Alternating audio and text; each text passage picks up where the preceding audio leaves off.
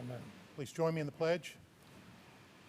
Pledge Allegiance to the flag of the United States of America and to the republic for which it stands, one nation, under God, indivisible, with liberty and justice for all. Okay, Madam Clerk, do you have the roll call? Yes, sir. All present excluding the mayor. Okay, ladies and gentlemen, the mayor had a family issue that caused him to have to leave the meeting, so he won't be back tonight, but so unfortunately you have me. I'd like to call for a certification of closed session. So moved. Second. So motion by Ms. Wilson, second by Mr. Moss. Call the vote, please. Councilmember Abbott? Aye. Councilmember Lucci? Aye. Councilmember Henley? Aye. Councilmember Jones? Aye. Councilmember Moss? Aye. Councilmember Rouse? Councilmember Tower? Aye. Councilmember Wilson? Aye. Councilmember Wooten? Aye. Vice Mayor Wood? Aye. Mayor Dyer is absent. By a vote of 10-0, you've certified the closed session to be in accordance with the motion to recess. Okay, the chair will entertain a motion for the approval of the minutes of the informal and formal sessions of June 1st, 2021, and the special session of June 8th, 2021.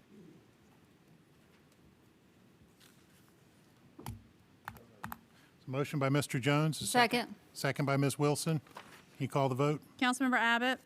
Councilmember Lucci? Aye. Councilmember Henley? Aye. Councilmember Jones? Aye. Councilmember Moss? Abstain. My mom was in hospice and I was out of town. Thank you. Councilmember Rouse? Councilmember Tower? Aye. Councilmember Wilson? Aye. Councilmember Wooten? Aye. Vice Mayor Wood? Aye. Mayor Dyer absent. By a vote of 10-0, 9-0, you have approved the minutes as submitted. Okay, Ms. Barnes, if you I'm want to sorry. read your statement.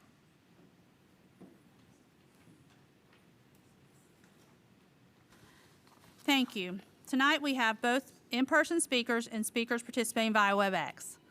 For ordinances and resolutions, I will recognize in-person speakers first in the order which they registered. After all in-person speakers have been called, I will then recognize the speakers participating via Webex. For planning items, I will recognize the applicant or their representative first, whether they are in person or participating via Webex. All other speakers will be recognized as previously stated.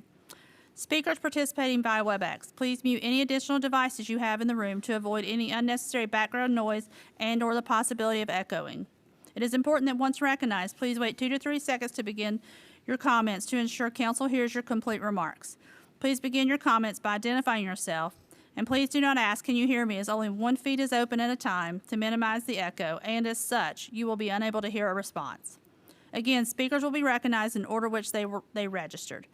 Please note, if the speaker does not respond, or if a technical issue occurs which renders the comments unintelligible, I will move on to the next registered speaker. Mayor, members of council, are there any questions about the process? Thank you. I'll turn the meeting back over to Vice Mayor Wood.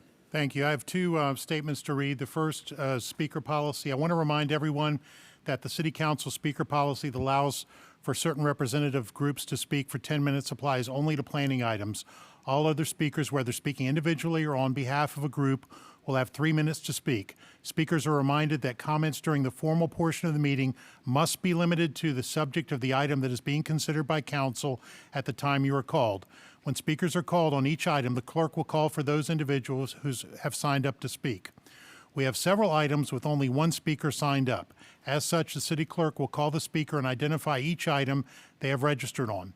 The speaker will receive 3 minutes to comment on each item. Again, the speaker must limit his or her comments to the subject matter of the items they have signed up to address. Finally, I call upon all speakers and all persons in the chamber to be civil in their discussion and decorum. Whatever views you hold and wish to express, the City Council wants to hear from you. And to ensure that all viewpoints and all persons are respected, the best way to do this is for all of us to strive for civility and respect. Now, a specific statement regarding the public comment. By way of background, the General Assembly passed several bills last session that will require changes to the city's election system. The city is also defending litigation in federal court that challenges the election system. At this point in the legal case, the court has ruled that the city's system violates the Federal Voting Rights Act and has instructed the city and the plaintiffs to propose a new system to remedy this situation, the violation. The city is pursuing an appeal of the court's decision. However, the city must also prepare to participate in the remedy phase of the case, and we are asking you to provide us with your thoughts on which one of the two systems the city should submit to the court for consideration. In either case, the current at-large system of election would be replaced by a ward system where city council candidates would be required to live in designated wards or super wards and would be elected only by the registered voters in those wards or super wards. The city can propose either a 10-district ward system or a 7-3-1 ward super ward system that has 7 ward districts and 3 super wards. In either system, the mayor would continue to be elected at large. With the framing of our discussion tonight, we will invite speakers to the podium. Each speaker, whether speaking individually or on behalf of a group, will have 3 minutes to speak. And I'd like to call on the city attorney first to address one issue that the council had raised regarding notification of the meeting. Thank you, Mr. Vice Mayor. A number of questions have arisen relating to the timing of the receipt by the public of the yellow posted card that described the issue and notified the public of the June 1 briefing, the June 8 public hearing, and the public hearing tonight.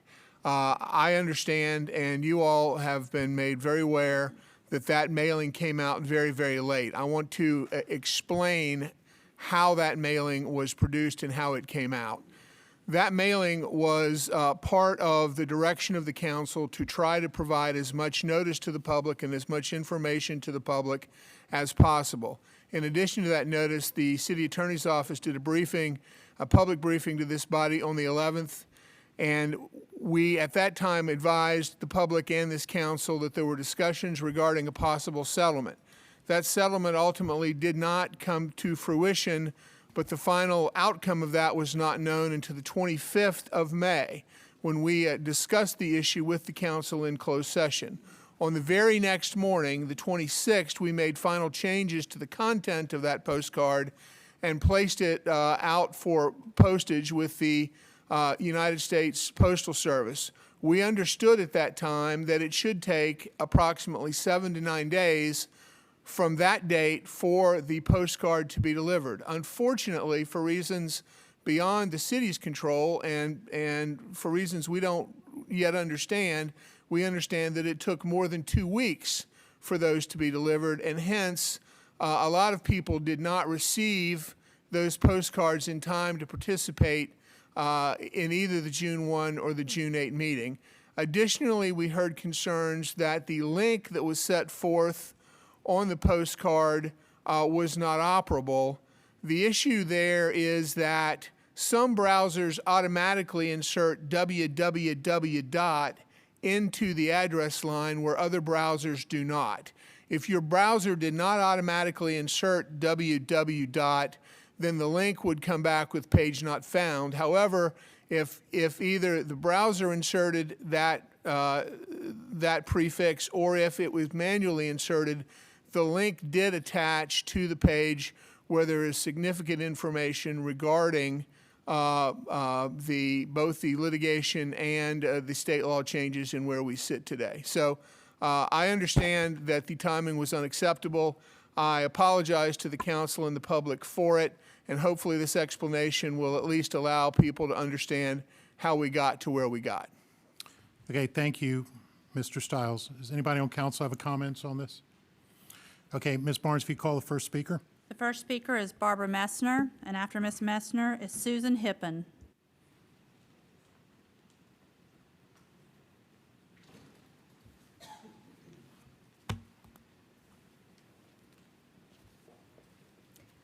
Good evening. Good evening. I've witnessed voter suppression since 2008 with the machines, and all the people that complain about me coming here, I've been talking about restricted access to information. The legal notification is supposed to be in the beacon, which hardly anyone gets anymore. And by email, I'm signed up for email. You never sent the email to me. But you did send it to TV 13. They told me they got theirs on the 26th. And these special meetings that Mr. Dyer isn't here for, they're not legally signed and notarized. Okay, changing the polling stations. You should never change the polling stations. We should have elections on weekends and on other days and other locations. You're not even using the convention center downstairs for us to meet. This should be a separate meeting, just like short-term rental should be a separate meeting. You know, everybody moved around. All these changes, you know, to where people can vote early and mail in. I mean, why would you have mail in when they tell you that the mail, you know, can't be delivered for 2 to 9 days, and council picks this? Shame on all of you. You didn't want us to be notified. Even Ms. Holloway wasn't notified. And you want to have, you want to go over the minutes? How dare you have a meeting in the dark last Tuesday and want to certify something that you have no record of? Yeah, everyone needs to be included in this. The Holloways case, I think it's great, but they're not the only ones, and we need to have separate meetings because everyone didn't get notified for today. And the back of this postcard says June 1st, 8th, and by postcard. Thank you. Thank you. Next speaker. The next speaker is Susan Hippen, and after Ms. Hippen will be Virginia Thompson. Good evening, everyone. I'm sorry to repeat, but you didn't have any cameras and recording last week. Now I am sure that you did not want to hear input from citizens. This postcard arrived June 9th after the first meeting listed therein. No voter input sessions were scheduled outside of council meetings. We had to come to you to speak. I am unhappy that you can find the money to wage a lawsuit to appeal your loss without asking taxpayers. Yet you will not fund a Centerville rec center. You will not fund Centerville Turnpike widening. And Centerville still floods between Lynn Haven and Hidden Valley every rain. All the things that our mayor promised to me when he was my councilman. And oh, by the way, we're short a whole bunch of police officers. That money could go to that. I was one of the taxpayers who asked the General Assembly to enact a law to change our city voting system. Our city charter stated the system was not to be permanent. Voters have already spoken on referendums. No other office that requires district residency allows citywide or statewide voting. Not Congress, not the Virginia General Assembly. You can take care of the city even though you're voted on in districts, just like Congress and the General Assembly. I and several others have researched election results. 2 of you should not be seated if you had gone by the votes in the district that you must reside in to run in.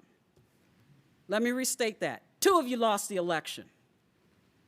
You're only here because voters outside the district voted on you. You know who you are, and you know it's not right. We are a nation of the people, by the people, for the people. If you need to fight against those principles, you should not be an elected official. Please change our voting system to a 10-district system. If you cannot win the district that you live in, then you should not be on city council. Thank you, and please stop wasting our money on this lawsuit. It's moot. We've got a law that passed. And yes, there were voters that asked, and I can get you more. Thank you. Go Browns. The next speaker is Virginia Thompson. And after Ms. Thompson is Matthias Telcom. Welcome. I've never spoken like this before, and I don't have all the details. But I would like to say that I do not think that the super wards are constitutional either. We have the most diverse city, so that at large, which is what I checked on Chesapeake and Portsmouth and Hampton, all have at large for their city councils. And I don't know if they're going to be pressed on by the state to say that they have to have it differently. But as being a diverse city, I think we should put forward more diversity in our neighborhoods then less, and kind of keep this super ward to divide us. If it's going to be wards, it should be individual wards, and the people that live there vote there. And that's, one vote,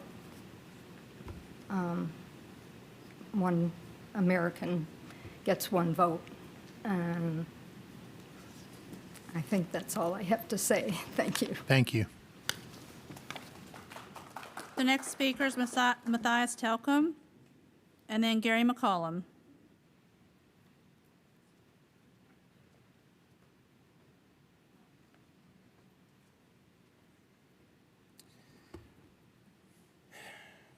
Welcome. My name is Matthias Paul Telkamp.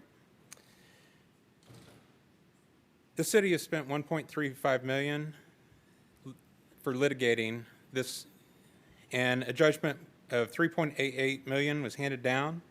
And how could the city have better spent $5.25 million? That is current estimated cost, and it will only grow from there.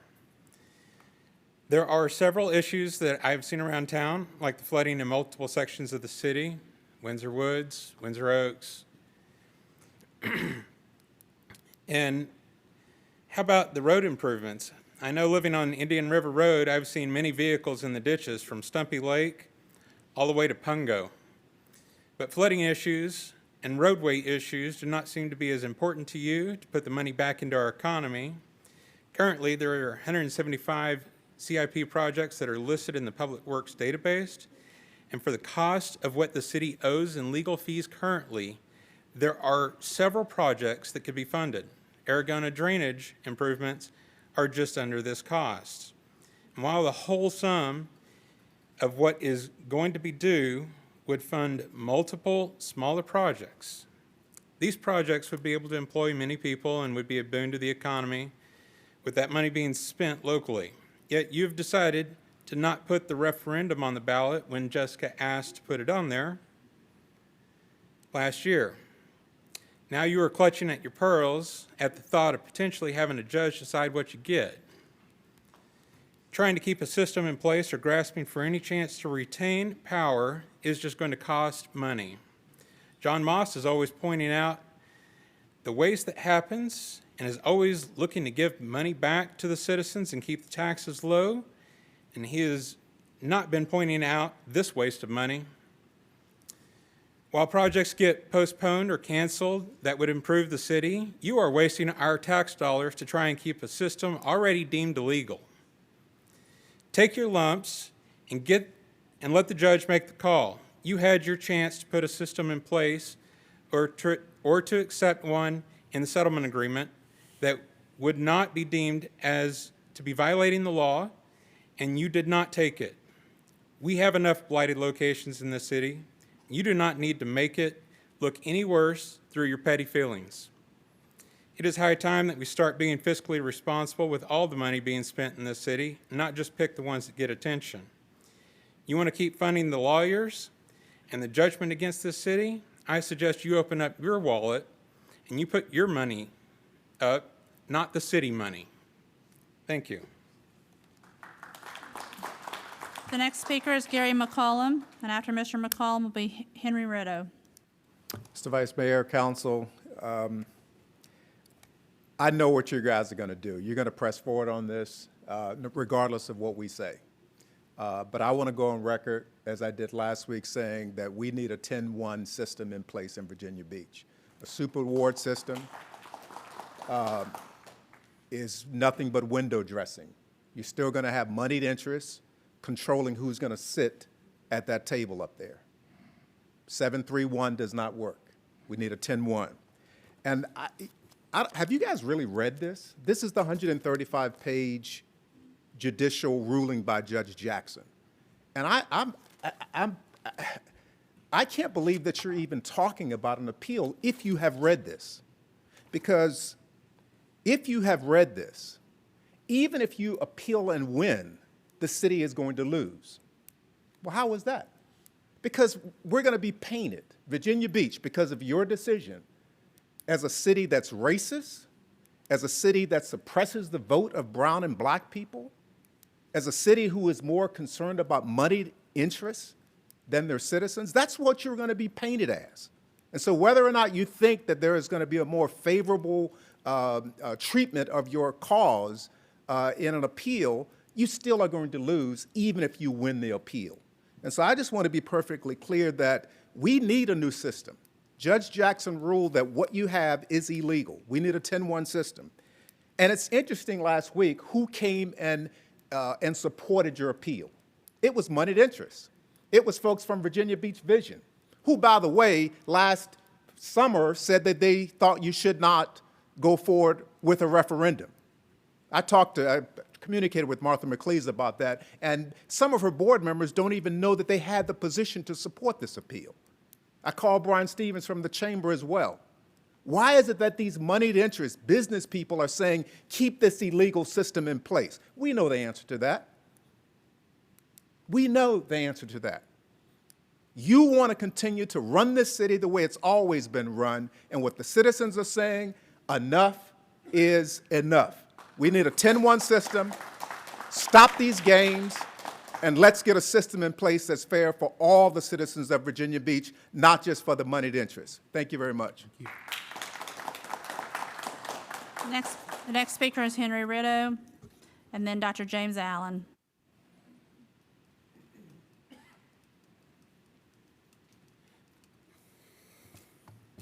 Good evening. My name is Henry Rideau. At last week's public hearing, representatives from the business community disingenuously called for a district voting referendum. I say disingenuously, as they have always opposed district voting coming anywhere near the ballot.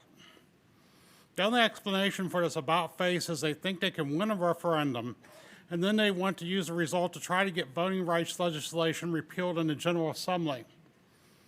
Such a strategy obviously hasn't been thought through. First, regardless of what happens in November, we'll still have the same Democratic-controlled state Senate for the next 2 years. The same Senate who passed those bills over their objections in the first place.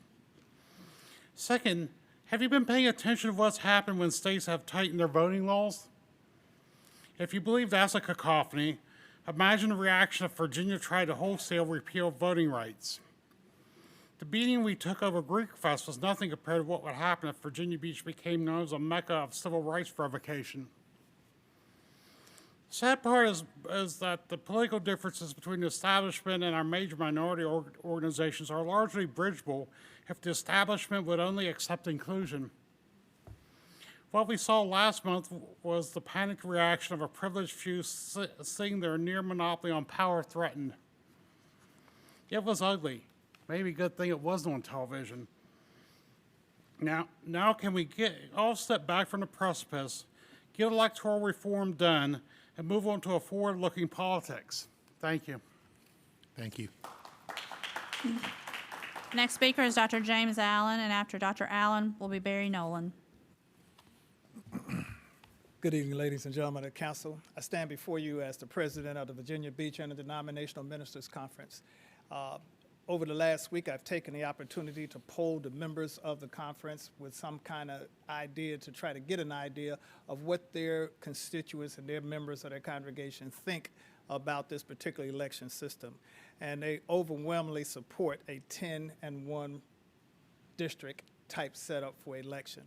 They also are very much in tune and very much aware of the cost that has already been spent on trying to fight this particular law, and they are completely against an appeal process. The people who have spoken prior to me have enumerated a number of places where the monies that has been spent already could be spent. And I'd like to tell you that that is something that they are very much engaged about. One thing that you had better have noticed, if you have not, let me bring it to your attention, is that the African American community is very much engaged in the election process. I have people calling me all day and all night asking, what's this about, what's that about, who do we need to vote out? We are serious about this. I also have people calling me from outside of Virginia Beach wanting to know what's going on with Virginia Beach. The only time Virginia Beach has done anything positive in this city over the last 3 years that had to do with the minority community is something in the water. Something that was initiated by a young African-American man, something that the Virginia Beach Interdenominational Ministers Conference has been begging the city to do for years. We've been for years begging you all to put some type of program in place for the young college kids who are coming down here. Instead, all they got was, a whole bunch of resistance. And I can tell you right now, Virginia Beach is standing on a precipice. People are talking about whether or not they want to come spend their money here. We ain't got to talk about having no kind of strike or not spending our money. You all are doing that with this particular situation at this point that you're taking right here on this voting election things. I don't know if you all are paying attention to the change of mindset that is happening in America. I suggest you wake up. I hear people talk to me about the judge's ruling being something that's not supported by the 4th District and the Supreme Court. That is because things have changed. Let's be leaders. We don't have to be followers. All of us, every single one of us should be standing against white supremacism. Because we certainly are. And we vote. The next speaker is Barry Nolan, and after Mr. Nolan is Tammy Mullins-Rice. It's quite clear from the speakers here tonight and the reactions of the people in this audience that the people of Virginia Beach will long remember that this city council voted to appeal the decision in the Holloway versus Virginia Beach case. Published reports indicate that the cost of that appeal may be as much as $5 million. What is that the equivalent of? 50 police officers, 50 teachers' salaries? And that even in the unlikely event that the city prevailed in their appeal, a law recently passed by the state means the city will have to do basically what the winning side wants you to do in the first place. The judge's findings in his published ruling are based not on some kind of judicial activism, but on facts. Facts that won't change just because the city appeals. Facts like since 1966, only 5 Black and 1 Asian American have ever been elected to this city council, a grand total of 6 in the course of 55 years. And no Black city council member has ever been reelected, and I hope that changes very soon. Over the course of a decade, 13 out of 17 elections have only had white candidates. Those numbers, that reality, make it clear that our democracy has a problem. A big part of our demos, our people, do not have a voice. When we began this city council meeting, we all put our hands over our hearts and proclaimed our allegiance to a country with liberty and justice for all. Let's at long, long last bring that aspiration a little bit closer to being true for all our people and drop this $5 million folly.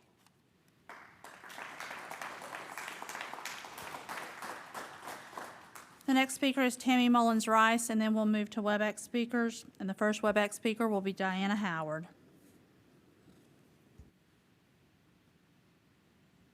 Good evening. I stand here representing the CTAC community. I'm the Civic League president, and I just want to make a few comments. I can appreciate the rationale that you've given in regards to the postcards, but I just have to tell you, representing a community of brown people, it's unacceptable. At our Civic League meeting last night, I was one of 2 people in our community that received those cards. And I did get my card on the 9th. Seeing that the meeting was on the 8th, our immediate reaction was that you didn't want us to attend or to hear what we had to say. It's the perception, regardless of the intention. I am in favor of the 10-1 district. Being a military wife, I've lived in several cities. This is the first place I've lived where other people get to vote on who represents my community. Living in SeaTac for 27 years, we had a representative who didn't recognize our community, wouldn't come to any of our meetings, wouldn't answer any of our requests. I'm sure most of you remember George Mims as our president, and he often required Earn to come and talk to us, and he refused. But having someone that other people across the city could vote for was very detrimental to our community. We're very fortunate. I wanted to make it clear that this was prior to Councilman Towell representing us, and we're very pleased with the work he's done in our community. But we want to be able to vote for a person who represents our district and our district alone, and not vote for the whole city. We want to make sure that, if possible, we would like to have a public hearing in CTAC, or at least you come and talk to us, or let us talk to you about the voting district. Rec centers are open now. We would love to have you at the CTAC Rec Center, which is the smallest rec center in the city, and I guess we can't get it renovated because we know where all the money's going.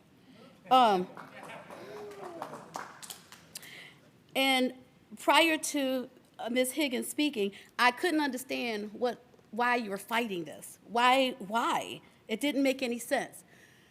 But then, when she explained that some of you wouldn't be in your positions right now if we were doing district voting, I went, aha, that makes sense.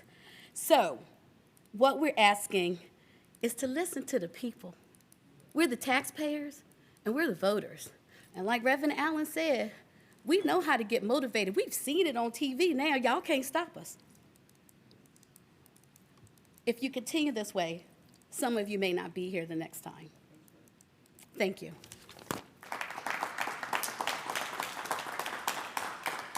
We'll begin with the Webex speakers. Diana Howard is the first speaker Webex, and then Conrad Shizventer. Ms. Howard, if you'll pause 2 to 3 seconds before beginning. Thank you. Okay, my name is Diana Howard, and I'm the chair of the Virginia Beach Tea Party, and we have been asking you for years to give us a referendum on district voting, and you never did. So you've lost your opportunity to make a choice here.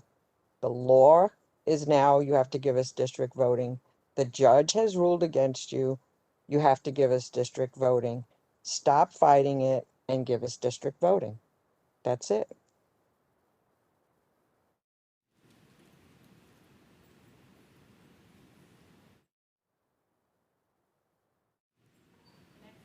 The next speaker via Webex is Conrad Shizventer, and after Mr. Shizventer is Jay Boone.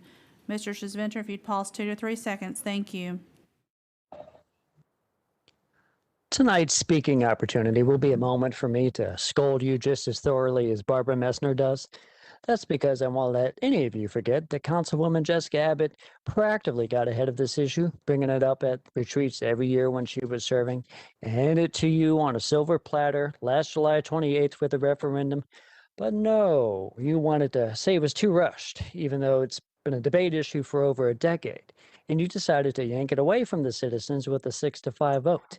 And you did it not 20 minutes after voting 10-0 against offshore drilling, which I guess was a decision that wasn't too rushed. I'll give props to council members Abbott, Moss, Rouse, Tower, and Wooten for their accurate vote on giving us citizens that opportunity. I'll provide heaping scorn for the majority who denied it, then tried to have the gall to fight against Delegate Kelly Fowler's bill on the grounds that the citizens had no say in the matter. No, you fumbled the football. Virginia Beach City Council and Virginia Beach delegate and strong Democrat Kelly Fowler ran it in for a touchdown with as much panache as the time Councilman Rouse picked six Peyton Manning. District voting is logical. It strengthens representative democracy. It solves the problem of an at-large system that dilutes minority voting power and violates the Voting Rights Act. Stop the childish appealing in court. That's just going to be money burned, and get down to business creating a task force to design fairer districts. Thank you. The last speaker is Jay Boone. Ms. Boone, if you'll pause 2 to 3 seconds before beginning, thank you. Thank you. You often ask us to come to you and tell us our opinions on, the different policies that are being passed, the different things that are being called upon on the agenda. And we come to you and we tell you how we feel, and you simply ignore us. This time will probably be no different. But I do ask that if in the quest for transparency, that this council, whoever votes for this, stands firm in it and tells us, the community, what and why you feel like it's a good decision. If it's your donors or whoever is behind you, that is motivating you to vote for this, please tell us who they are so we can ask them why they think that this is the best decision for Virginia Beach. Virginia Beach being the biggest city in Virginia, what you do holds precedent. We've been on a quest for quite some time to just feel safe in this community, to feel like we're a part of this community, to feel like we're welcome, and that everyone has a place. Up until last year, we had Confederate flags strewn everywhere on the ocean front, and like many, Virginia Beach is the one city of the 7 cities that people know. When you say you're from this area, they may not know any other city except for Virginia Beach. So what you do here holds a lot of weight. And I just hope that you really take that to heed and take that seriously. And again, in just the quest for transparency, we want it from all aspects of government, including you. So please just stand firm in it. Say it with your chest. Tell us what it is so that we can act accordingly. Thank you. Vice Mayor, that's all the speakers. Okay, thank you very much, everyone, for coming out to speak. And Mr. Stiles, thank you for explaining the issue with the card. We're going to move on to the consent agenda, and I believe we have one speaker on several items. If you would call that speaker. Barbara Messner. And just so I have on consent, we have everything under ordinances except for item 1B, 5, and 6, correct? That's correct. Okay. Wait a minute. So you'll speak on everything except 1B, 5, and 6 at this point. 1B,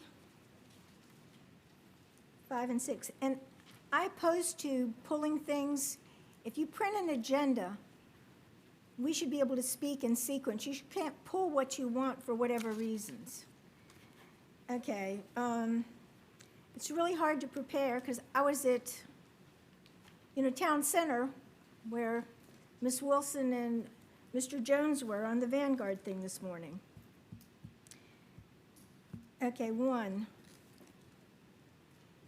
Ordinance to amend city codes, reference location of city council meetings. I've been calling for the meetings to be here since 2012, and they should be downstairs like it was before last August, without any restrictions. People shouldn't have to call on Webex. So, of course, I didn't have time to look at all the 511 pages, but, we need due process.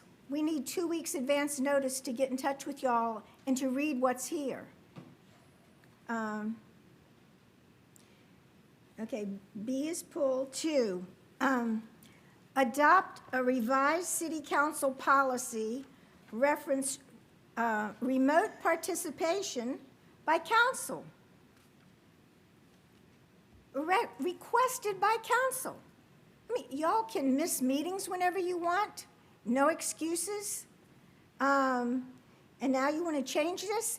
Any changes to how we meet, where we meet, when we vote, we should have like 6 months to make these decisions, not, putting all this on one agenda. So I'm opposed to all these things because we have not had time to read and discuss it. And the special meetings, Mr. Dyer's left early again. They're not properly signed, notarized, and May 21st for May 25th. Okay.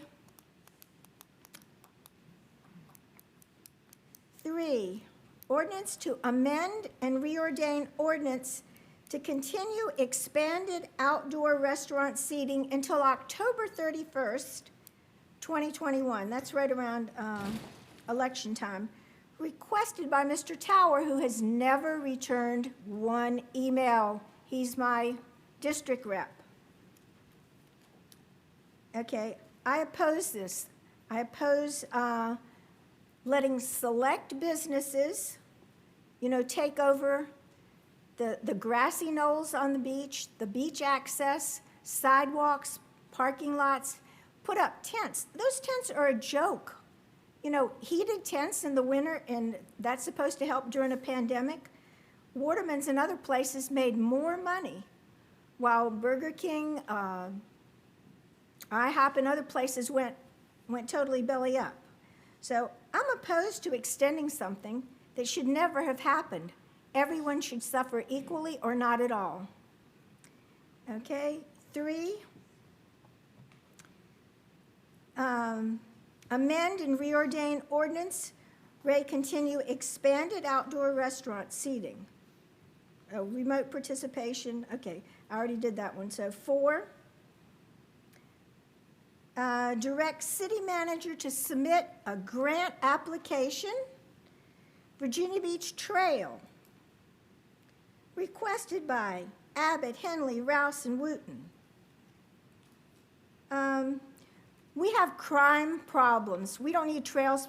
People on bikes and cars, they get killed all the time. Until you fix the problems, we don't need another trail.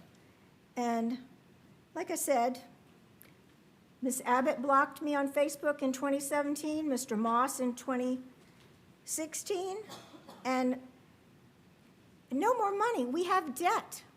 You keep approving things, uncontrolled growth all over the city.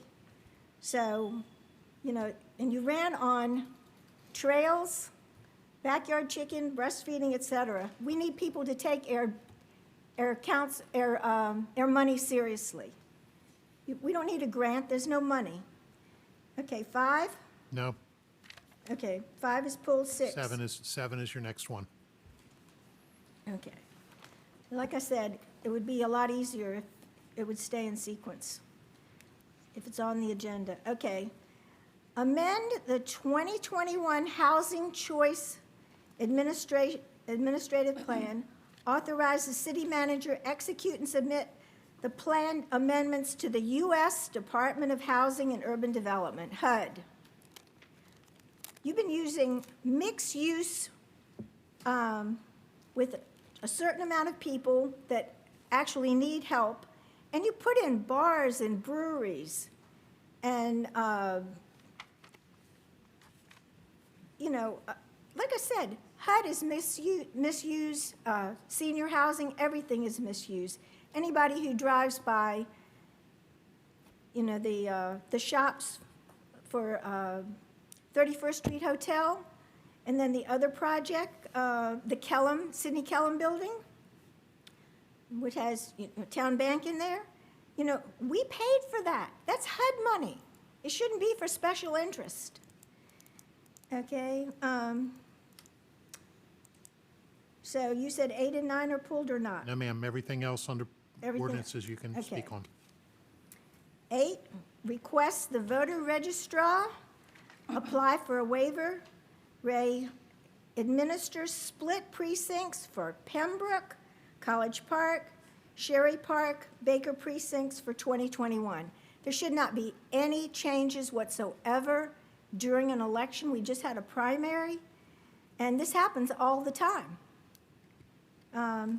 People are out of town. Some people stay out of town for 6 or 8 months. And if you're counting on these postcards notification, obviously people aren't notified. And, I oppose this. We've had problems with their electoral system, and we need different oversight.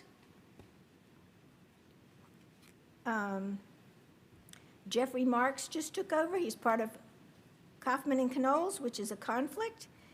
And we don't have any oversight. The oversight should be the citizens. Okay, 9.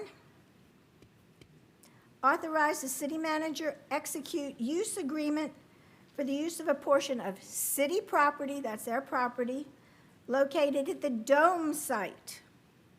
Megabus Northeast LLC. That's Dominion Energy's buses, and Jeff McWhorter's got $100 million for a a fancy bus to go from town center up to Richmond or DC, whatever. It's all special interest. And the Dome, those were our municipal parking lots. You're systematically taking away parking. And all these new condos and everything, they get to park on the street. So I oppose any more taking away of city property, and I oppose what you're doing with the Dome. Okay, 10, ordinance to appoint 3 viewers, 1-year terms, beginning July 1st, couple weeks, 2021, to view each street or alley proposed to be closed. You don't need to close the alley that,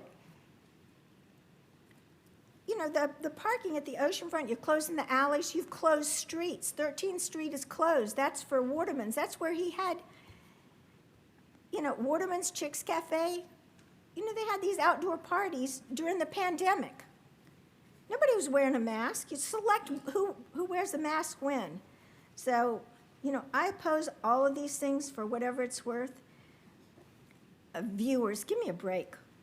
Do you have any idea how many people you appoint, how many committees? I think I read when I was trying to prepare for this morning that there were 60 committees and commissions that you decide who's on. Okay, 13. Now, let's see, wait a minute. 11, resolution to provide workers' comp presumption race salaried EMS personnel. Why doesn't everyone have workman's compensation? You know, why are you bringing it up now? And, you know, Erin Sutton, who was the head of it, she retires and now she works for Northam and she's running the COVID right here. So we have a budget. If you know, you're using COVID money and you still want to keep spending it. Okay, 12 you said is pulled, correct? No? No, 12 isn't pulled? Okay. Everything on here you can speak on. All right. Thank you, Mr. Wood. Resolution to support revenue sharing projects. Revenue sharing, it's their money. Authorize the city manager to execute a project agreement with VDOT, Virginia Transportation. Does anybody know how many problems we have with VDOT?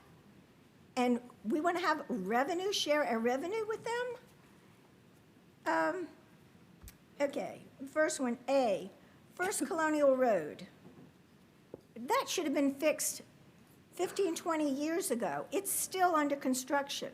It is the most dangerous thing. I go all the way around the city to avoid some of these places. And you've already started paving Oceana Boulevard one side without any notification, not even a press release. I drive Oceana all the time.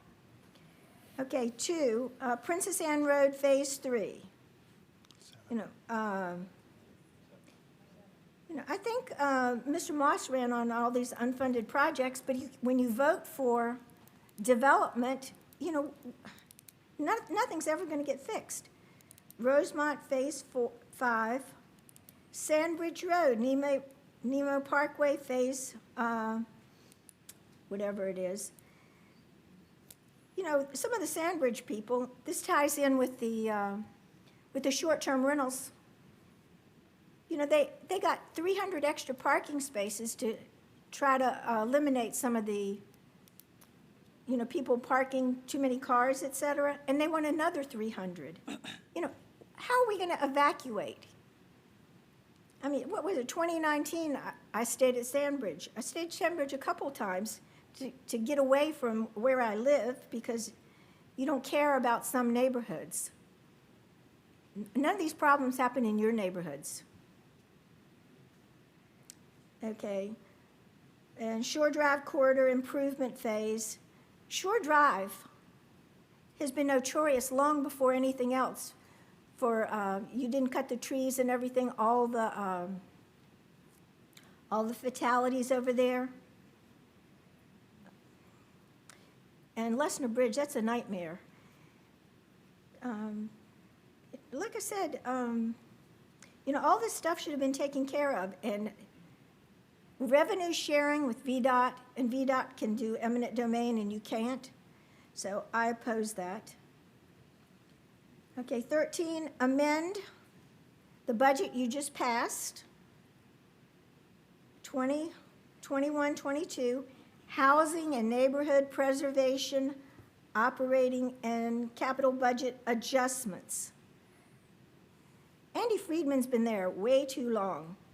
There's no code enforcement, and I think I heard today, whenever that Kevin Kemp, whoever, they select where they enforce the codes. So, you haven't done anything to preserve and protect the blight in some of the neighborhoods, and the fact that you allow commercial vehicles, box trucks, Dominion subsidy people, Maztec, they're allowed in their neighborhoods on top of the short-term rentals that are everywhere. It's not just malfeasance with their money, it's failure to protect. That's your number one duty, to protect everyone in every neighborhood. Okay. Ordinance 14, accept and appropriate basically $2.5 million from Virginia Office of Children's Services and transfer a little over $1 million from the city manager's pandemic and vaccine support reserve. I think you took out $5 million for the next pandemic. You obviously didn't do anything right, because you didn't close the beaches, you didn't close the hotels, you didn't stop tourism, and this mask thing and everybody losing their jobs, it's a nightmare. And then authorize the use of $313,925 existing non-personnel funds, Ray, Children's Services Act program.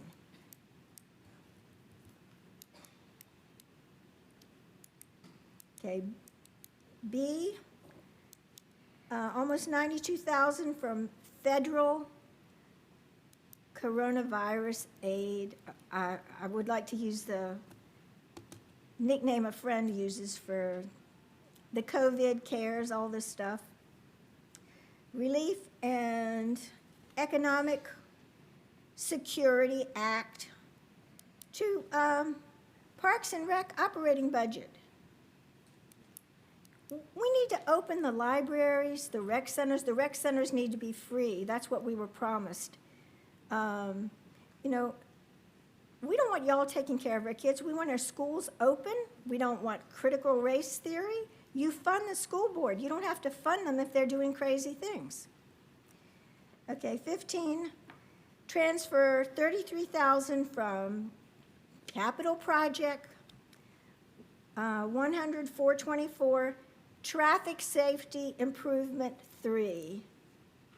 Capital project, 102-12, Independence Boulevard, Baxter Road. Our roads are not safe. There's all these semi-trucks, everything. I've lived here long enough, and I was born and raised in Norfolk. We used to have traffic officers at intersections. And you have cameras. You spend a fortune on cameras. You spend a fortune on the body cams. That money came in 2017, but you didn't have that ready before the mass shooting. And then you didn't implement it until after the shooting down here at the oceanfront. But if the cameras work to solve murders, they should work to solve the reckless driving and speeding. Okay. Like I said, I live in Red Wing, Dam Neck Road. The police don't stop anyone. They go 80 miles, 80, 100 miles an hour all the time. And the last 2 Mondays, the same intersection, Bird Neck and General Booth, around 7 p.m., both Mondays, an accident right at that intersection. And the bird neck sign's been worn out forever. You know, I went over that with Mark Johnson, so it's not as if these things haven't been brought to your attention. So that's 15, that's the last one, correct? Yes, ma'am. So I'm going to open a public hearing on planning, and you have items 1, 2, 3, 4, 6, 7, and 8. Wait. God, I thought other people were going to speak. You know, why doesn't anybody read the agenda or come here? So make it easier for you. Everything but 5 and 9. On planning. Yes, ma'am. Okay. Now, I thought other people would speak. So 5 and 9 are pulled. Okay.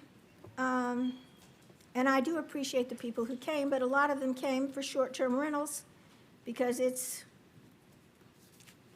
you know, they don't want any rules or to spend any money. They're just most of them are investors. Okay, 1. Ocean Rental Properties LLC change from conformity, redevelopment the site with 8 new dwelling units where 9 exist, 416 Norfolk Avenue. The Shadowlawn people came a lot of people came August 25th last year, and we were there till 1:30 in the morning, and we gave you a lot of input on what we wanted. The Shadowlawn people did not want that in their neighborhood.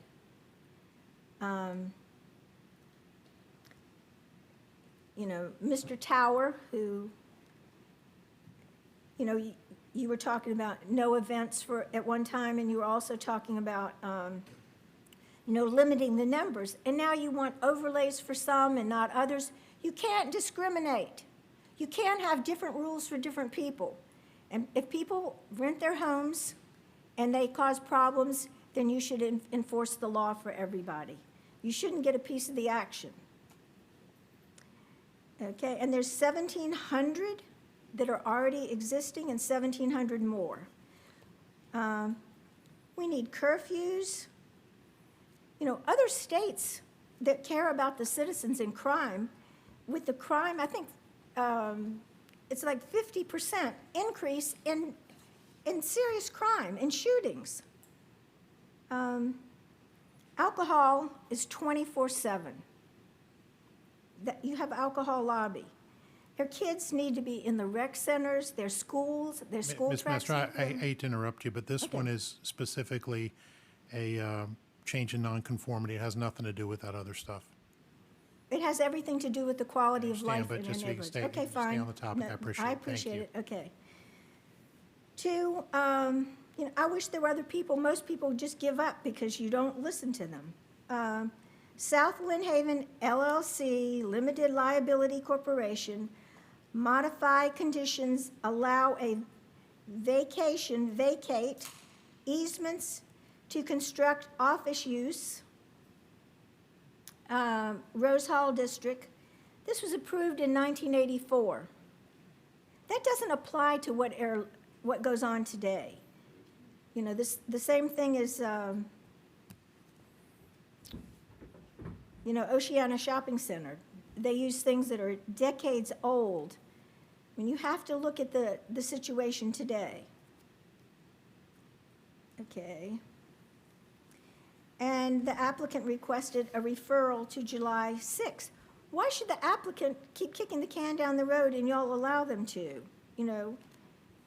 And they get a rebuttal, which is also discrimination, to allow somebody who has a vested interest to speak twice, but the people who oppose them cannot. Okay, you said 3 was pulled, right? No, ma'am. Okay. 5. 5 and 9. Okay, all right. Behalf of Samaritan House, Inc. and Catholic Diocese of Richmond, conditional use permit for a group home, Lynnhaven Parkway, Centerville, deferred for May 18th. We have major problems when everybody is building group homes all over the city.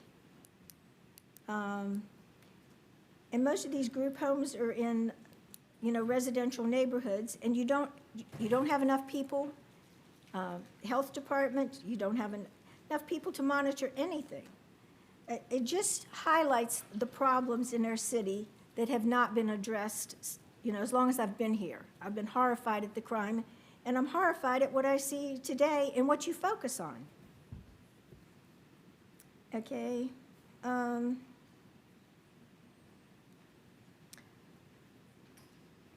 We don't know who this is. BPMS Cascades 2 LLC, limited liability, conditional use permit, mini warehouses. Many warehouses should be in strictly industrial. I cut through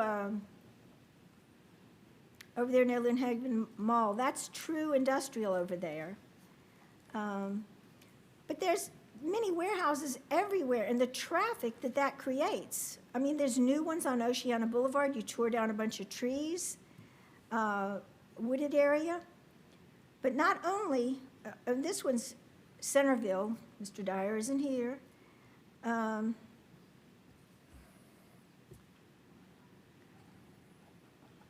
But these warehouses, they take advantage of a lot of the military who have extended deployments, et cetera.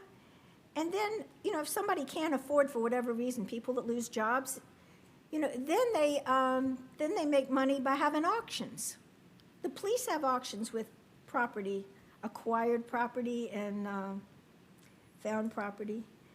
Okay, that's 4, and you said 5. Okay, 6.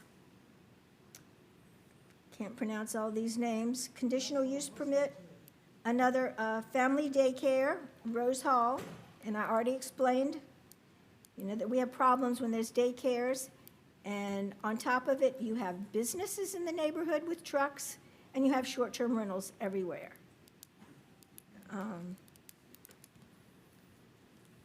Okay, 7, another one, conditional use permit, family daycare in the home. Princess Anne, that's Miss Henley's district.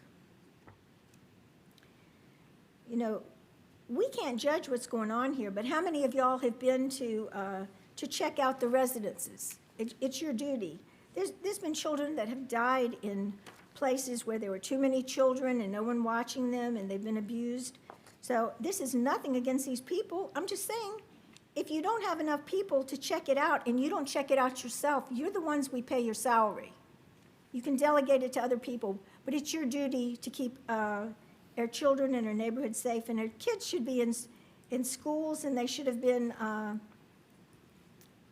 able to use the regular daycares that were closed. Some of them went out of business. Okay, 8, amend the city zoning ordinance sections 210, 212, 215, 216, 217, raise signs and billboards.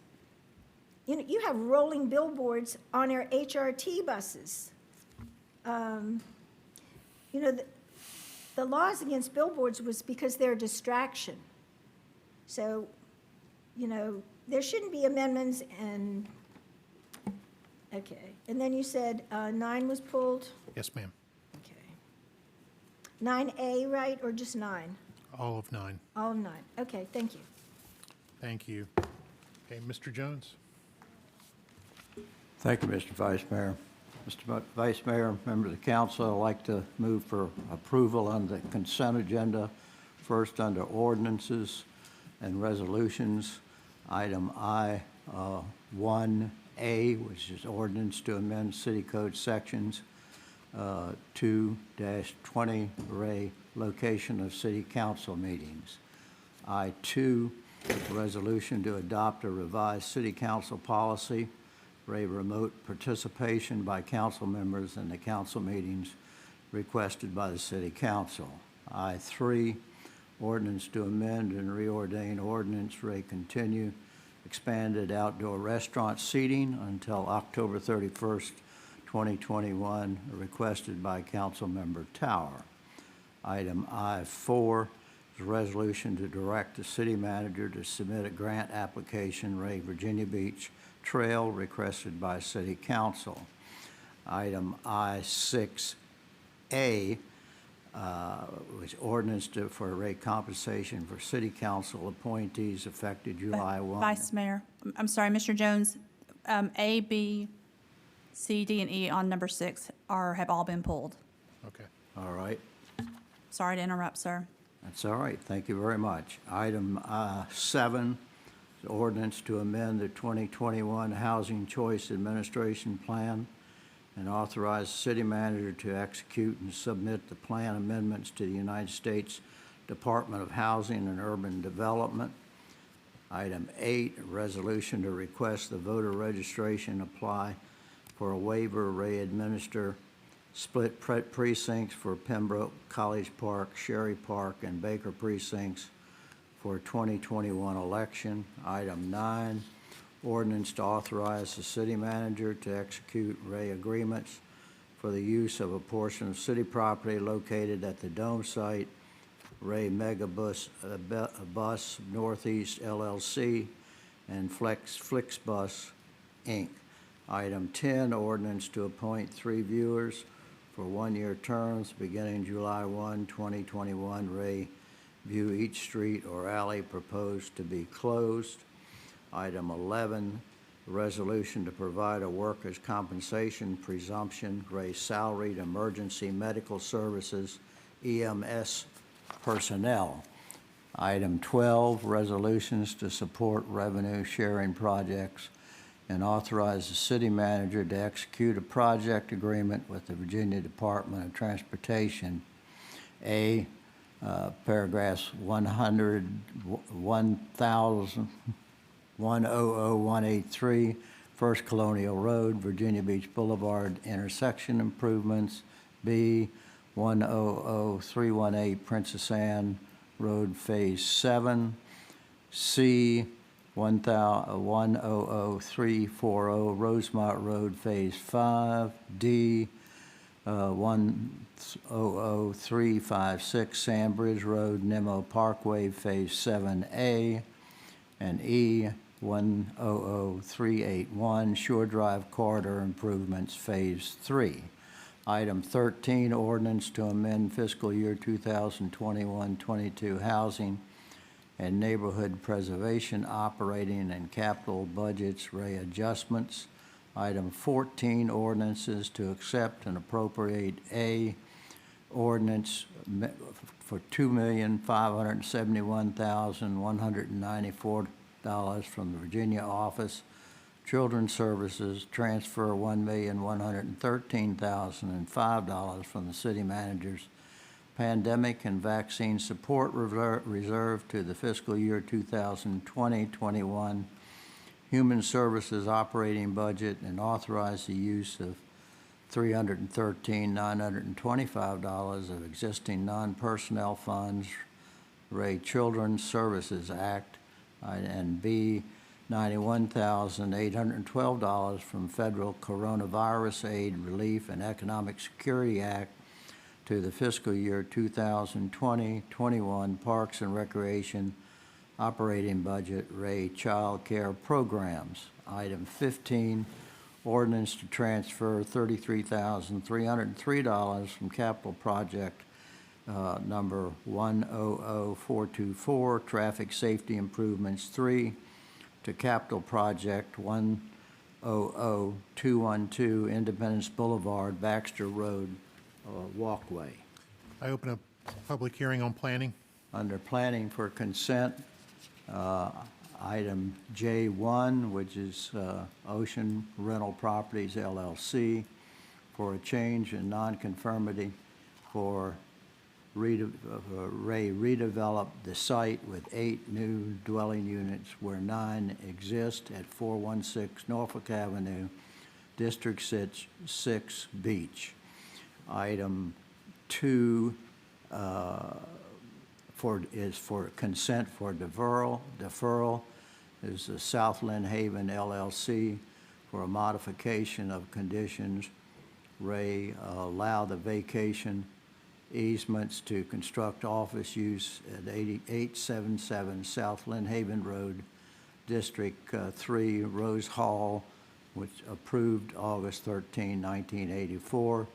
Please note that Vice Mayor Wood is abstaining on that item. Item 3 is the, J3 is the Robin Gauthier, CEO, on behalf of Samaritan House Inc., Catholic Diocese of Richmond, Virginia, Episcopal Diocese of Southeastern Virginia for a conditional use permit for a group home at 1593 Lynn Haven Parkway, District 1, Centerville, deferred from May 18th, 2021. Item J4, which is the BPMS Cascades 2 LLC for a conditional use permit for a many warehouses at 2121 Centerville Turnpike, District 1, Centerville. Item J6 is application of Diana Berman and Michael Coronel for a conditional use permit, Ray Family Daycare Home at 998 Boughton Way, District 3, Rose Hall. J7, which is a application of Misty Wood for a conditional use permit, Ray Family Daycare, 1105 Voss Court, District 7, Princess Anne District. And item J8 is ordinance to amend City Zoning Ordinance CZO sections 210.2, 212, 215, 216, and 217, raise signs and billboards. So moved, Mr. Vice Mayor. There's a motion by Mr. Jones. Second. Second by Ms. Wilson. Any comments? Okay, if you call the vote, please. Councilmember Abbott? Aye. Councilmember Berlucci? Aye. Councilmember Henley? Aye. Councilmember Jones? Councilmember Moss? Aye. Councilmember Rouse? Councilmember Tower? Aye. Councilmember Wilson? Aye. Councilmember Wooten? Aye. Vice Mayor Wood? Aye. Mayor Dyer's absent. By a vote of 10-0, you've adopted. The consent agenda is read by Councilmember Jones. Okay, going back to ordinances, resolutions, item I-5, I-1B, amend City Code Section 2-83 to make Juneteenth a city holiday requested by Mayor Dyer, Vice Mayor Wood, Councilmembers Abbott, Berlucci, Henley, Jones, Rouse, Tower, Wilson, and Wooten. Do we have speakers on this item? Yes, sir. The first speaker is Mike Vasquez, and then Barbara Messner.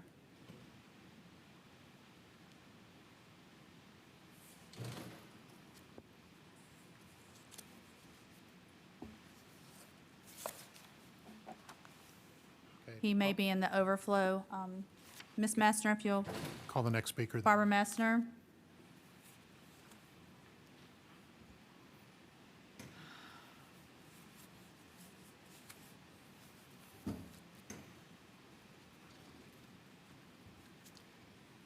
Okay, there's too many holidays, proclamations. You turned,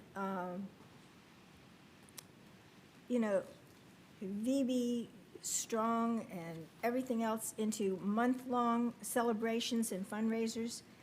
There's nothing wrong with it being a holiday, but a city holiday, what does that mean? I mean, you don't even honor our vets. The flags over there have been taken down. They went up for a couple hours on Veterans Day. They're still down. Can somebody tell me how the flags for our POWs and everything? And this, this Juneteenth has been around for a long time, but all of council, at election time, it's just kind of obvious what you do. So, that's all I have to say. It's nothing against the holiday. It's just that you don't honor our vets, you don't honor the victim families, and that's all. Okay, thank you. You would call that other speaker again? Mike Vasquez. I'm sorry, I may be pronouncing your last name wrong. We have one Webex speaker. Okay. Diana Howard. Ms. Howard, if you'll pause 2 to 3 seconds before beginning, thank you.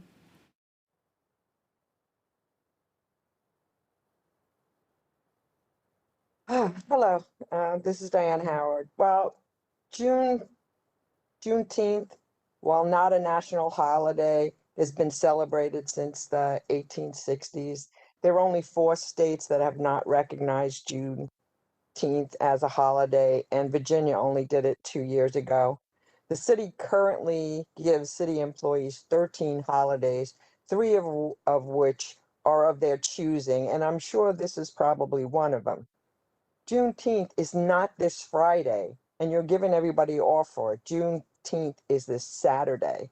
And so by giving everybody a free day off with all employees who may not be celebrating it, most probably aren't, right? These employees that have to work because of essential service, are they going to be given holiday pay? What is that? Double time, time and a half, whatever. We should limit the amount of holidays for public employees and not add any more. And if you're going to add this one, then you should remove one of the three choice ones to keep the amount of holidays limited, right? When I worked in the private sector, we got 6 holidays a year, only federal holidays, 6 a year. If Christmas fell on Saturday, we didn't get Friday off. You all get, the eve and the day. We didn't get Friday off because it wasn't on a work day. We had to, we had people that depended on us for services and we were not getting it off. So only public employees, federal employees, get all of these holidays. The private sector does not. So I think it should be limited. We should not keep adding more holidays so that we can, give people more paid time off. That's it.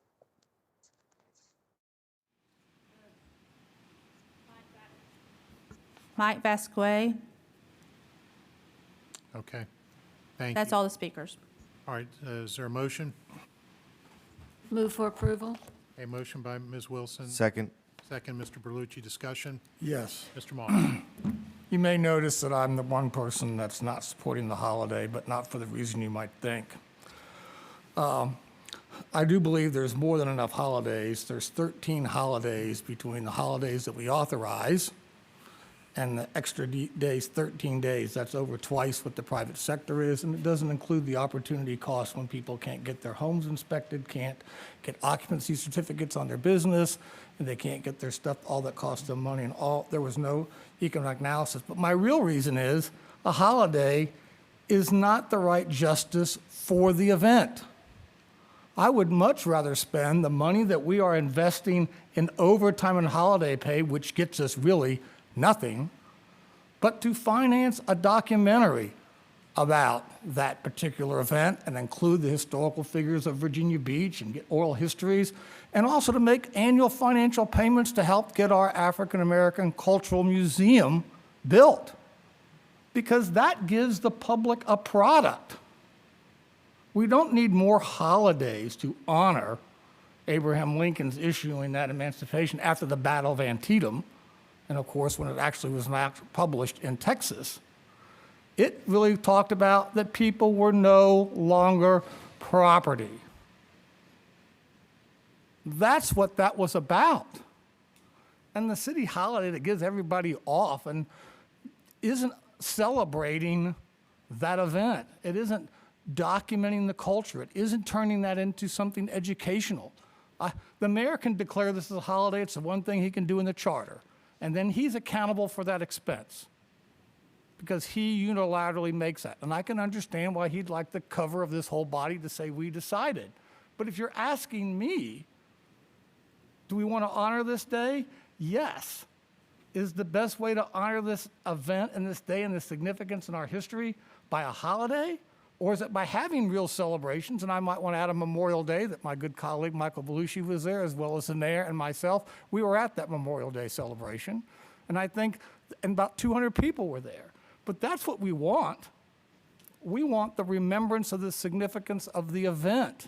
And I think we would want those extra expenditures to deliver a product. And I'm sure the people that are trying to get that African American Museum built or having HRO do a documentary that we can share across the community and would give us more. We can still have a day of celebration, and we ought to have that and have scheduled events like we do for Memorial Day, but to give a holiday, to incur a huge expense, it's hundreds of thousands of dollars. I think it's around 400, but I asked for an updated number and I didn't get it. But it's big money. And we're shutting down the city for opportunity costs. We're not shutting down the private sector. We're not shutting down the federal government. They're not, but we're not spending the money that delivers and honors the event and the message. So my opposition isn't about the overtime. It isn't about the holiday. It's about there's a better result for the community for the money that we would spend because we declared a holiday. And I'd rather accelerate the construction of the African American Culture Museum. I'd rather do documentaries. I'd rather do lots of things that makes the event meaningful for the community. And a holiday is a hollow tribute to a very significant event. Thank you. Mr. Rouse? Thank you, Vice Mayor. Just a couple of thoughts on this holiday. I want to thank council for their support, almost unanimous of supporting this holiday. Councilman Moss illustrates his position, which one I respect quite well. But as a member of the African American community, this is a day that is celebrated throughout our culture, a day that outlaws slavery. And it doesn't ring hollow in our ears whatsoever. While most of America at that time was free, as you all know, the Emancipation Proclamation, it did not make it throughout the South. So there was African Americans who were still within slavery and did not know they were free until Juneteenth. So this day does not ring hollow. And yes, African Americans still want the investment, the equity in the African American Culture Center for the city of Virginia Beach. We still want those things. We still need those things. But this day is one that's celebrated within our culture. And our culture is American culture. And we all are Americans, so we all should celebrate it. But one that's celebrated throughout in the African American culture in itself. And just from a technical note as well, Virginia Beach is the last city within Hampton Roads to make this an official city holiday. All the other Hampton Roads cities have already made this a city holiday. We are the last in line. And to be honest with you, I would like for us to start being the first in line, start being the leader when it comes to addressing our different cultures that we all love to celebrate. Thank you, Vice Mayor. Okay, thank you. Any other comments? Okay, we ready for the vote? Councilmember Abbott? Aye. Councilmember Berlucci? Aye. Councilmember Henley? Aye. Councilmember Jones? Aye. Councilmember Moss? Nay. Councilmember Rouse? Aye. Councilmember Tower? Aye. Councilmember Wilson? Aye. Councilmember Wooten? Aye. Vice Mayor Wood? Aye. Mayor Dyer is absent. By a vote of 9-1, you've passed the ordinance. Okay, thank you. Next item, item 5, ordinance to authorize extension of the employment contract, Ray City Manager. We have speakers on this one? We have 2 speakers, one in person, Barbara Messner, and then one via WebEx. Okay, Ms. Messner.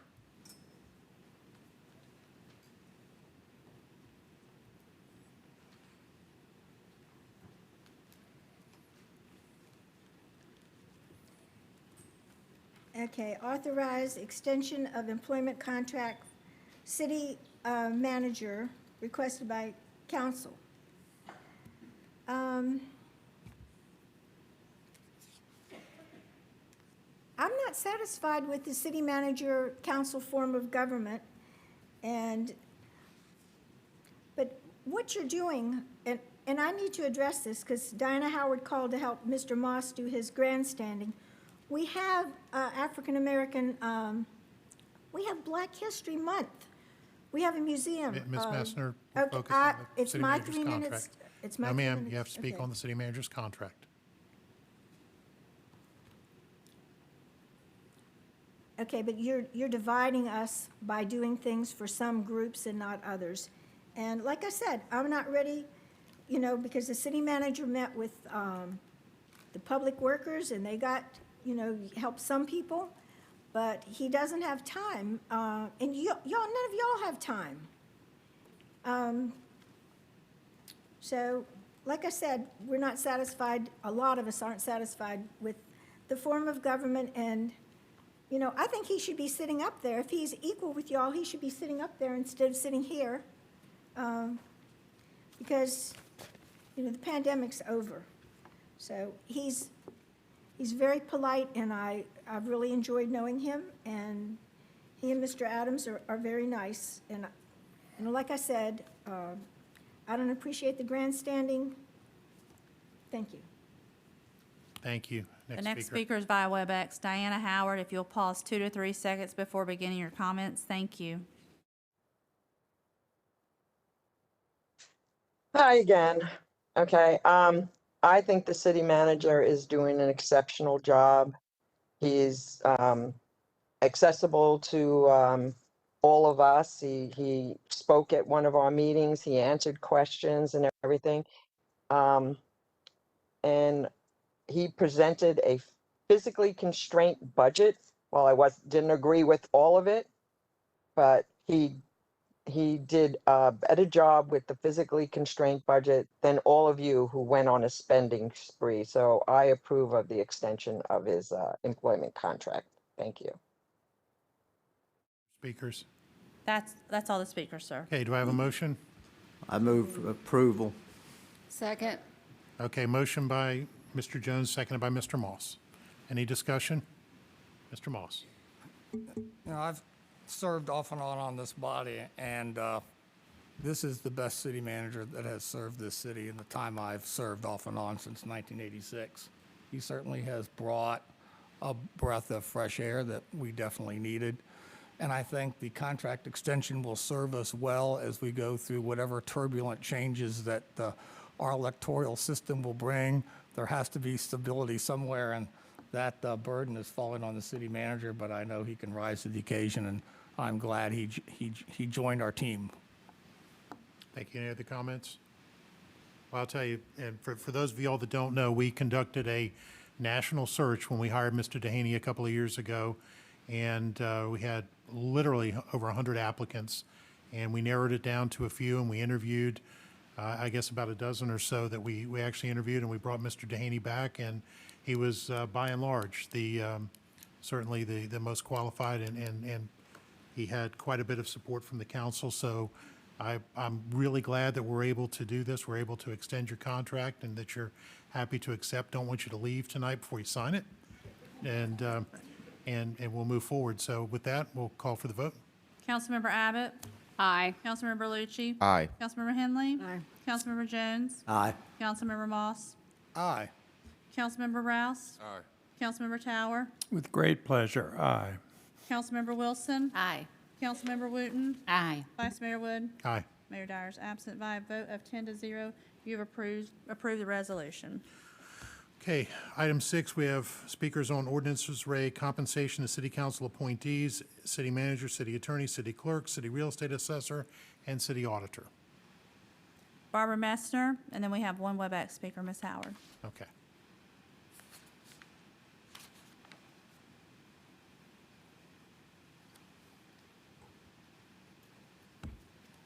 I do like the city manager. It's just I don't agree with the budget, and I don't know if he really does it on his own. And so I just want to let you know that I like you. It's not that I don't want your extension. I was just, it was the overall thing. Because he has more manners than all of you put together. She's so rude. Okay, but, on the compensation, you just raised everyone's salary, including your own. And so you want to raise the salary again. What's with the budgets? What's with the budgets? And then you want to, of course, they work a lot of overtime. It's crazy the way you make these people work. Even during workshop, you turn all the workshops into special meetings. So the city manager's fine. The city attorney, I don't agree with, and real estate assessor, I don't, and auditor. And for the most part, the city clerks are helpful, but a lot of them have left. So, yeah, he met with the Tea Party, a political group. They can't even come here and speak, and they don't speak against everything. They just speak so Mr. Moss can speak. So, like I said, I've been paying attention a long time. Thank you. Thank you. Diana Howard, Ms. Howard, if you'll pause 2 to 3 seconds before beginning, thank you.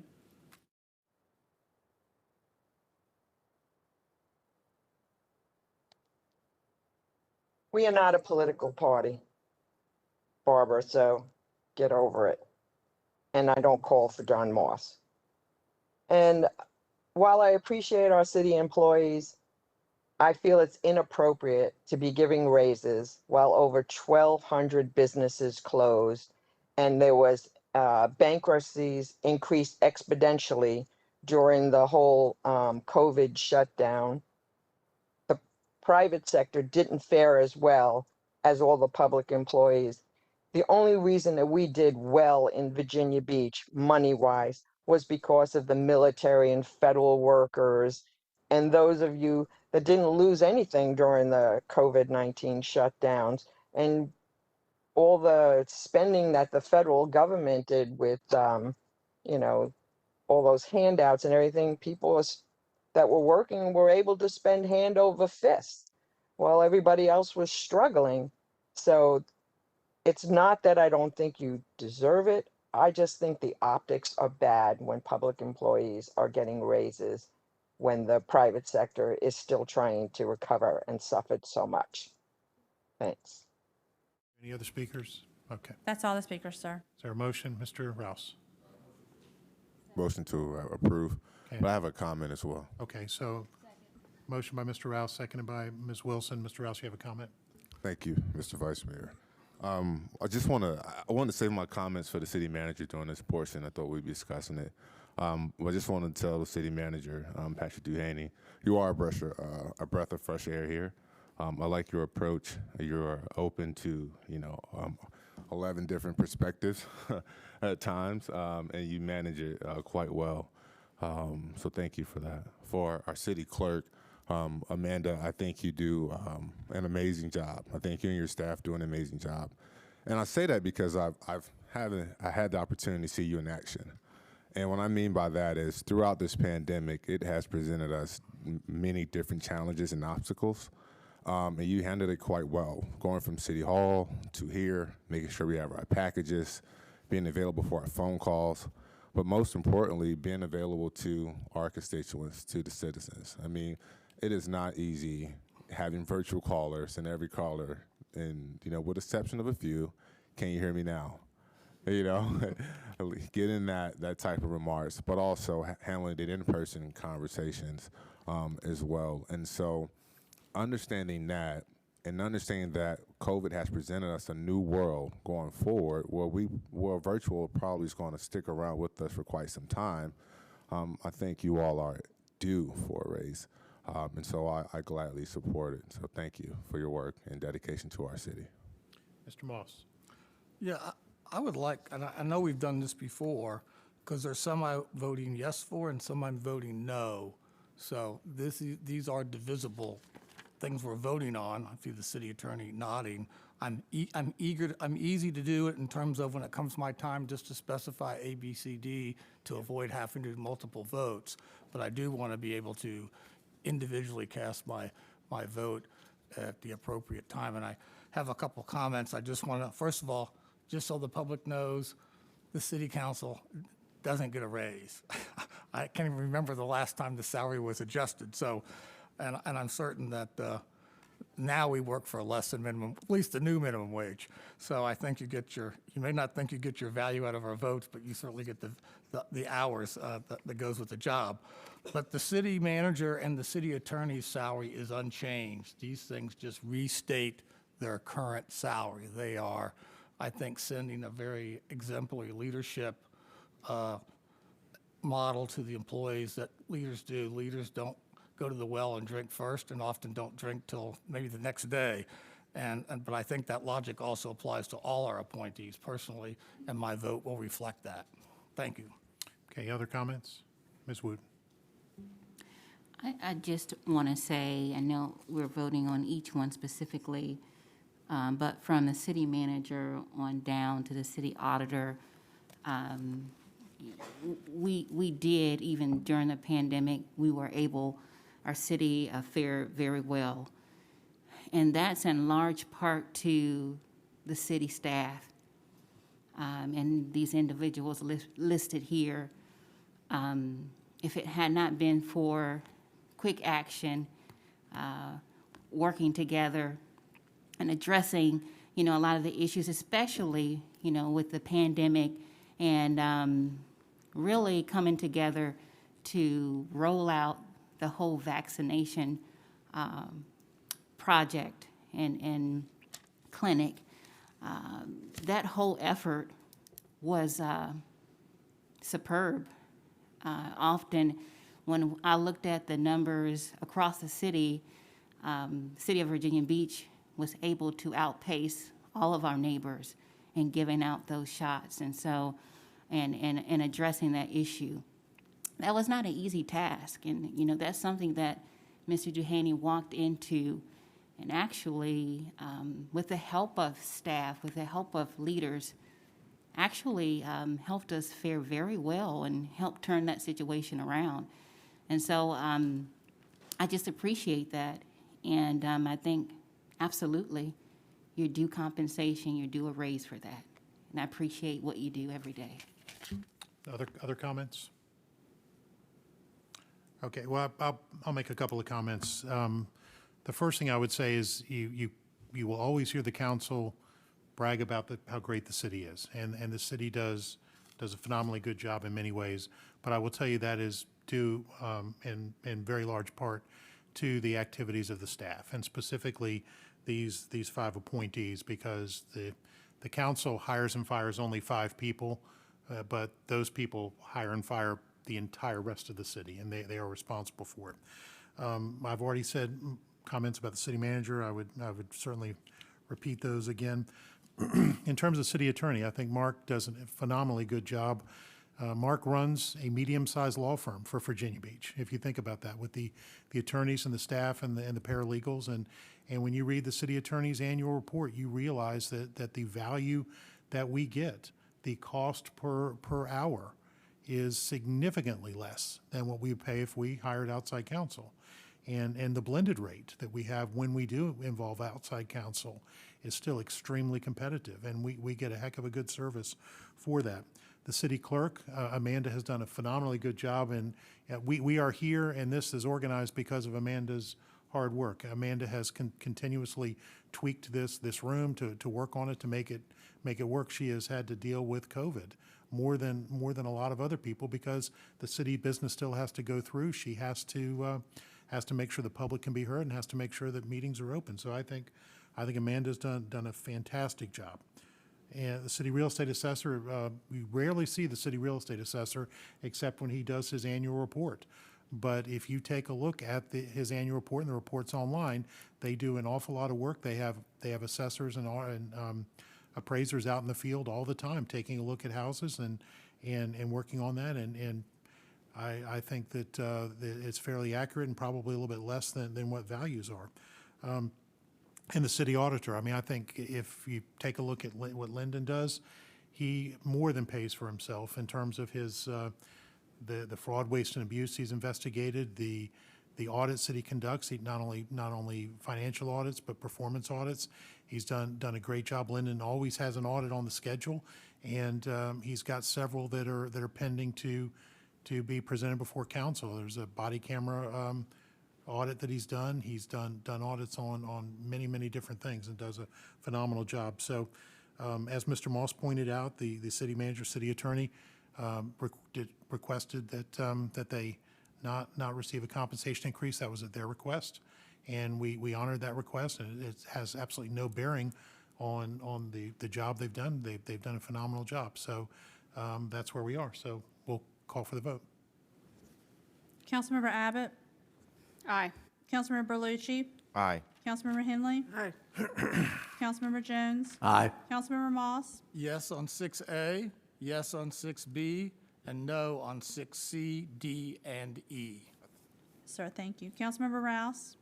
Can I get a point of, I thought we were going to pull them, vote on them separately, or that's what I thought we were going to do, because I had additional comments, but I thought we were.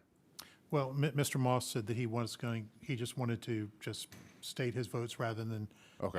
have 5 different votes. But if you want to make your No, comments when we're yes, done. because I didn't want to give other comments without talking about the city attorney there. I was about to be some informal way how we discuss and talk, but we're in a formal setting, so I want to say city manager, city attorney Mark, I think you and your staff do a great job with the tough questions we give you. I think, again, handling and juggling 11 different personalities and the legal advice that you provide with the type of temper that you bring to the job of having exercised extreme patience with us is one that bodes over very well. And I think, and for the public who don't know, and I hope you don't mind me doing this, Mark is going to have a son in the Major League Baseball one day. Watch out for him. Yes.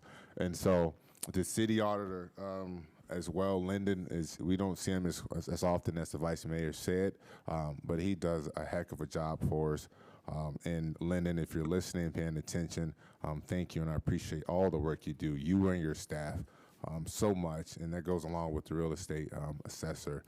I think I've maybe seen him twice, but he does an amazing job as well. And to our entire staff throughout this entire pandemic, there's a reason why we supported a raise for our staff this year.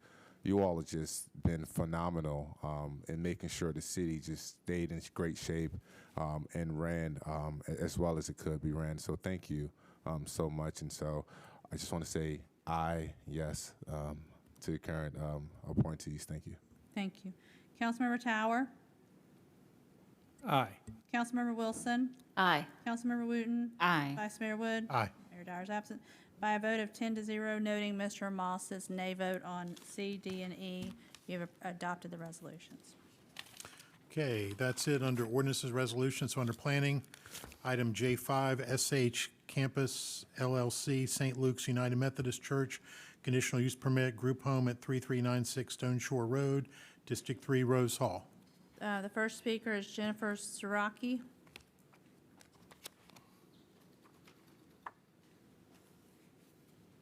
And then the next speaker will be Becky Rankin.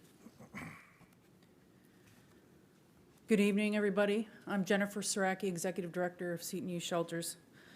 Members of City Council, I've led Seton Youth Shelters for 9 years, but it was long before then, in 1985, that a group of concerned Virginia Beach citizens transformed their fear into action by creating a safe haven for runaway teen girls in our city. A safe haven. That was their promise. Fast forward 38 years, and Seton House, now Seton Youth Shelters, has served more than 350,000 girls and boys ages 4 through 18 through our shelter, outreach, mentoring, and community education programs. Now, as in 1985, when we first opened our doors, all that we provide for the children we serve is free of charge to them and to their families. And now, as in 1985, we have served the community quietly without incident. Our success stories range from watching a former shelter resident go on to become an attorney dedicated to representing children's issues as a guardian ad litem, to saving the life of a trafficked teenage girl victimized by the people she trusted the most, her own family. 16 of the 100+ children we sheltered last year came to us in our own outreach van after we dispatched our emergency response team in the middle of the night or before dawn, or to a school where a child was afraid to go home to an abusive household. What we have accomplished through the support of our community and the dedication of our staff and volunteers, shuttling between 3 leased properties in central Virginia Beach, each more than 1.5 miles away from one another.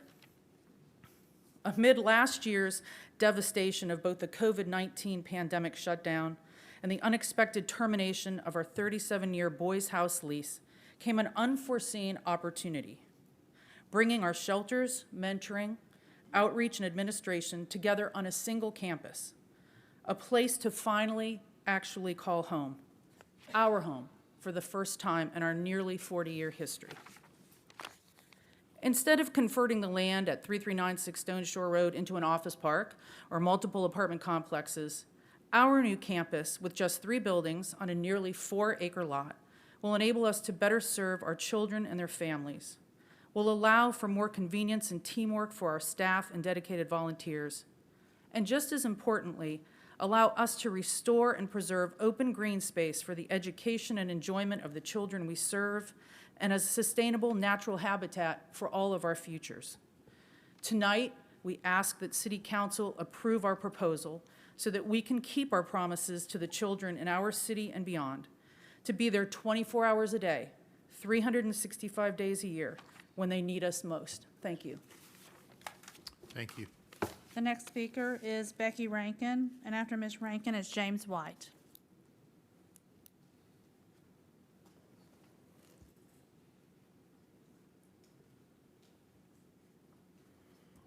Good evening.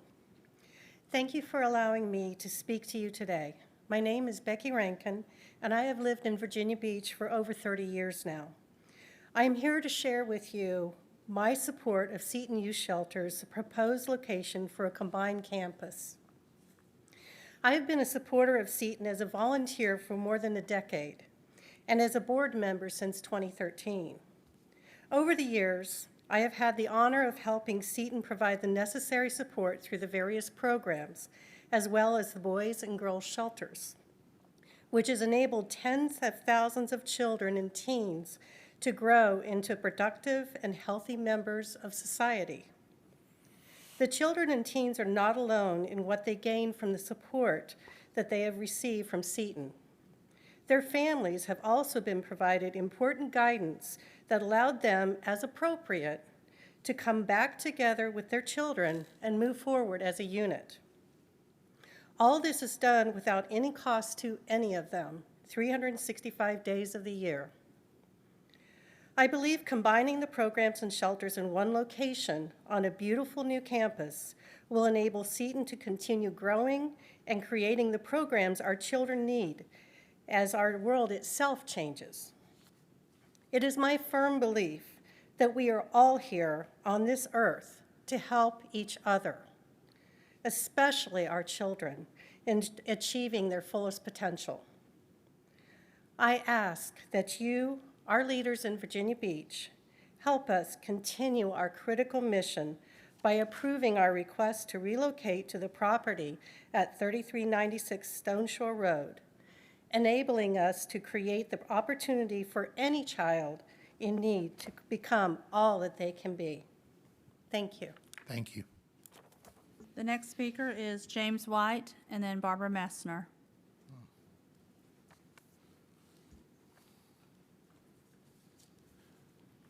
Good evening, members of City Council. My name is James White, and I am the Vice President of the Board of Directors for Seton Youth Shelters.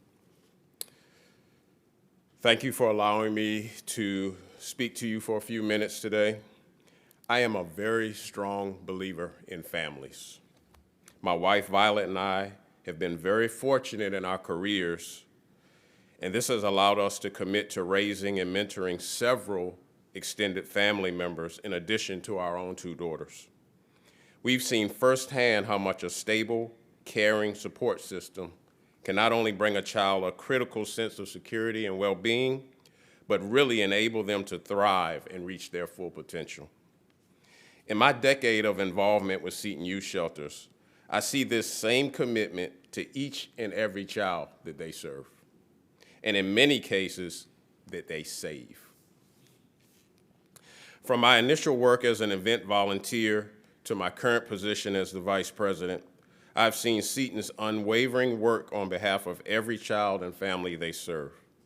Since 1985, through economic downturns, snowstorms, hurricanes, and yes, the COVID-19 pandemic, the entire staff is on site 24 hours a day, 365 days a year, always free to children and their families. Our new campus project gives us a once-in-a-lifetime opportunity for our organization to provide even more critical services in a well-designed setting that can only benefit our children, staff, and volunteers, and the Virginia Beach community. We must act soon, as we have just 2 months to rehouse our boys. Our 38-year Boys House lease ends on August 31st. Some of the family members my wife and I have helped as children talk to us now as adults about where they would be if we had not been able to step in when they needed us the most.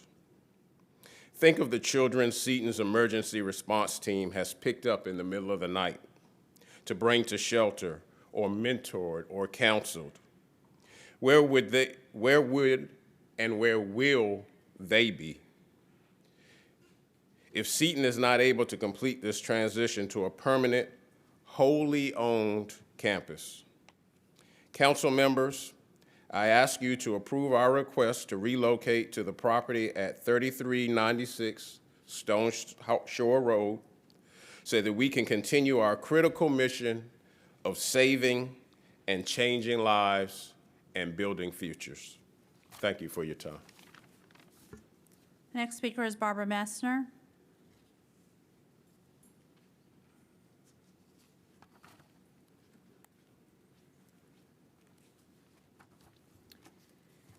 Okay,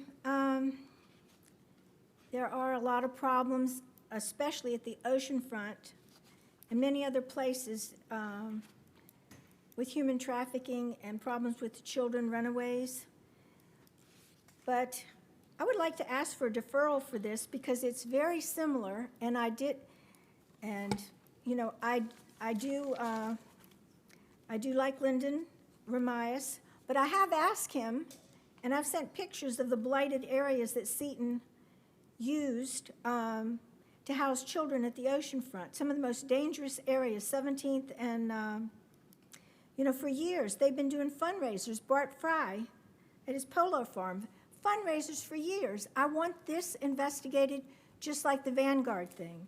I just want a deferral because, everything sounded wonderful for Vanguard and, yes, we need places, but I have an issue with Seton, and I have for many years, and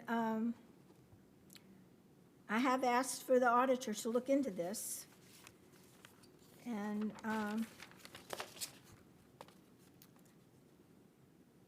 I just need to say that the city attorneys give opinions, not legal rulings, and we've been paying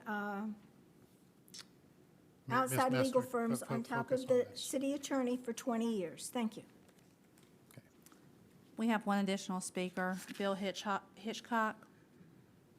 Okay.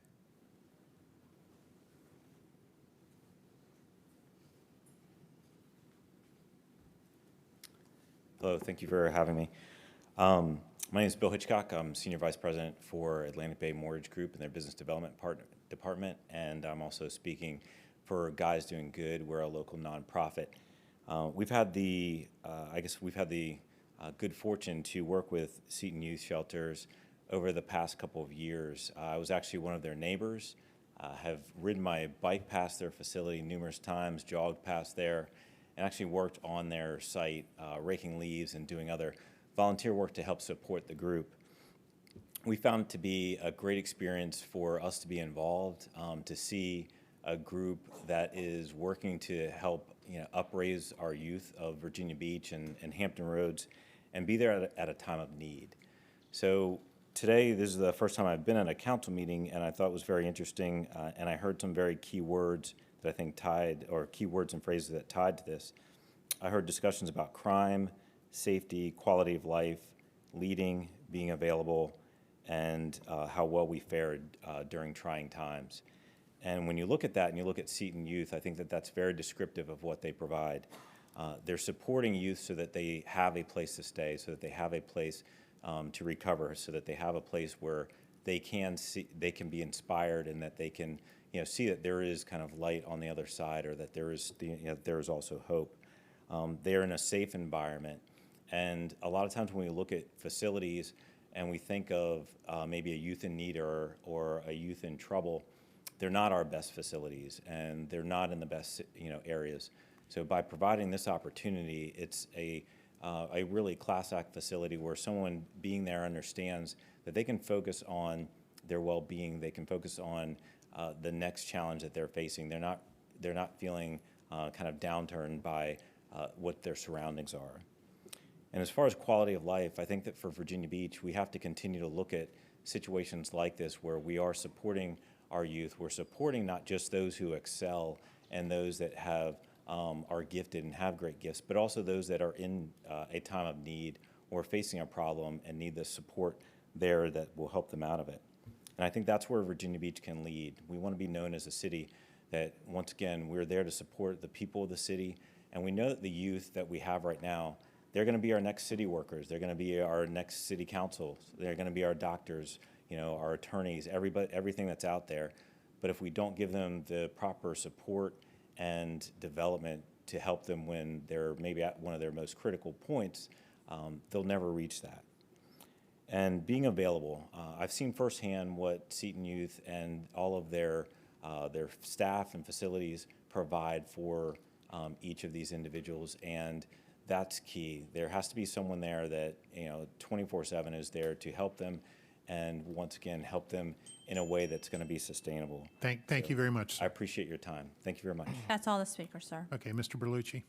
Well, thank you, Vice Mayor. The first thing I'd like to do is just take a moment to thank Ms. Saraki and as well the members of the Board of Directors. And I think you were about to raise your, would you like to come back and you have a chance for a rebuttal or for additional comment? Okay, so normally the applicants have a chance for rebuttal, so sure. Well, I'd like to yield my 5 minutes to Ms. Saraki in this instance. Thank you. You have 1 minute. Okay. Is it You have permitted? 5 minutes, I think, right? Thank you. I just wanted to clarify something because I know that there are several different types of services for children and adults who may find themselves homeless specifically in our community. Seton Youth Shelters has been located in the same location in Kings Grant since 1985, both our boys' house and our girls' house. Our children are ages, in our shelters or residences, are ages 9 and up to 17. Always supervised, no vehicles. They agree to give up their cell phones. They come to us only because they want to be there.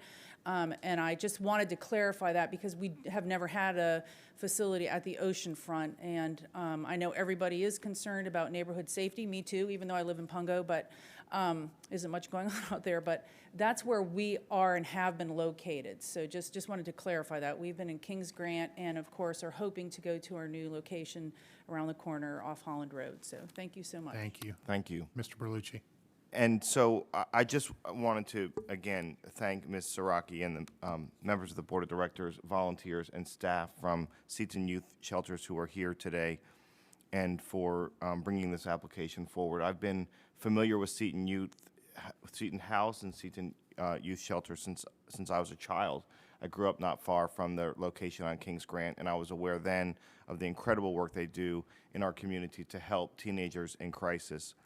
I went to school with many of the young people that Seton House served at that time, and it really is a delight to see that legacy of service continues to this day, and that what the proposal that you're bringing forward today will unlock even more potential from Seton Youth Shelters and from the young people you serve. The work that this organization is engaged in, providing emergency shelter and counseling for youth who have run away or are experiencing homelessness, is among the most noble work that I think anyone can be engaged in. I've had a chance to speak with the staff. I've had a chance to speak with members of the community and the neighborhood, and I've had a chance to speak as well with business leaders in our community who are supporting Seton Youth Shelters in this initiative. And I would just say that it's really an exemplary model of the community coming together to serve each other and to make sure that each of us receives the dignity, respect, and opportunity that we all deserve. So, Mr. Vice Mayor, it is a pleasure and an honor to recommend approval. Second. Sorry, motion by Mr. Berlucci, seconded by Ms. Wilson. Any other comments? Ms. Henley. Yes, and some of us have been around a long time, and so we were here on the council when Seton House or the predecessors to that were given their first approvals way back when. And as I remember, and it's not real clear, but I remember somewhat of the controversy from the neighborhoods that were going to be affected because they were a little afraid that there might be some spillover effects and so forth, and those normal kinds of concerns. But I think it's certainly admirable that the organization has proven that those fears were unfounded, because I don't think I've ever heard a complaint. Of course, it's not my district. It would be, I guess, Jim's or predecessors in the Lynn Haven district, but I'm not aware of any. And it tells you that they have done a wonderful job. And I think that's the beauty of Virginia Beach, is we have so many nonprofits who do wonderful things that we don't even hear about because they're out doing their good things all the time. And we really appreciate it so much. And our people in our city give generously to make sure that these nonprofits are able to do the things that they do. And I think that's what makes Virginia Beach special. And we really do have to make sure we take care of our most vulnerable citizens and things that the government just could never do. And we really appreciate it. And I just want to say thanks, and thank you for such an opportunity now to all come together on one campus. Won't be an institution. It's a campus that allows people to be together and to interact and continue to do the good things that you all have done. Thank you so much. Okay, Mr. Moss, then Ms. Wilson. Well, I think, Michael, great recommendation you brought forward. Did all your words. I think we've always known that the NGOs across the board can be more compassionate than bureaucracies can be. So I hope, Mr. City Manager, in these things, as we look at our final 10.4 million or whatever it is in our CARE Act money, that we do as much as we can with that to support NGOs across the board with one-time capital expenses that allow us to do things that the private sector, because of just how things have been impacted, has certainly made donations harder to come by, because these people deliver compassion and results, and they are very judicious and unbureaucratic in the expenditure of their money. So please make sure when he's doing his inventory that we have all these organizations on their list and make sure that we do our part. Thank you. Thanks. Ms. Wilson.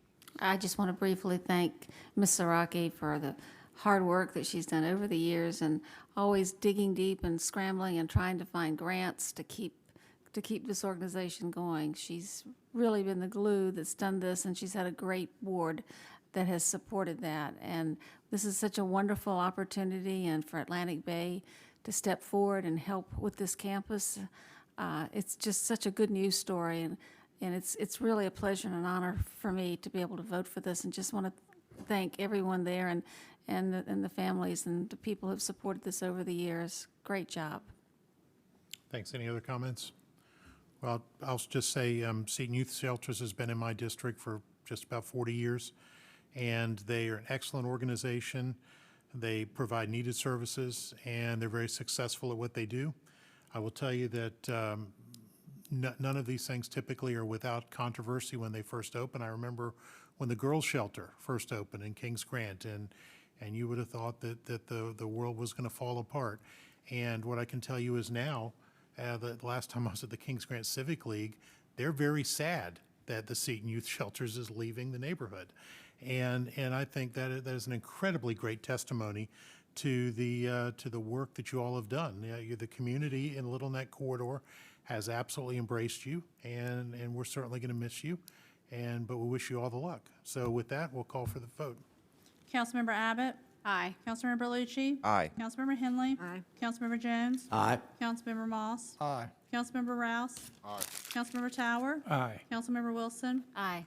Councilmember Wooten? Aye. Vice Mayor Wood? Aye. Mayor Dyer is absent. By a vote of 10-0, you have approved the application of SH Campus LLC, St. Luke's United Methodist Church.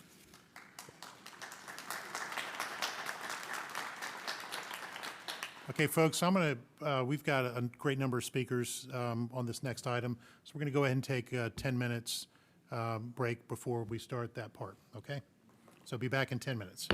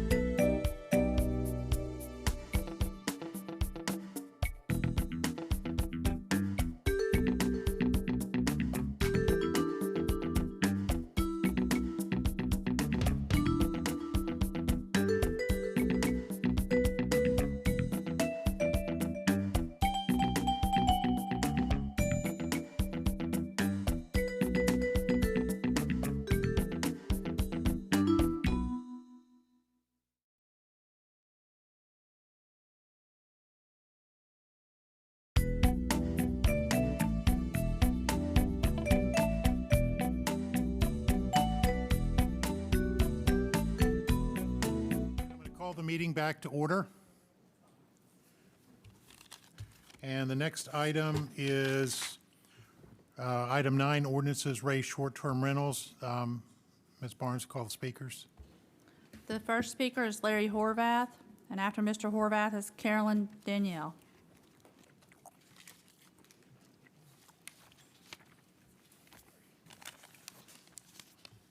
My name is Larry Horvath. I'm talking on behalf of the Board of Directors and the officers of the Bay Lake Pines Civic League. We're a neighborhood of about 325 homes up on the north side of Virginia Beach, up against the Chesapeake Bay. We've been trying to educate City Council and the Planning Commission for about 4 years now on why we don't want short-term rentals in our neighborhood.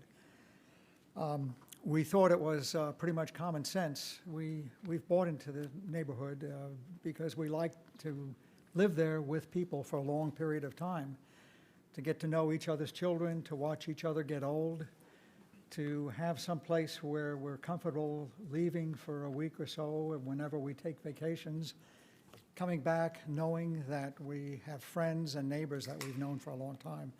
I don't think any of you up there would want to have a house vacated every weekend and then occupied by strangers, even if they're nice people, week after week, month after month, year after year. Nobody wants that. We buy into residential neighborhoods because we want to develop long-term relationships and we want to get to know each other. Putting people in there that are only going to be there for a weekend every couple of weeks, every couple of months, is destructive to that. And like I say, I don't think any of you would want to see your neighbors leave and to have a bunch of strangers in there. Now, we feel strongly about this. We're actually informally now keeping tabs of the realtors that encourage potential buyers to buy homes and convert them into short-term rentals, or that they encourage their buyers to try to do that. We don't know how else we can fight this except to keep coming here before City Council and the Planning Commission and explaining what we think is obvious to you all. So, to sum up, we hope you'll adopt these new amendments. They've taken a long time to evolve. I think there's no reason to defer them. I think we've gotten to a good place. Let's adopt these amendments and let us get on with our lives. Thank you. Thank you. The next speaker is Carolyn Danielle, and then Susan Hauk. Sarah Hauk, I apologize. Carolyn Danielle. Sarah Hauk. Elaine Feckety.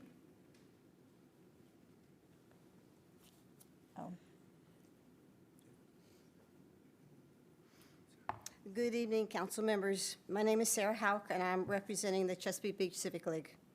For years now, you have listened to our neighborhood complain about STRs.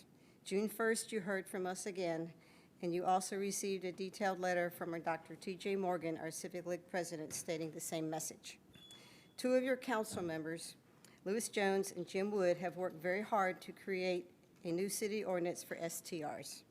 This new ordinance will give our neighborhoods back to the residents, and we could not be happier. Chesapeake Beach Civic League would like to publicly say thank you to Councilman Lewis Jones for his continued support. He has shown repeatedly he listens and he delivers. Thank you, Lewis. Now, let's vote yes to this new city ordinance for STRs and get on with our lives. Thank you. Thank you. Elaine Feckety, and then David Jester.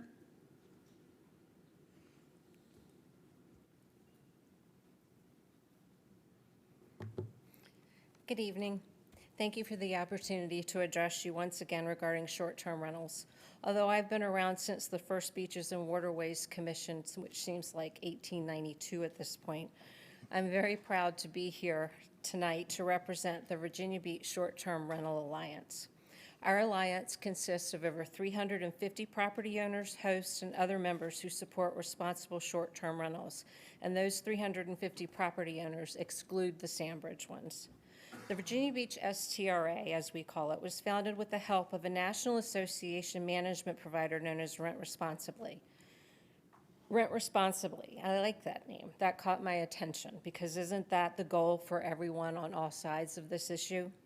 Rent Responsibly and the Virginia Beach Short-Term Rental Alliance are not PACs or lobbyists. They are organizations led by hosts like me whose sole purpose is to collect and share resources and support to cities that are grappling with the STR issue like we are.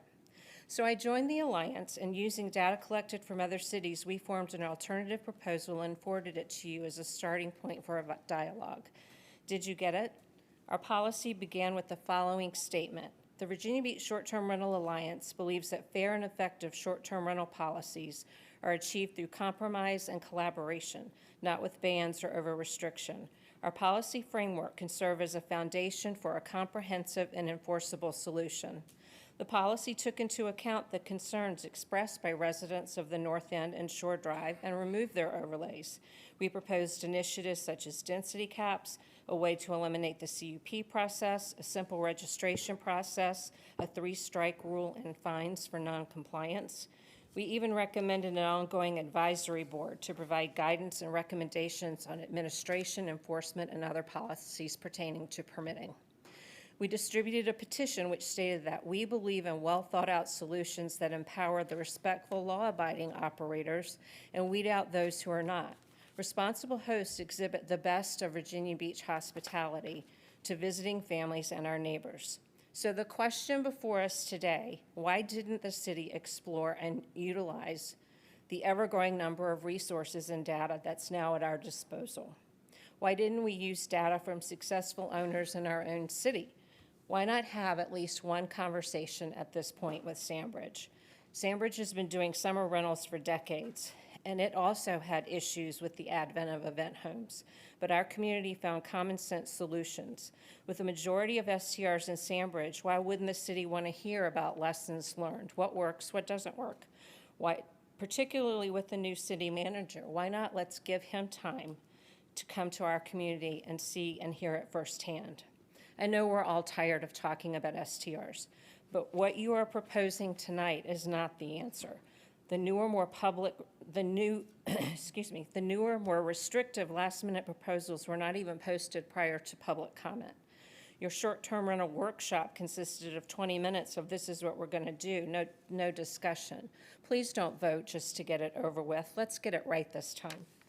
I've heard some of you say you want to protect the integrity of the neighborhood, and in the next breath, when talking about a large development like Westminster Canterbury, say the character of a neighborhood is subjective. Things change. You can't have it both ways. So let's talk about the character of the neighborhoods. Who are the successful, compliant ST owners renting to? A large part of us are renting to families coming to the beach. Families in a neighborhood at the beach are not out of character. Many of us accommodate our largest employer in the area, the military. Families come to visit their loved ones in the military and want to stay in a home. Some need temporary housing when they transfer here and are able to utilize STRs. This is the consumer you will be affecting with your decision. The goal here should be to come up with a solution that works for all, right? This proposal does not. And why doesn't it? Because you have not addressed the issue of compliance and enforcement. You need the scaffolding in place to support the ordinance that you choose to vote on. I previously reached out to provide information that our host compliance software is out of date, cumbersome, and not as effective as others that are available. And that is still the biggest issue in these conversations. How do you enforce what you are mandating? By working with the Alliance, we have had a chance to review some of the most common misconceptions that are thrown around with looking at it through a data lens. STRs are growing and popping up all over the city, and yet according to AirDNA and Census.gov, whole home STRs represent just 0.7% of the housing units in Virginia Beach. Many people like to say STRs are party houses and bring more crime. STRs and event houses are not the same. As one speaker noted at the last meeting, Sandbridge has the highest number of STRs in the city and the lowest crime rate. Shootings that have been reported in other neighborhoods have not been been in registered compliant STRs. And if they are, we would all agree that they should suffer stiffer consequences. This ordinance does not do that. Some say residents don't know to call 311, and yet according to city staff, over 88,000 phone calls were made last year. And of those, 0.01% pertain to STRs. That was 14 phone calls. Others say short-term rentals compete with the hotel industry. No, they're two separate entities. STRs are a supplement to the tourism economy. People who want to stay in homes are going to stay in homes wherever they may be. But we are spending millions of dollars in advertising to attract families to our area and then want to curtail their option of where they stay. Some more notable concerns of ours tonight are as follows.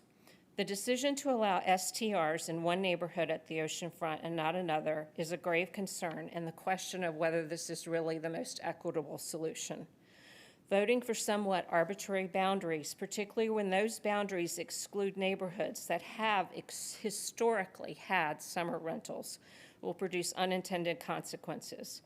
Proclaiming that one neighborhood can have 2 rentals per week while others are confined to 1 will also have unintended consequences. We have data for that. Most rentals during the summer are weekly. It's the shoulder seasons that rely on the 2 per week. As I mentioned before, the host compliance software you are using cannot adequately handle the enforcement of that. Just contact the city of Santa Fe, where they recently went to 1 rental per week. It created such a nightmare for the city staff. Just don't call the planning director, because I'm sorry, he quit over the nightmare. The sundowning of the current CUPs, I don't know if that's been resolved, but responsible compliant hosts that have met the requirements should be allowed to continue. And for safety reasons, we adamantly oppose just posting a sign in front of our house saying we're an STR, because if no one's home, it's like an invitation to just come on in. Another reason to take pause before going further are the rulings in the legislative and judicial arena. On the question of residences being used for commercial purposes, many states have ruled that residential rentals, no matter the duration of the rental period, are a residential use. This is because the renter uses the home for the same purpose as any other renter, to reside there. The Maryland Court of Appeals ruled that while the owner may be receiving rental income, the use of the property is unquestionably residential. The fact that the owner received rental income is not in any way inconsistent with the property being used as a residence. The Supreme Court of Connecticut ruled that the right to rent is one of the important sticks in the bundle of property rights, and that taken together constitute the essence of the ownership of property. You can do one of 3 things. You can live in it, rent it, or sell it. Needless to say, we feel strongly that passing this proposal will not move us forward and will not resolve issues we all agree do need solutions. You have the opportunity right now to get this done right once and for all. Do not waste it by passing this insufficient and ineffective ordinance. Delay your vote and truly consider solutions that will work for our entire community today, tomorrow, and for years to come. Thank you for your time. Thank you. The next speaker is David Jester, and after Mr. Jester is Jeffrey Stredler.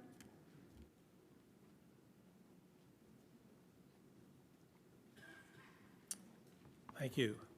As she said, David Jester, I live at the North End.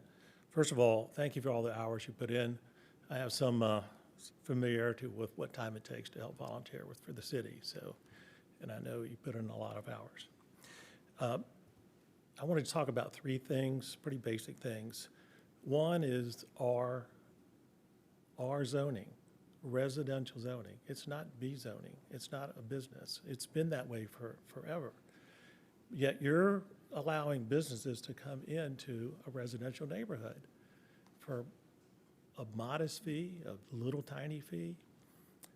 There should be a benefit. I don't see a benefit for a neighborhood allowing a business in their community, and a large number of them. An STR is not going to join the PTA. An STR is not going to join the Civic League. They're not going to help sick neighbors. They're not going to look out for the children getting off a school bus. They are a business. It's a different group every week.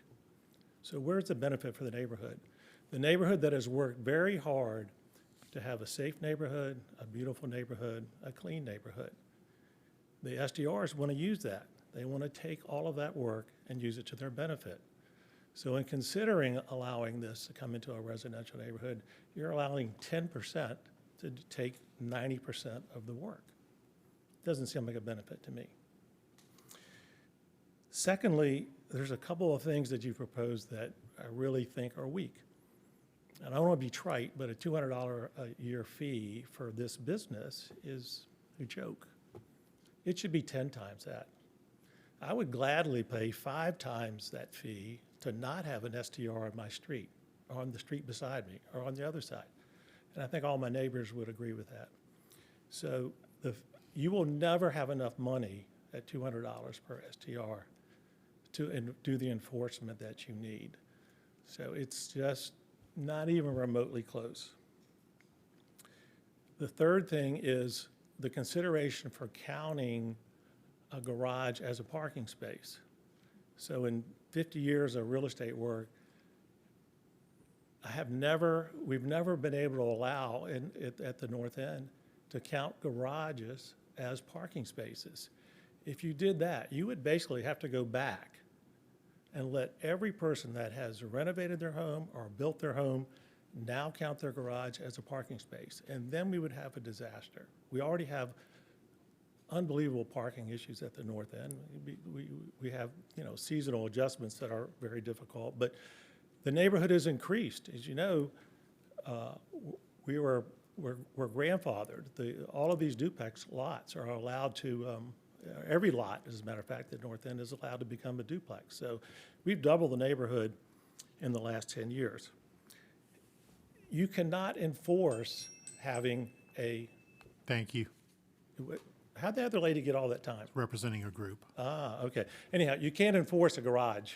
There's no way you don't have enough staff to make people park in a garage. Thank you. Thanks. The next speaker is Jeffrey Stradler, and then Nancy Parker.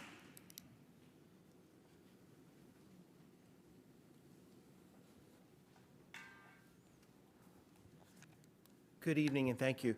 My name's Jeff Stradler and I live on 65th Street in the north end of Virginia Beach. I'm here tonight to voice my support for the position advocated by the North End Civic League with respect to the short-term rentals. I appeared before you a few weeks ago along with a number of other speakers who spoke in opposition to the STRs.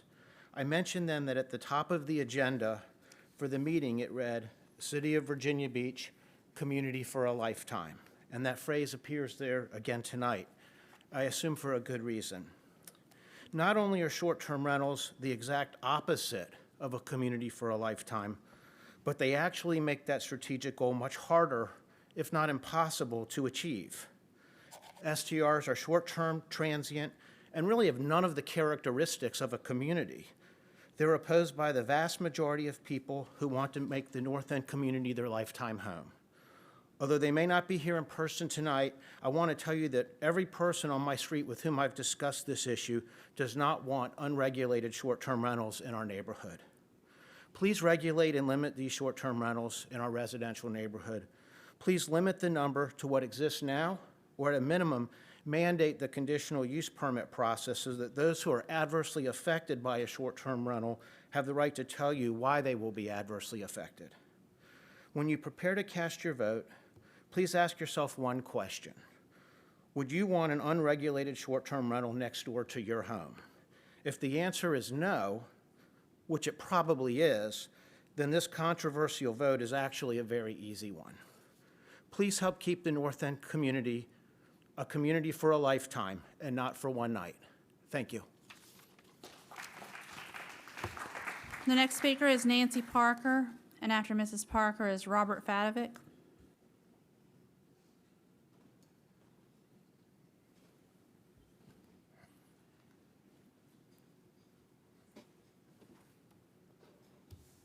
My name is Nancy Parker.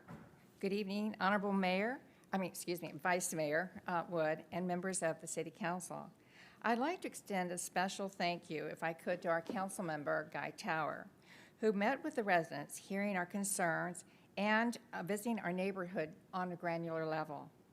He appreciated the efforts, the energy, and the financial commitments of the residential members and recognized the importance of our presence to the overall well-being of the resort area. Thank you, Guy, and hopefully I will be thanking all of you who have supported and advocate his position he's taken on this in protecting our neighborhoods. As you conclude your deliberations, there are a few areas of the regulations that need perhaps a reconsideration. In one case is the information sign that you're asking to be put on the porches. It's a 4x4 size. Just in case you mess with a 4x4 size, that's half a piece of plywood. This is what you're asking to have hanging down there in the Vibe District and some of those areas that are basically little townhouses side by side. I couldn't find a place in my house to hang it on unless I covered a window or my door, or I cut down my really beautiful future limelight hydrangeas. You may want to think of a smaller size. It works in Sandbridge, but there's such a bigger lot and they're so much further back that this is going to take over the whole neighborhood. And I would imagine that those folks in the Vibe District who've worked so hard with all that form-based code where they're up against the sidewalk, that's going to make a dramatic change in that whole area. So that's an area you may want to look at. The other one is the ability of 60% of property owners to change a neighborhood into a short-term rental business zone. This is something that I've been concerned about in the past. I've raised this issue. Why is 60% the magical number? Where did that come from? For the introduction of the traffic calming program in a neighborhood street, the threshold is 75%. And for the creation of a special service district, the city requires 80% of the affected property owners to agree. The bar to change the residential nature of a community should be higher, as the decision could be dramatically influenced by outside investors who do own multiple units, and they live in other neighborhoods, cities, states, countries, and now even hedge funds. Should they have the ability to control the destiny of our residential communities? It would be appropriate to raise that level to at least 75%, as it has been successful and used in other aspects of neighborhood planning and safety.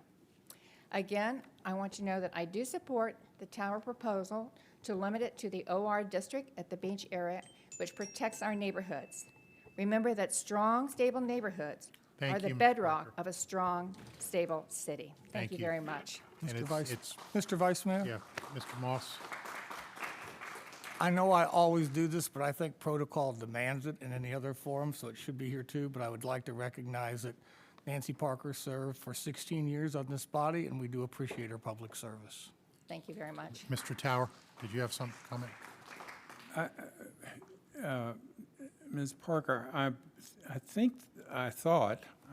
was looking to go back and It's 4 square reread it. feet. I think it's 4 square feet. Not 4 by 4. Not 4 by 4. Well, thank you for clarifying that, because the way I had read it, And I'll go back, asking that. I'll go back and look at it again. No, as you, well. I hope you're just looked right. at it. I hope you're right, and then I would be very glad Which to would be apologize 2 and say, 2 by 2. Right. okay, that works much better. That's what I thought, and then I saw the 4x4, and I thought, oh, my goodness. But thank you. I meant to call. Thank If you, I that's may. fine. Thank you. Yes, ma'am. In checking at this, yes, it is 4 square foot, which is better than 4 by 4, but it says that each short-term rental shall have one. Maybe we ought to have that as may. I don't know that we really need to mandate that every short-term rental has a sign. We might want to think about making it may instead of shall. Thank you. Thank you, and Thank you, my Ms. Parker. apologies profusely then. Thank you. Thanks. The next speaker is Robert Fadovic, and then Kendall Maynard.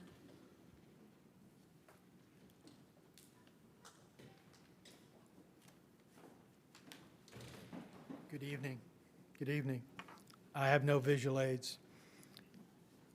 But earlier today, I sent you all an email with a little walking tour of my oceanfront neighborhood.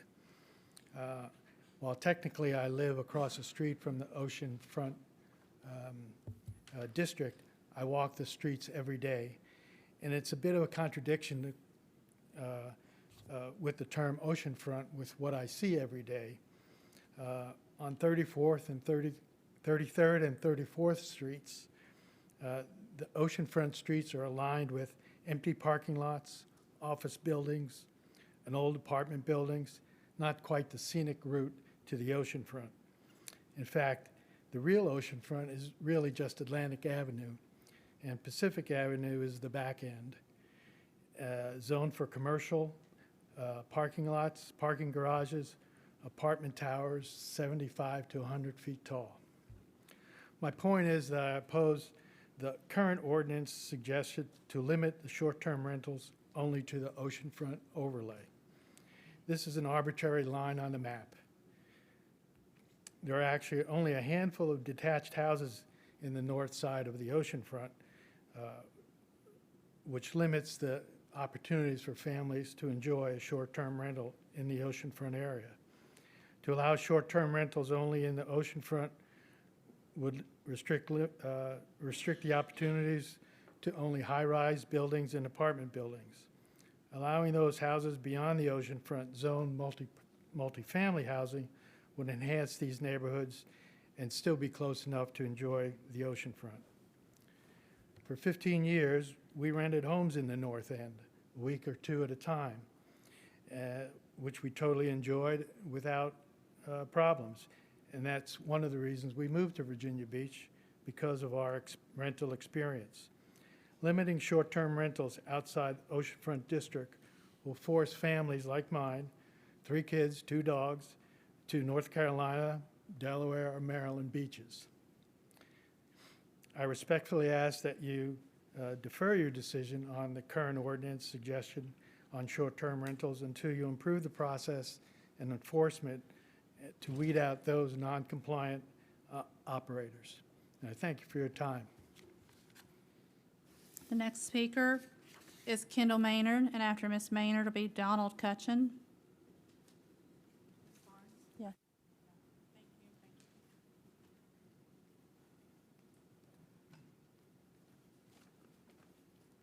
Good evening, Vice Mayor and distinguished council members. Thank you for this opportunity tonight.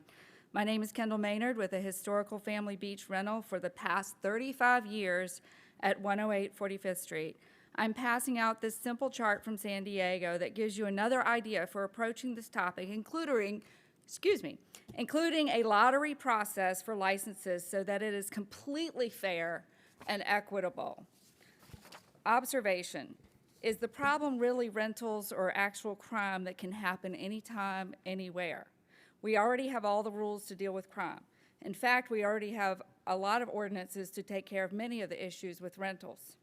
Psychologically, or common sense, is that these more restrictive ordinances will get more illegal rentals. What is your goal here? More illegal rentals or more responsible rental homeowners like myself? The previous ordinance is failing because no one in the Commissioner of Revenue office actually talks to or gives lists to the planning department, my house included. If the Commissioner of Revenue shared those lists from real estate companies with the planning department, then you would have a much more complete picture.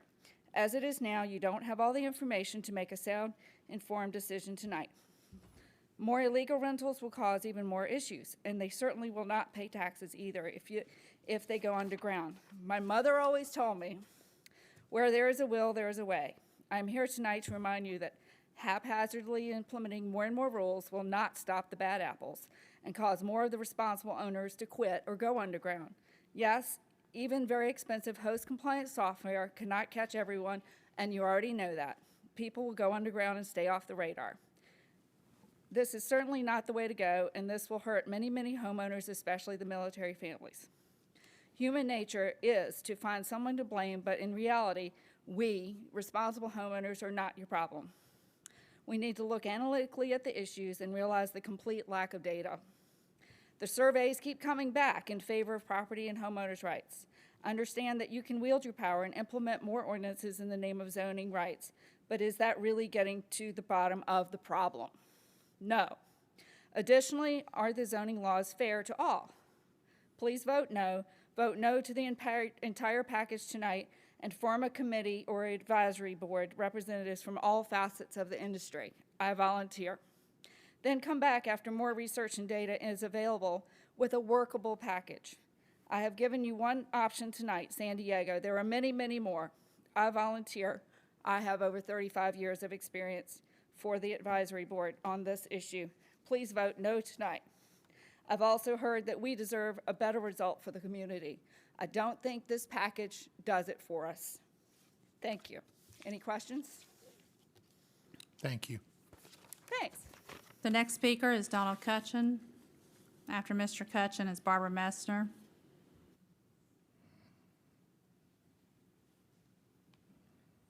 Good evening. My name is Donald Cutchin, and I reside at 108 45th Street. Thank you, council members, for this opportunity to speak tonight. Virginia Beach, one big family. I heard that this afternoon's informal meeting, and I'd like to think it's true. With their family members, we shouldn't discriminate because they may live away from the beach. With their family members, we shouldn't limit how they can use their property. They own it. They're keeping it residential, but still keeping it Virginia Beach. I told everyone I'd keep it short and sweet tonight, and I have. Virginia Beach, one big family. Please vote no on these ordinances. The next speaker is Barbara Messner, and after Ms. Messner is Paige Miares.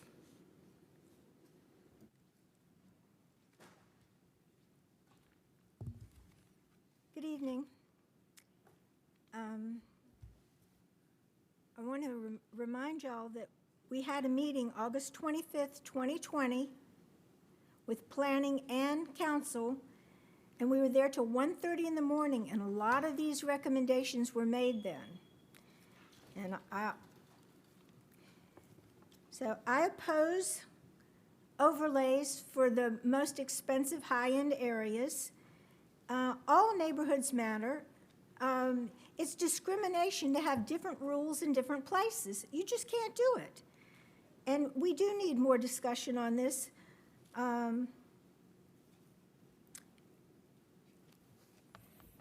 The police selectively take care. I mean, all of our police, they come from all over the city to take care of the oceanfront, and then they leave the other neighborhoods. The crime is unbelievable. We need our police in every neighborhood, and every neighborhood matters. There's too many investors. You can't even buy a house anymore. You can't even buy or rent anything affordable. And most things that go on the market, they pay over whatever, the rate is for investors. And Atkinson speaking next, how many places do they need to take care of? The military get per diem, and, as far as the grandfathering, it used to be 3 and 6 months, the people rented at the north end. That was a problem finding anything there because people rented for 6 months. But there isn't a problem for long-term rentals. There is a problem with, these event houses. And, you're changing ordinances that should be under ordinances. There shouldn't be 10 minutes for any group. And I'll give the rest of my time for all these speakers. I appreciate them. There's a lot of good information. Thank you. The next speaker is Paige Miares, and after Ms. Miares is Brandon Beavers. Good evening, City Council. My name is Paige Miares. I'm the principal broker of Atkinson Realty. Thank you for having us to speak tonight. There is a big debate going on all over the country about Airbnb. We aren't unique to that. As many communities struggle with the answers, I do believe Virginia Beach has the character to create a good and sustainable solution. However, like many others on both sides of this debate, I do not believe what is on the table now is that answer. There's too much potential for unintended consequences. Currently, one side believes short-term rentals should be banned. The other side thinks it should be a free-for-all. And if you're in any of those camps, I would invite you to put aside whatever preconceived notion you have and try to reconsider the other side. Without some empathy, our communities will not find a solution to this problem. In reality, STRs are not going away. In fact, they've been here longer than the city has been a city, longer than zoning has been a zoning, and STRs are not going to be a free-for-all. There's good argument for reasonable regulations. We need to have an honest examination of what the real issues are and target our public policy for solving those real issues in a fair manner that respects all viewpoints and has equity as a byproduct. This proposal and what it's become is not the solution. I've been called an eternal optimist, and I do believe there's a common ground solution out there. One that first and foremost addresses adequate and effective enforcement to deal with bad actors and not harm those of us who are proud to represent and promote our beautiful city. At the end of the day, we are a tourist town. Virginia Beach has long supported the tourism strategy of attracting families to Virginia Beach, or at least that's what our advertising department says. So don't put policies in place that drive our visitors to Myrtle Beach and OBX because we don't have the accommodations they're looking for. Please defer this matter. Thank you. The next speaker is Brandon Beavers, and after Mr. Beavers is Jerry West.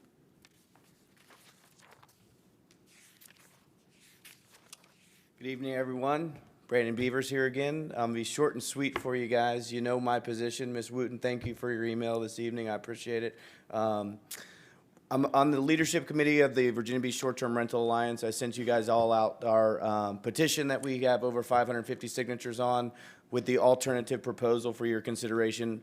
Very simple. I'd like you guys to consider deferring tonight, and let's work on this as Paige just mentioned. I'd like to see a group of folks that are for this and folks that are against this come together and talk this thing out. You know, there's got to be common ground on both sides. We both have to give. There has to be a little give. There has to be a little take. And I just have to mention, with all due respect to my friend back here, I tried to join the Civic League of where my rental is at, and I was told that I wasn't welcome. And I don't think that that's a good thing. I think if we could get together again and work on both sides, I was told that because it's a short-term rental, I couldn't be part of it. I don't quite understand that, but you know, and something struck a chord with me tonight. Sounds like there was quite some debate at some point with the Seton House, and the neighborhoods hated it, and I'm sure you could probably attest to that. You mentioned it earlier. I hope that at some point in the future, we as a group can look back and say, remember how vigorously everyone was opposed or for short-term rentals, and hopefully at some point we can come back and have the same result that you guys experienced tonight with the Seton House. So again, I ask the council to defer this and let's work on it some more. Thank you. The next speaker is Jerry West, and then Todd Solomon. Thank you. I'm here as a 35-year resident of the north end of Virginia Beach, and I've really come to love the sense of community that the neighborhood gives. I'm not here to argue for or against the existence of short-term rentals. I think that the proposals on the table are a reasonable way to start and continue the dialogue about how we keep our sense of community in the neighborhoods. My biggest fear, and one that I have not heard mentioned in any of these hearings, is that short-term rentals change from people who own the homes and wish to make an income or live in Richmond and wish to rent it out while they are not using the home, which has been successful for many, many years, and change to investors from other places coming in and buying up multitudes of homes, forming a bidding war between families who want to buy a home and are outbid by wealthy investors from other places. That's my biggest fear. I don't think that's been addressed. I don't know how it can be addressed with this kind of a proposal, but I do think that the proposal on the table with the controls and the ability to continue this conversation with both sides is a positive. So please vote tonight to approve these proposals that are on the table. Thank you. The next speaker is Todd Solomon, and after Mr. Solomon will be Suzanne Olesko.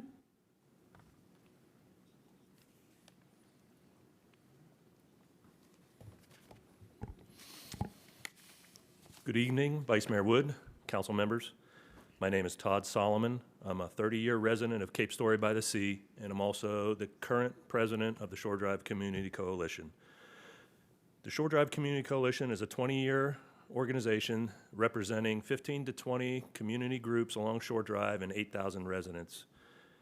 The coalition voted last year to oppose the recommendation for the Eastern Shore Drive Cape Story overlay as part of this proposal. I'm here to reiterate that we are still opposed to an overlay district. Whether or not it's been removed or not, we will find out. We haven't seen it in writing, but we hope it has been removed, so we support that recommendation. We opposed it.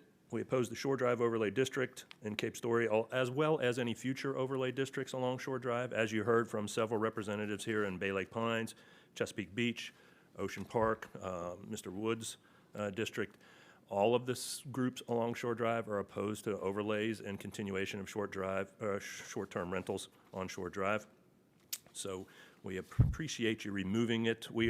And just if you haven't read it, in your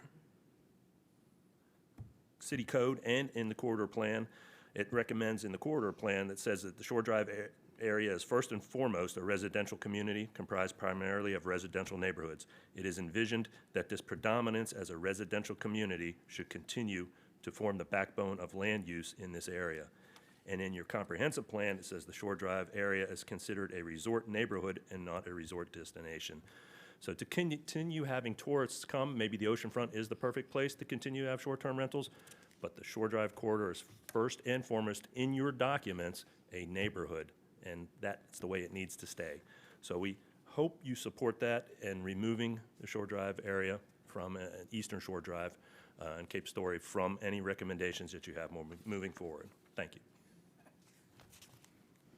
The next speaker is Suzanne Olesko, and then Dana Sampson. Good evening, Council. My name is Suzanne Olesko, and I own a property over on Arctic Crescent.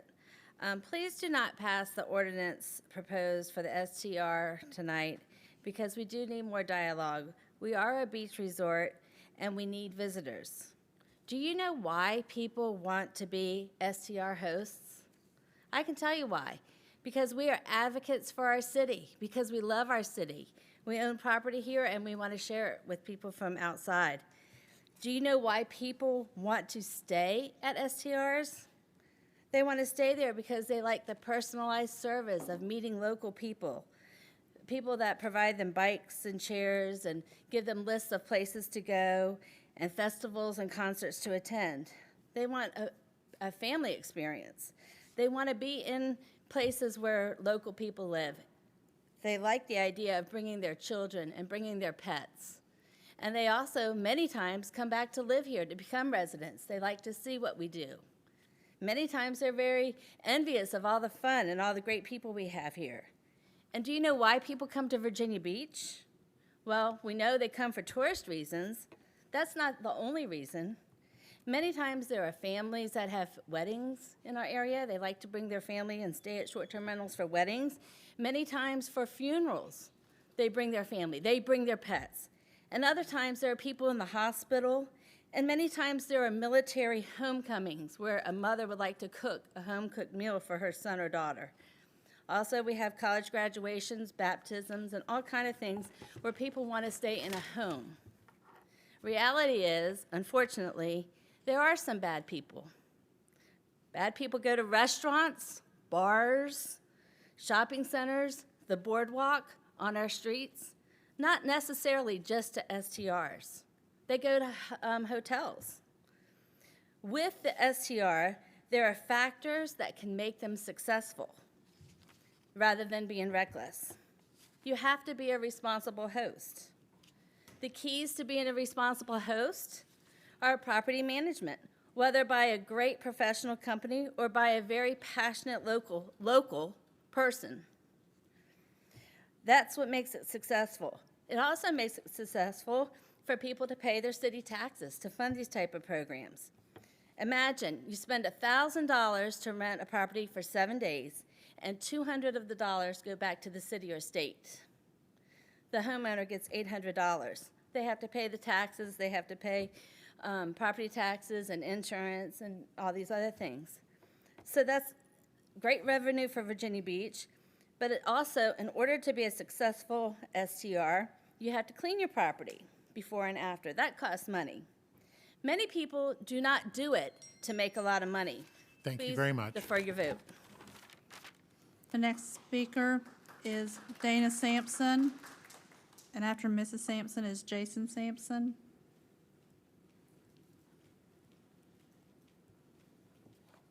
Good evening. I'll keep it short and sweet as well. My name is Dana Sampson. As a law-abiding SDR operator, I oppose the recent proposals to change the existing STR ordinances and enact new, stricter regulations and create overlays. I respectfully request that you delay the vote, especially due to proposal changes made last minute without time to gather the voice of the community. As the other speakers that feel the same way I do, I think that we should take the time to look at the problems that are stemming from it versus making such strict changes. Thanks so much. Thank you. The next speaker is Jason Sampson, and after Mr. Sampson is Gil Matolo.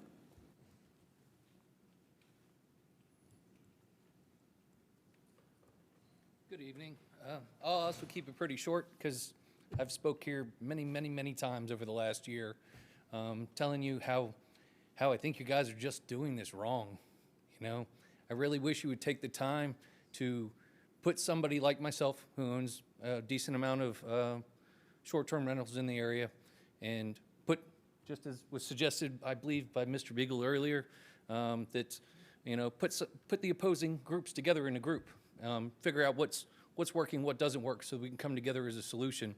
But just to be as frank as I can with you guys, you're just doing it wrong. Like, you're completely doing it wrong. And I wish you would just listen to the outside to get an idea of what the right solution is. So I oppose the proposed ordinance that was just thrown out there last minute on Thursday. And have a good evening. The next speaker is Gil Matolo, and then Sherry Flummerfelt.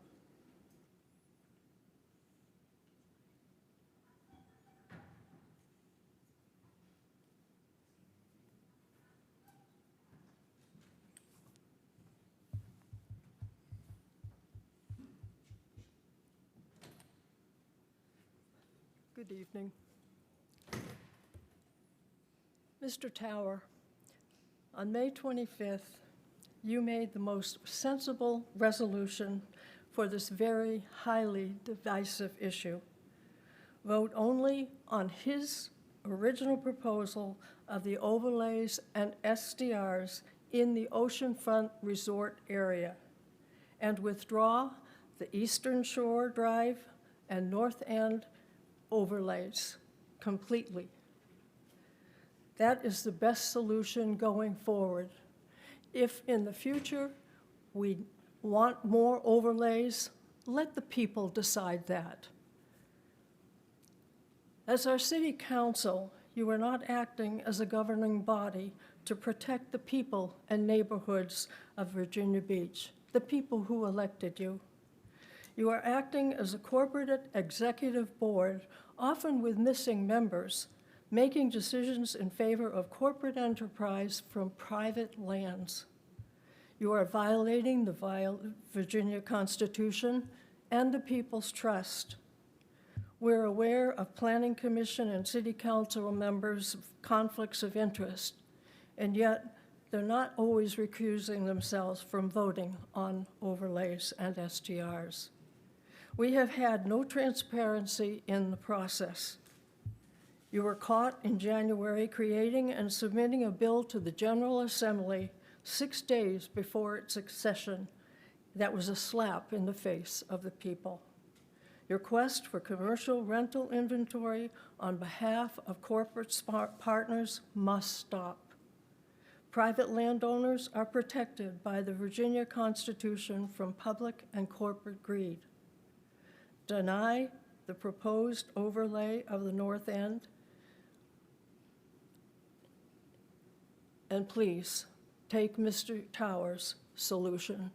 It's viable for now, and it can be revisited in the future, as many speakers have already suggested. This does not have to be a done deal now. This is error and not good management. Thank you. The next speaker is Shirley Flummerfelt, and then Andrew Vakos.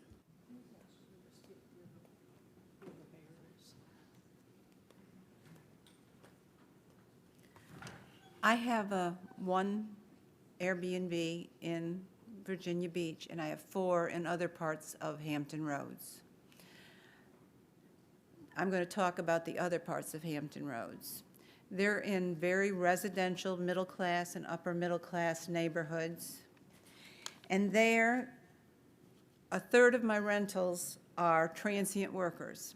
They're FEMA workers, they're government contractors, they're electricians. There have been a lot of nurses this past year that have come in and stayed at my Airbnbs there.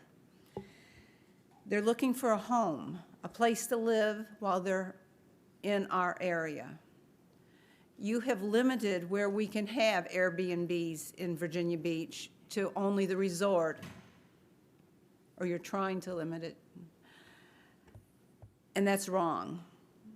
People don't just use Airbnbs to go to party, to vacation. They use them for work. We have a number of our renters in the other cities that come there to stay because they're in the military, they're being transferred here, they want a chance to live here for a week or 2 weeks and see what the areas are like and find a home, or they're building a home and they need a place to stay until they have finished building their home, or they're waiting for their closing and they come to the Airbnbs. It is not just a tourist thing. In addition, a number of our renters are here for graduations, funerals, homecomings, the birth of the first grandchild. They don't need to be at the oceanfront. They don't care about the oceanfront. They're here for family. And that's what we've got to think about. We are more than just a resort city. The resort is big, the resort makes a lot of money, but we are more than just a resort.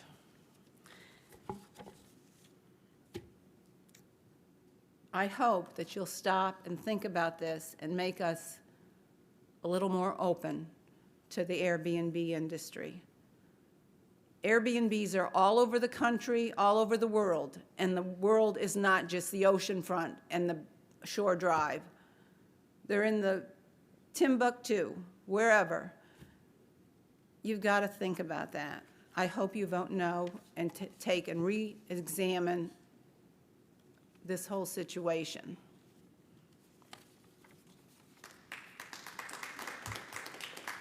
The next speaker is Andrew Vakos, and then Ron Asher. Evening, everyone.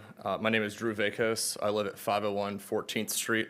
I'm here to strongly oppose this restrictive vacation rental ordinance that revokes property rights, changes the rules midway through the game, and limits long-term tourism potential for Virginia Beach.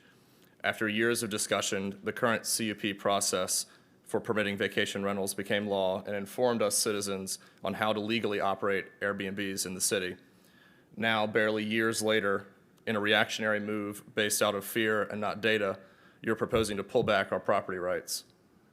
I live in Lakewood. It's a mixed-use neighborhood with homes and scattered businesses, directly adjacent to the Vibe District, and with a long history of hosting vacationing tourists who choose not to stay in a hotel. If Virginia Beach is truly open, as you claim, we would not be here having to defend our wish to provide alternative lodging. I, for one, travel frequently and stay exclusively in Airbnbs or VRBOs, often choosing to spend my vacation dollars elsewhere if there are limited options in a particular area. Does Virginia Beach really want to turn away tourism dollars? Also, the OR overlay you've proposed is woefully inadequate. It eliminates countless resort areas, like where I live, that are within walking distance of the beach, the boardwalk, the dome site, this convention center, and so on, the sports center, the Vibe District, many of which the city has invested millions of dollars to attract tourists. Voting today to severely restrict vacation rentals in a city built on providing summer escapes for families for generations would do a disservice to our history.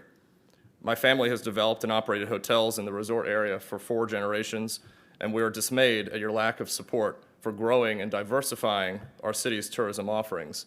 What's good for the goose in this case is good for the gander. In a few years, when my life outgrows my beach cottage on 14th Street, I hope to come before you for an STR permit to allow others the same beach vacation experience that we are lucky to live every day. Today's ordinance would eliminate that possibility and dramatically change the economics of preserving the character of my home. Plus, many people, myself included, made significant financial decisions based on the 3 years you deliberated these regulations in the first place. Will changing the rules midstream ever end? Please consider supporting the alternative proposal discussed earlier from the VBSTRA that upholds a commitment to property rights and stays true to our city's history of hosting vacationing families and friends. Thank you, and I encourage you tonight to defer. Thank you. The next speaker is Ron Asher. After Mr. Asher is Polly Street.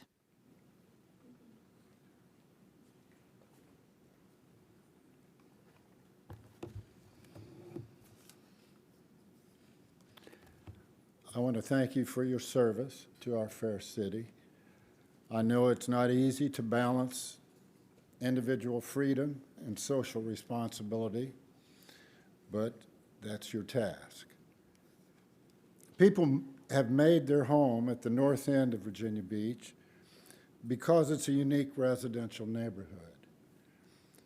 The north end is not a business district or a resort, and our city services are not prepared to protect the absent owner's investments as well as the rights of single-family residents.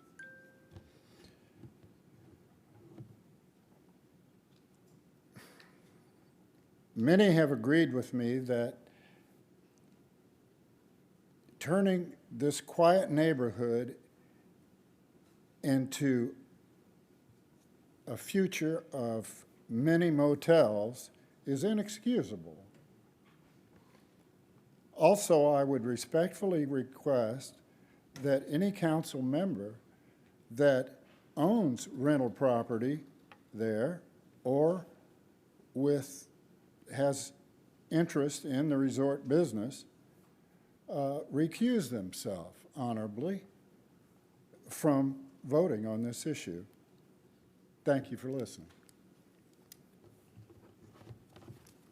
The next speaker is Polly Street. After Ms. Street is Samuel Jones.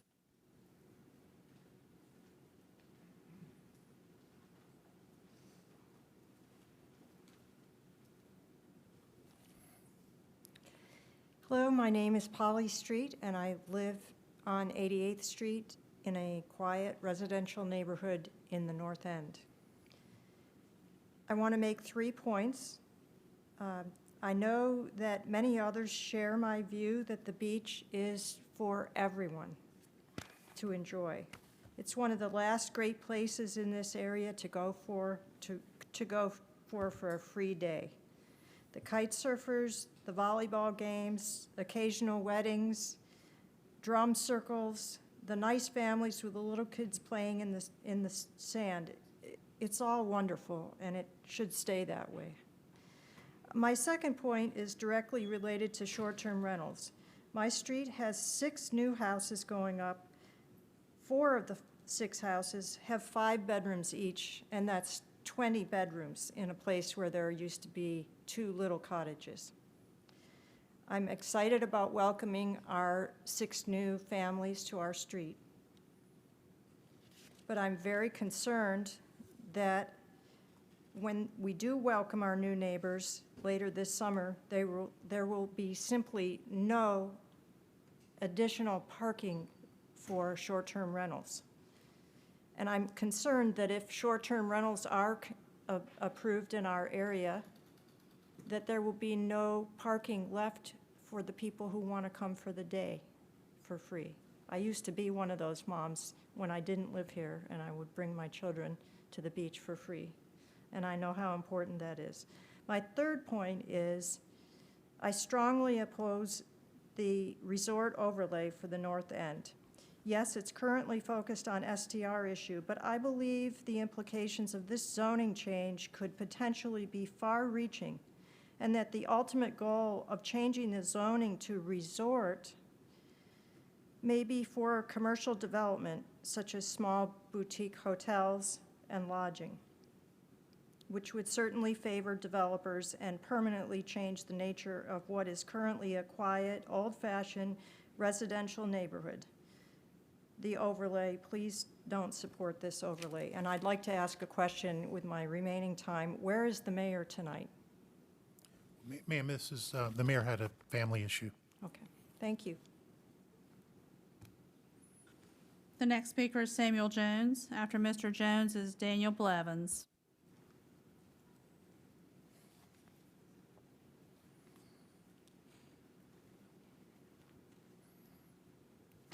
Good evening, City Council. My name is Samuel Jones. I'm a native of Virginia Beach. I grew up here. I raised 2 boys here. I spent my 20s as a commercial fisherman in the North and South Pacific. I fished for albacore tuna. My first year, I spent 285 days. The second year, 287 days on the open ocean. In '98, I moved back to Virginia Beach and bought a triplex on 27th Street. I invested that money in that property. A year later, as my family grew, I moved 2 blocks west and bought a 3-bedroom, 1-bath little cottage. My property at 308 27th Street has been a rental since it was built in '52 or '54.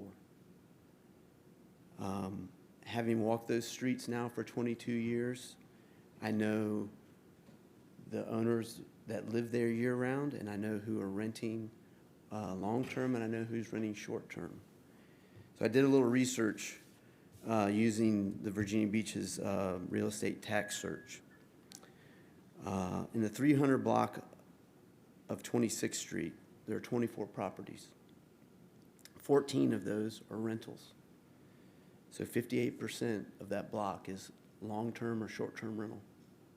The 400 block has 24 properties with 16 rentals. So 66% of that block is long-term or short-term rentals. The 500 block, 24 properties. There are 8 rentals. 33% are long-term or short-term rentals. Many of those units are duplex, triplex, quads, and even sixplexes. 27th Street, the 300 block, 12 properties, not including Reef Court, which I think there's 12 or 13 properties. If you add Reef Court into that small block, 79% are long-term or short-term rentals. The 400 block, 18 properties, 8 rentals at 44%. I had a Zoom meeting with Mr. Tower with 7 of my neighbors on 26th Street. All of them supported short-term rental.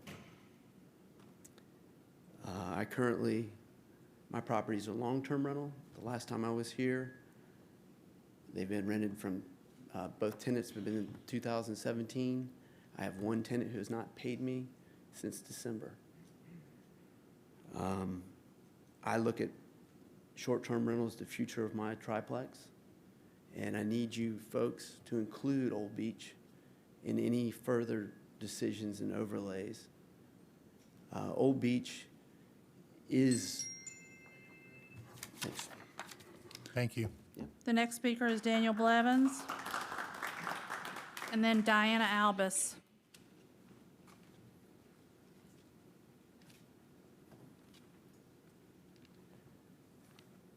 Good evening, members of City Council. My name is Danny Blevins. I want to talk a little bit about the conditional use permit conditions imposed by planning staff in exchange for planning department approval recommendations are unverifiable, unenforceable, and unworkable. Among other things, these conditions limit the number of people occupying overnight or attending an event or attending an event. These conditions cannot be enforced even by the owner of the property. As a citizen, I am told to call 311 if there's an issue with the short-term rental. The only tools at the disposal of the 311 staff is to call the zoning department. This is no help after hours or on weekends.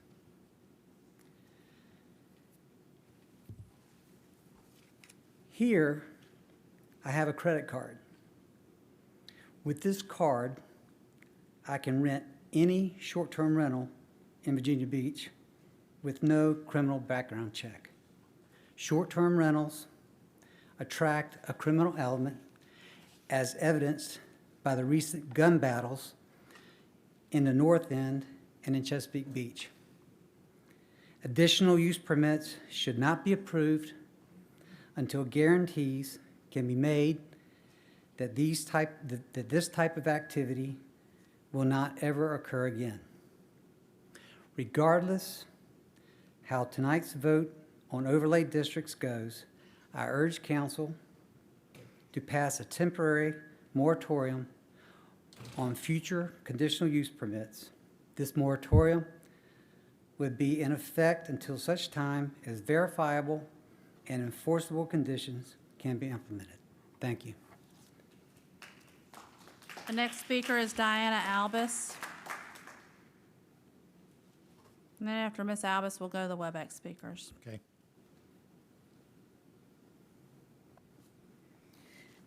Good evening, council members and Vice Mayor Wood. My name is Diana Albus. I live in Cape Story by the Sea, and I'm here tonight representing the neighborhood as president of the Civic Association there. In November of 2020, our Civic League voted against the creation of a short-term rental overlay district, which was identified as East Shore Drive. For that purpose, I can only speak to item 9A and B as a representative of the Civic Association. This was proposed by Vice Mayor Jim Wood, and since then, I followed up with Mr. Wood and both the Planning Commission and the rest of City Council. Mr. Wood graciously attended our May Civic Association meeting, and at that time, he did mention that he understood our stance and said that he would vote against having the short-term rental overlay district for East Shore Drive. Ours is a close-knit neighborhood with lots of families, young families moving in there, and once they come, they stay. This is not a short-term rental area, and I would like to just reiterate the fact that the residents voted against having a short-term rental overlay, and I would appreciate everybody's support for that. Thank you. Thank you. Vice Mayor, we'll now move to the Webex speakers. Okay. The first speaker is John David. After Mr. David will be Barbara Clark. Mr. David, please pause 2 to 3 seconds. Thank you. Good evening. My name is John David. I live on 48th Street. I'm the president of the North Virginia Beach Civic League. The North Virginia Beach Civic League position has not changed. Our longstanding position is that we do not want a short-term rental overlay in the North End. We have a petition with over 1,250 signatures supporting this position. STRs damage our neighborhood. Our neighborhood is where we live and where our children play. The North End is not a business location. Why do we have to have a give and take with a detriment to our neighborhood? It doesn't make sense. There is no right for an owner to rent their home, and we should not have that in our neighborhood. You have heard the saccharine arguments that STRs help military families. The military has housing dedicated to that purpose. You've heard that STRs help tourism. Virginia Beach has hotels for that purpose. You've heard no arguments for STRs good for a neighborhood. Why? Because there aren't any arguments for how STRs improve a neighborhood. It's a fact. They are only a detriment to our neighborhood. STRs have no positive attributes at all for our neighborhood. They have no benefits, and they don't add any quality of life improvements. They only benefit those who want money. This is a choice between greed and families. It's simple.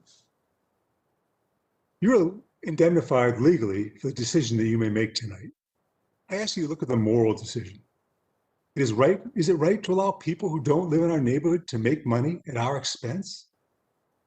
I pray that you side with the residents of the North End who simply want to live in peace in our residential neighborhood. Thank you for your time and your consideration. The next speaker is Barbara Clark, and after Ms. Clark will be Barbara Clark will be the next speaker, and then after that is Petar Popov. Ms. Clark, if you'd pause 2 to 3 seconds, thank you. Good evening, Vice Mayor Wood and members of City Council. My name is Barbara Clark, and I live on 16th Street at the oceanfront. Thank you for not including our neighborhoods, Guy Tower, in the oceanfront short-term rental STR overlay district. If you are able, please open your email. I sent you the response I received from the City Mayor's office to my questions regarding Residential Parking Permit Program, RPP, passes for short-term rentals. This appears to run counter to the direction I've been understanding, that STRs must accommodate all parking on site and not on the street. According to the updated proposed overlay ordinance recommendation summary, there appears to be an inconsistency that needs to be clarified. Under conditions for each overlay district, item 2C, the parking requirement states, no street parking may be used. And yet the next item, inclusion in the residential parking permit program, states, while STR is in use, dwelling limited to 2 residential passes only. Guest and temporary passes shall not be permitted. Currently, RPP passes are used to park on the street in designated RPP areas after 8 p.m. Residents must show proof of residency to obtain these passes. What is the purpose of allowing RPP passes for short-term rentals if there is to be no on-street parking and all parking is to be on-site? Who will be allowed to obtain these passes? How will the limited number be enforced? Thank you for your consideration. The next speaker is Peter Popov. She does not appear to be online any longer. Andrea Chambers, and then after Ms. Chambers will be Erica Atkins. Ms. Chambers, if you pause 2 to 3 seconds, thank you. Good evening, Council. I appreciate the opportunity to address you on this short-term rental. I live in the North End. I purchased in the North End because I wanted to live in a residential area. I didn't want to live next to a mini hotel where people come and go. I wanted a quiet place, and a basic property right of property owners is the right to quiet enjoyment. You as a council, all the authority you need to restrict rentals through your zoning your zoning process. I noted that I read recently that 1/2 of the 2,676 short-term rentals in the city were owned by real estate companies, not individual persons. Council Wood's annual disclosure form shows that he owns 16 residential rental properties in Virginia Beach through the Wood Family Partnership and 3 others through the Wood Taylor LLC. I hope you will consider the rights of residential users in the North End that he represents to the quiet enjoyment of their property. I think all STRs must be required to obtain a conditional use permit to ensure the compatibility with the neighborhood, and they should be restricted to the current number of STRs to keep the residential nature of the community. If they are to be allowed, they should have minimal 7-day rentals in order to avoid the party weekend rental situation that we had in 56th Street, and raise the fines. The fines of $200 are a joke. Also, you should require insurance. Neighbors in our area had bullet holes through their car doors, and there was no one that they could recover damages from because it was owned by a trust.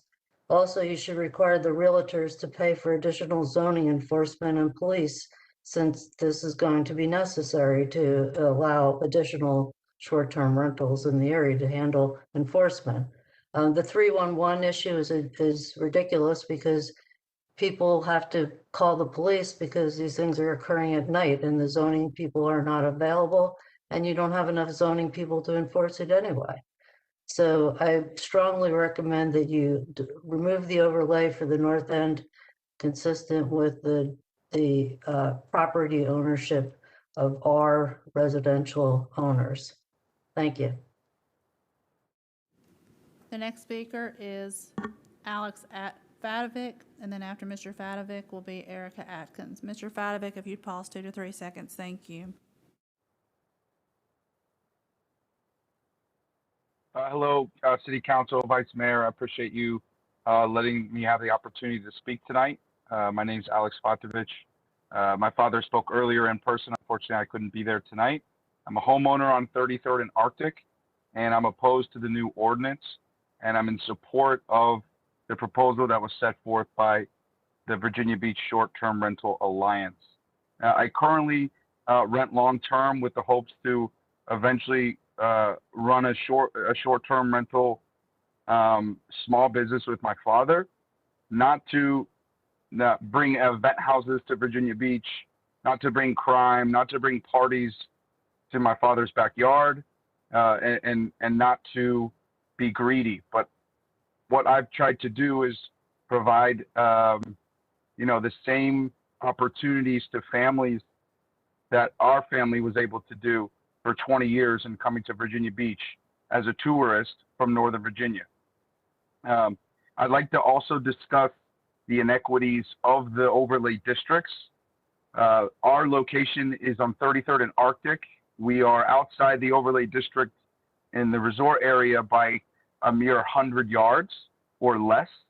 As you heard earlier from my father, the part of the overlay district that's close to us is vacant parking lots, old apartment buildings. There's a post office that's included in the overlay district, a Lisa mattress building, as well as a beer garden and other small businesses. Based on when the proposal and the ordinance for short-term rentals was passed in 2018, we knew that in purchasing the home, my wife and I, that our home fit the standard set forth by the council. 4 bedrooms, 4 parking spaces, and everything else that was required in the CUP application. Now, 2 years later, my house is now going to be unable to achieve a short-term rental conditional use permit because we are not inside an overlay district. However, in the proposal, the north end overlay district was extended to allow the neighborhood for the Hollies. So that ordinance or that overlay district gets to extend beyond the north end and into the Hollies. How come that's not the same for the oceanfront resort area for parts of Old Beach and parts of my neighborhood as well, which is not necessarily just a residential neighborhood. It's a multi-family neighborhood, many apartment buildings, many businesses. So again, I'm opposed to the overlay district. I'm in support of the proposal set forth by the Virginia Beach Short-Term Alliance. I think that what we're looking at right now is a narrative that has been set forth by a few bad apples. The next speaker is Erica Atkins, and after Ms. Atkins will be Lee Atkins. Ms. Atkins, if you could pause 2 to 3 seconds, thank you. Good evening. I'm speaking out as a concerned citizen in opposition of this proposal. There have been several people before me that have spoke about many of the issues that I have with this proposal. It is unfair to have different rights for different people based on location within this city. It is unfair to grant this person a permit while not allowing another the opportunity to rent their property in the way they seem fit just because. I agree with having regulations, but some citizens aren't even given a chance. There are several cases where lawsuits against their city have been successful in regaining the rights that this very ordinance is attempting to take away. There are so many items in this proposal that need revision. The citizens that already have CUPs in place in good standings without complaints, paying proper taxes, they should be able to renew and continue operating without question. Do we know if there's going to be specific stipulations for what complaints or violations will result in total revocation versus a fine? Will CUPs be granted outside of overlays? These are all things that need to be clearly outlined if the new proposal is instated. In terms of safety concerns associated with short-term rentals, I've researched the areas of Sand Bridge as well as the Outer Banks. They are predominantly short-term rentals and they are low crime areas. You rarely, if ever, hear of gun violence happening there. The truth is, the majority of our gun violence happens from our own locals, not short-term rental visitors. Additionally, the idea for adding a sign highlighting that a property is a short-term rental will invite significantly more crime than what we have now. That tells criminals this house doesn't have a continuous occupant. If crime is what you're trying to avoid, that's one of the worst ideas that I've heard be presented. Please think about those citizens who make a living or any supplemental income from their property as a short-term rental when you vote on this proposal. Please think about those that don't have the financial means to live or own property within 4 blocks of the ocean. Why are they less deserving of the opportunity to rent their home in the means they see fit? As a Virginia Beach citizen and a short-term rental owner, I can absolutely say that the amount of taxes being paid by the law-abiding short-term rental owners is enough to give them a voice. Why can't a committee be formed to help handle this issue? The amount of time that has been dedicated over the past year at the countless city council meetings that I've attended or listened to seems to prove that this is a much bigger issue than a host of other issues that you guys have all seemed to think were significant enough for a committee to be constructed. Thank you for your time. The next speaker is Lee Atkins, and after Mr. Atkins will be Gary Sharp. Mr. Atkins, if you'll pause 2 to 3 seconds, thank you. Good evening, City Council. I'm going to hit on a few notes here really quickly because of the short time. I know that we're trying to keep the transient short-term rentals and the illegal short-term rentals out of neighborhoods. But it's kind of baffling to me that after saying that for years, we try to create overlays giving short-term rentals to the neighborhood residential zoned areas by right. At the north end and on Shore Drive. I don't understand that. Those are not the areas for that. The areas are at the oceanfront, the resort area. And that resort area just it's not 3 blocks off the beach. That area is pretty much back to Bird Neck Road. We own RT zone properties that are about 60 yards outside the overlay, not residential. They're zoned RT, the same as the other hotels and businesses at the beach. There are parking lots for the beach beyond our property. I really think those lines need to be moved back if this is what you guys want to do. I want to offer my opinion to defer the decision. And the North End residents that don't want the short-term rentals, if you ask any of those residents when they bought their house at the North End, were there vacation homes there they knew about when they bought there? They absolutely were. They've been going on for years and years and years. We're building arenas and sportsplexes and all kinds of stuff outside of these lines, these magical lines that are being drawn. And I think this is really a short-term solution in the long run. 20, 30 years ago, Virginia Beach isn't the same as it is now. I just think this is a short-term thing.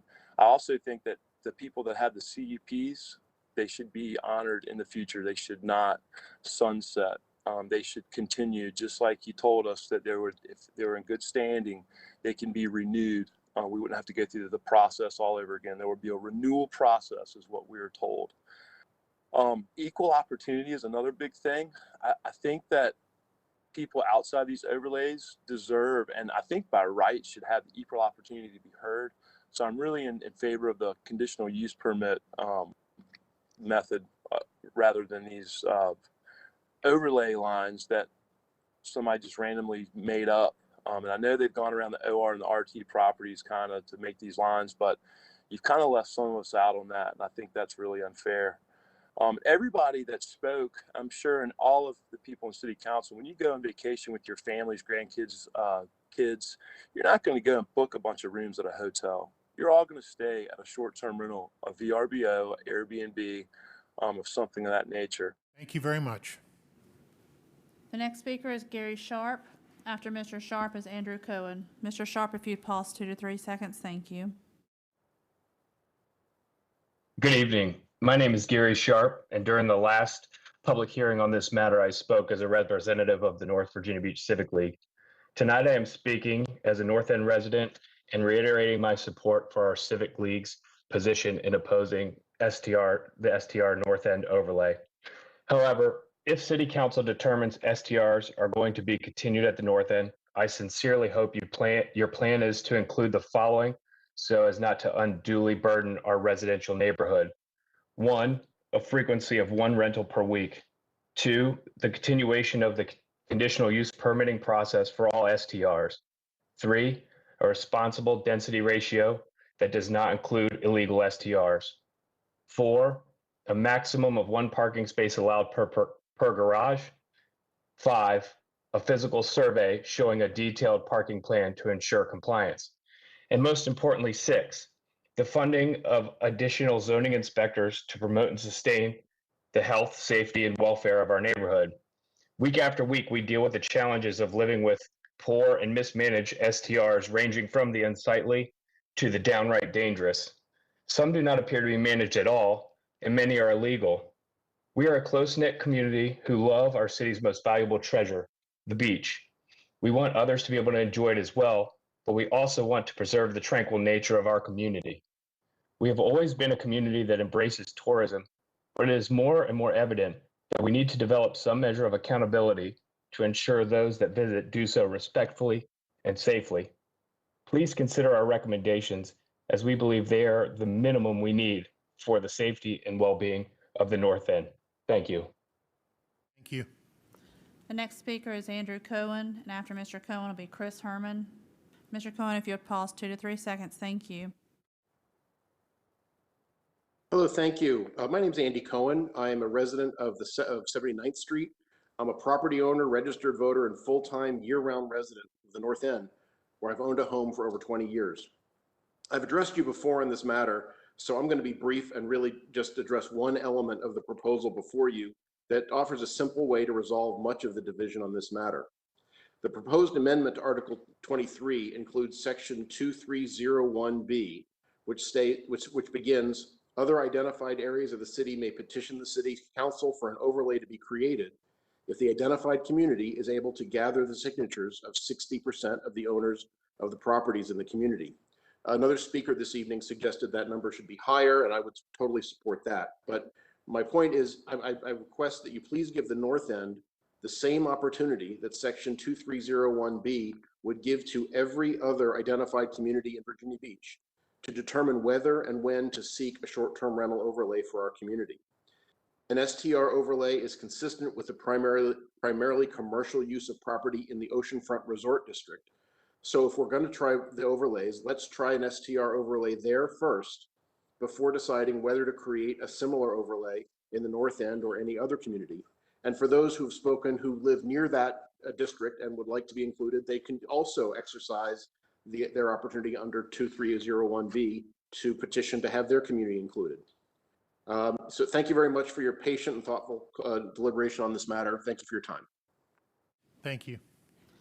The next speaker is Chris Herman. After Mr. Herman is Whitney Harding. Mr. Herman, if you'll pause 2 to 3 seconds, thank you. Good evening, City Council. My name is Chris Herman, and I currently own a place at the Mccallum condominiums on 56th Street.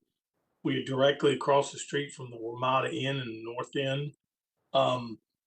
This all is new to me. It just came to my attention because we had a prospective buyer on our place that walked from the deal because we do not currently short-term rent. So I spent the better part of this morning talking to numerous people in various departments, City of Virginia Beach, to try to find out what was going on. Basically, what I found out was we used to rent our place. The entire Mccallum condominium complex has always been rentals. It was part of the hotel when it was put in. There's 17 buildings, 34 units. There's single family duplexes. And we decided to take ours out of the rentals in 2006, say, so that just our family could use it. And now, from what I'm understanding, is there's some kind of a law or rules or some other type of thing that's been put on the books that is a hindrance to us trying to go back to a rental, and the ability to market our place because we are not a rental. So I'm talking specifically about the Maikai condominiums between 56 and 57th Street on Atlantic Avenue. This small community has always been rentals since the day they were built. And we currently have rentals there. And I don't know how this can be resolved so that all the owners have the same ability, because we each pay exactly the same real estate tax. All of the footprints are exactly the same. Our condo fees are the same to cover all of our services. And it seems as though some owners in this condominium complex can rent short term, and by short term, whether that's 3 days, I don't know, or on a weekly basis. And others, such as myself, cannot do it because we're not considered grandfathered in anymore because of the laws that were enacted, I think, in 2018. So I would like for the city council to look at this particular condominium association as an exclusion from the homes up and down the north end of Virginia Beach. I appreciate your time. The next speaker is Whitney Harding, and after Ms. Harding will be Chris Martin.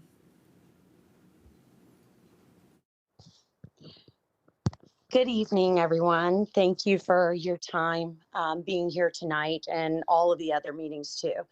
I'm opposed to putting the North End in an overlay. I've sent many emails and spoken at these meetings. I'm a mother to 3 young boys. Please try to put yourself in my shoes. If you have or have had a family and young kids, would you want a short-term rental next door?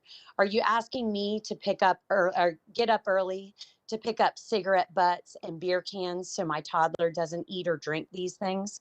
Should my children's sleep be disturbed due to an STR's party next door? What happens when the police can't shut down a party next door like on 56th Street where they are selling wristbands to get in? What about background checks? In Virginia, sex offenders don't have to register when they are vacationing. How will you protect my children? I pay taxes every year. Please think about the investment in my children's lives and not random investors. We are the residents. We want a quiet, tranquil neighborhood like all the other North Enders have said. We are registered to vote, and we expect our council members to listen and be on our side. Thank you very much. The next speaker is Chris Martin, and after Mr. Martin will be Kim Davenport. Mr. Martin, if you'd pause 2 to 3 seconds, thank you. Good evening. I speak to you on behalf of the Princess Anne Hills Civic League and its board of directors. Although our Princess Anne Hills neighborhood is not included in the proposed STR overlay for the North End, many of our homes are located adjacent to or in close proximity to the North End streets included in the STR, that is 57th through 63rd Streets. We oppose the establishment of STR overlays in general, and specifically for the North End. We believe such overlays in some areas provide the ability for a property owner to establish an STR by right without the benefit of the conditional use process currently in place to allow neighbors and other interested parties to voice their opinions on the propriety of a particular STR in the area.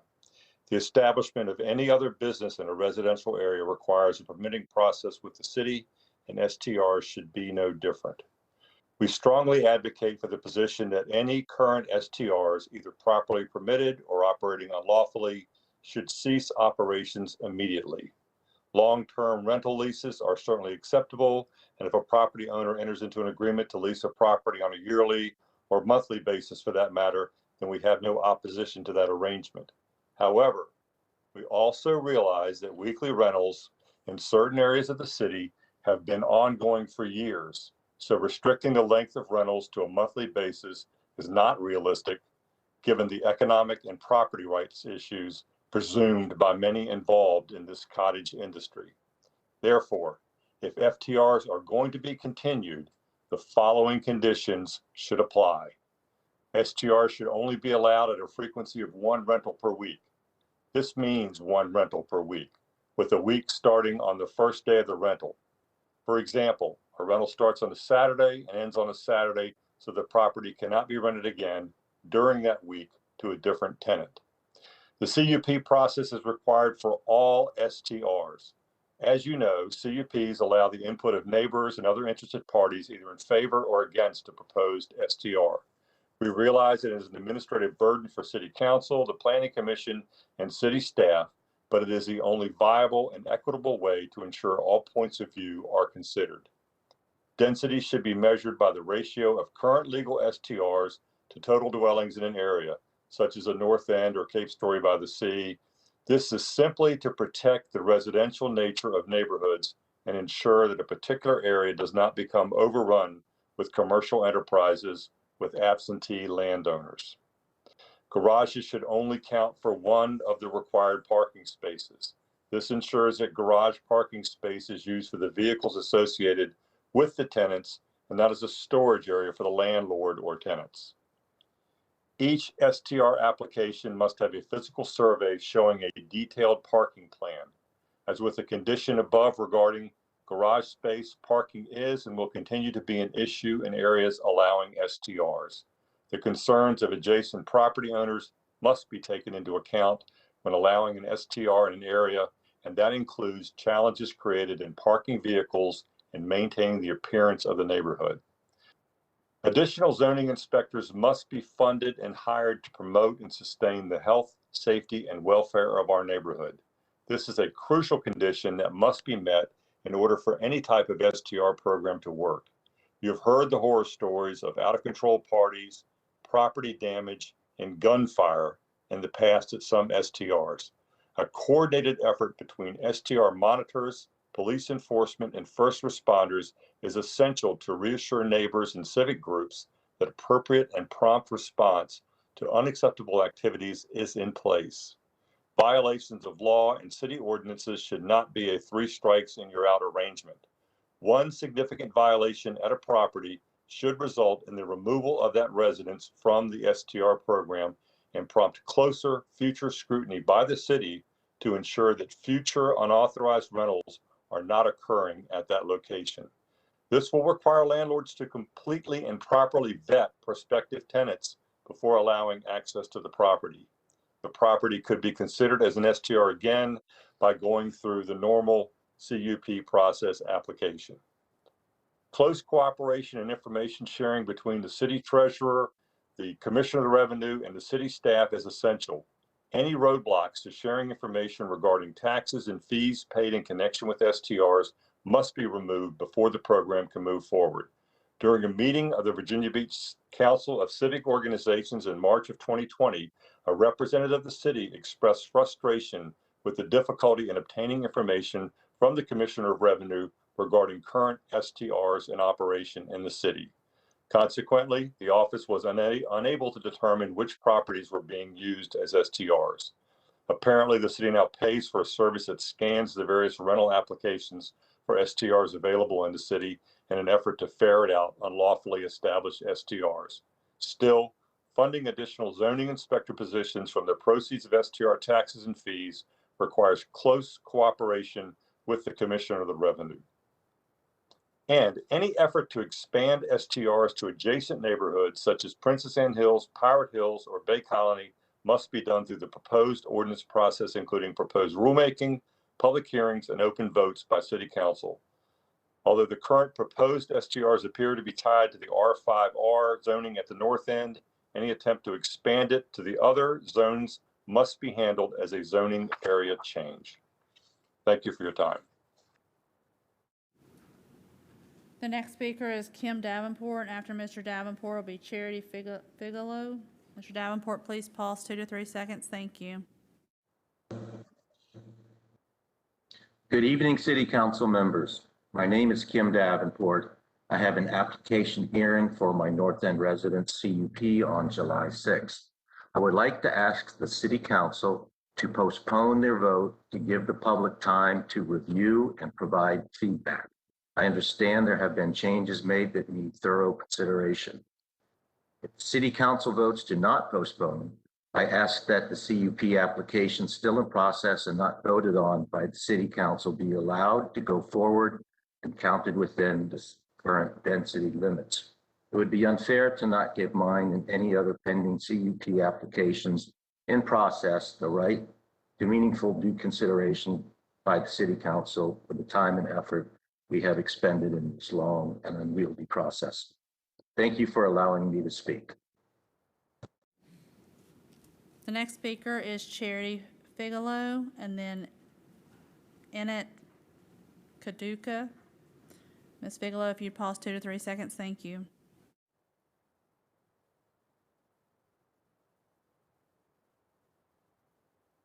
Good evening, council members. My name is Charity Figalo. I'm a lifelong Virginia Beach resident, and I love my city. I have owned and operated businesses, raised my children, served and retired from the military, and have built strong relationships in my church community here in our wonderful city. I sometimes wince as I see how quickly our city has grown, and often long for the simpler times of my youth here in Virginia Beach. Other times, I feel proud of the growth in our city, seeing the benefits of job opportunities, richer culture, diversity, and much needed change to keep up as a modern city. It is not lost on me the valid concerns of potential problems that could arise with short-term rentals, and I do believe there are regulations needed to keep this in check. However, I feel as if the owners and the guests of short-term rentals are judged as a whole according to a few bad incidents, mainly anecdotal evidence, and this judgment is unfair. I would love to see some hard numbers on the percent of cases to rentals, as decisions should be made on the validity of the facts and not assumptions. I also strongly disagree with the overlay district. There's a need for short-term rentals in other areas of the city as well. Many families come to spend time with their military member, for concerts at the amphitheater, conferences, and business. I believe a simple percentage cap on STRs for districts or neighborhoods would be a good idea in order to allow short-term rentals in other areas of our city. My home is not at the oceanfront, but it is very centrally located to the oceanfront, amphitheater, waterside, the airport, and town center. I am not short on inquiries and bookings for my home as it is well kept and beautiful. I believe STRs are typically maintained well and bring added value and appeal to the neighborhoods they are in, affording the owners the ability to improve the property and therefore the neighborhood. I also believe the citizens of our city, not just the ones near the oceanfront and bay, should be able to benefit from the tourism of the city we live in and pay taxes in. Short-term rentals are not going away, and I believe the city will be limiting a great source of revenue and doing a great disservice to our area and tourism by limiting short-term rentals to the proposed overlay district. Please consider these thoughts as you navigate how to regulate the opportunities that STRs will bring. I also was thinking about some of the other speakers when they mentioned not receiving the postcard. I think that this shows a lack of consideration by not notifying us in time, and leaves me wondering if this body truly has all of the citizens of Virginia Beach's best interest in mind. I really hope that you understand that I have a vested interest. I'm not a big investor. I own one Airbnb, and it is supplemental income for me. And to have this ordinance brought up at the last minute and added to just seems unfair. And like the council does not have the citizens' best interests at heart, at least not all of us. I do appreciate all of the hard work. The next speaker is Annette Lelouchi, and then Sierra Alderman. Hi, distinguished council members, Vice Mayor Wood. My name is Annette Lelouchi Kaduko. First of all, thanks for giving raises to your city employees. It was well deserved. They are hardworking. I'm speaking tonight to say I oppose the ordinance changes, and I would like to ask two things tonight.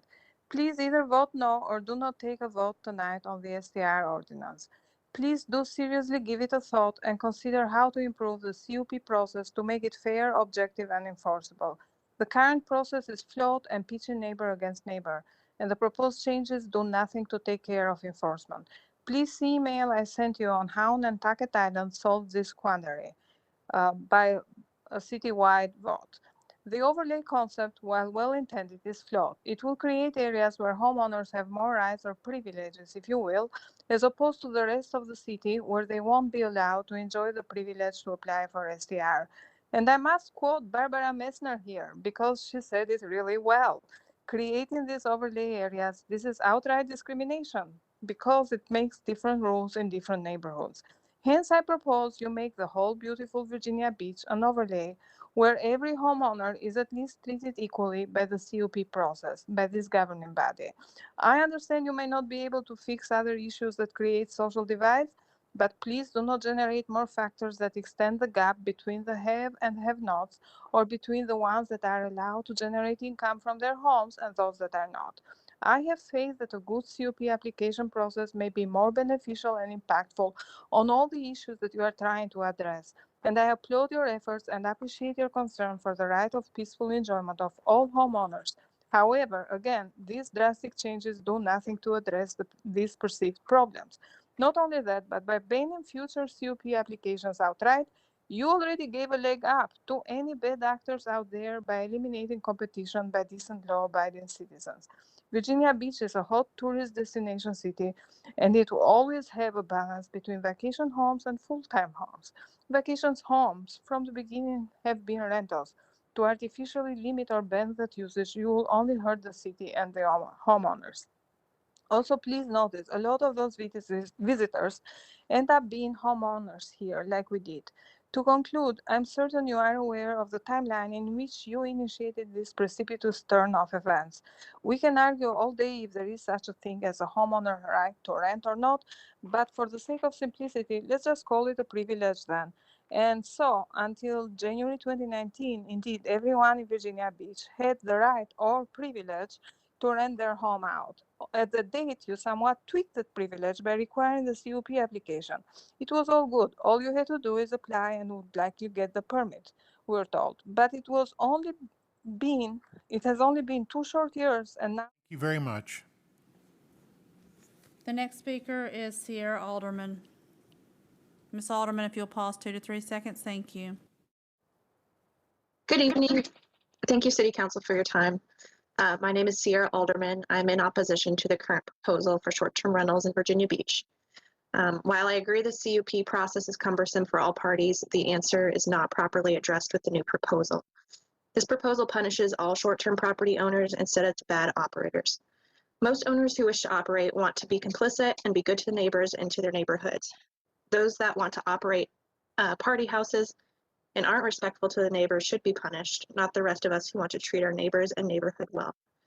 I help owners with their short-term rentals and have had many experiences with the CUP process that resulted in denials for reasons that had nothing to do with the homes themselves, but got wrapped up in a conversation about short-term rentals in general.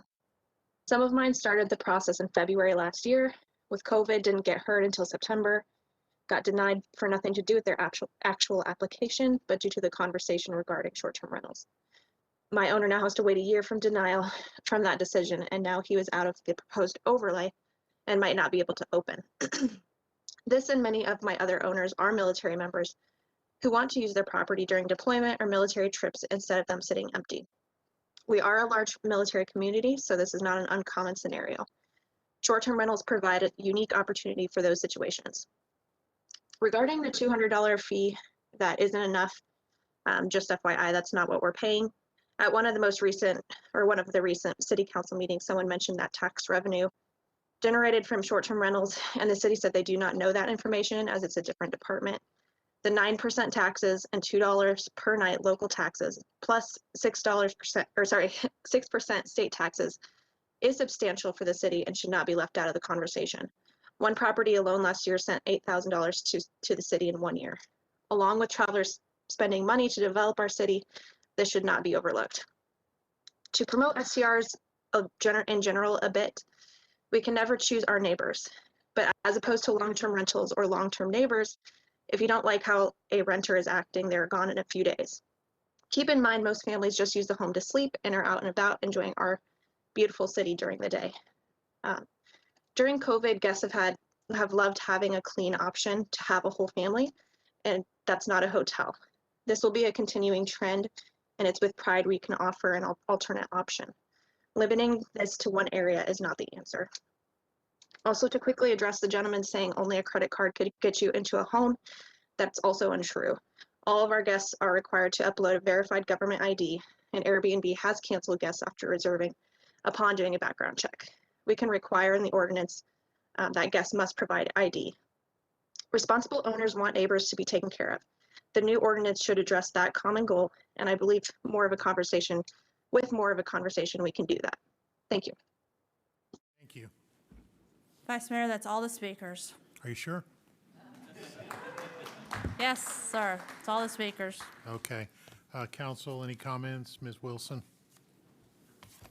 Thank you, and I thank all the people that came out and spoke and endured the entire meeting with us tonight. So, I guess Vice Mayor Wood, this is a new proposal that was handed out tonight. Is that right? So what everybody has in front of you is the most recent iteration, although I will tell you there are things in it that I still do not agree with, that I still think need to be modified, but So I know that these are changes that we just received today or tonight, and I know there's one change that I recommended, which is on part of E, which is lines 99 through 111, and I'm greatly concerned that we'll be voting on something that's new in front of us, and, you know, the public hasn't had a chance to see it, and I don't think we've had a time to really digest whatever changes there are. And frankly, honestly, I'm not the one who would really like to delay this. We've been working, I particularly have been working in a long time because I was liaison to Beaches and Waterways so many years ago when it was first sent to them. But it is a very complicated issue. The community is really divided, and we did this before. Maybe we didn't get it right then. I'm not sure we'll ever get it right, but I do think it deserves a workshop. I think we ought to have a workshop so we can go through everything like we've done in the past to see what we think of each item. And so we fully understand it. There's things in here that I don't really understand totally, and I don't feel comfortable voting on this tonight. So I'd like to make a motion that we defer this. I think we could probably have a workshop next week. I know the technology piece that we were supposed to have from Mr. Wallace is going to be taken off the table, so there could be some time there. And then it's not that I'm looking for the delay this a lot longer. We could either vote it on the first or the second meeting of July. So I'd like to move first to defer this. so your motion is to Defer this, have a defer it workshop. until the, what are the meeting dates in July? July 6th is the first Could I make a formal session, and then One second. 13th. July 6th or 13th, which is, Well, no later than the 13th. okay. July. That would give us a little Mr. time. Moss? Yeah, I agree. First of all, this always seems to happen, but I hope we can get a nice thing like this to go with this, because what the city attorney's office worked with planning was very good. Yes. This matrix. Secondly, I think we can have a workshop and we can just expand our special meeting on the 22nd to include this item. I don't think we have to wait till 6 July to, 2 weeks is plenty of time to digest what's here and act, in my personal opinion. But obviously the will of the majority rules, but I mean, I think that we need to act sooner than later. I don't think we need a month practically to digest this. I mean, I certainly don't. But I think certainly it shouldn't be, and I know 4th of July, since that's that meeting and people taking vacation, I suspect that's probably not the best day, so now you're pushing it to the 13th. It's a month. Now we're going to have additional STRs that we're going to be looking at. I mean, I just think that, I have concerns, but I'll wait till the motion and for discussion. But I would prefer that we act sooner unless somehow we feel we can't digest this in a 2-week period of time, and I think we can. But this has been a long time coming, and I think we need to move on personally. Well, I agree. I really am not thrilled with having to keep revisiting this, but I feel that we need to have at least a workshop. We could have the workshop next week.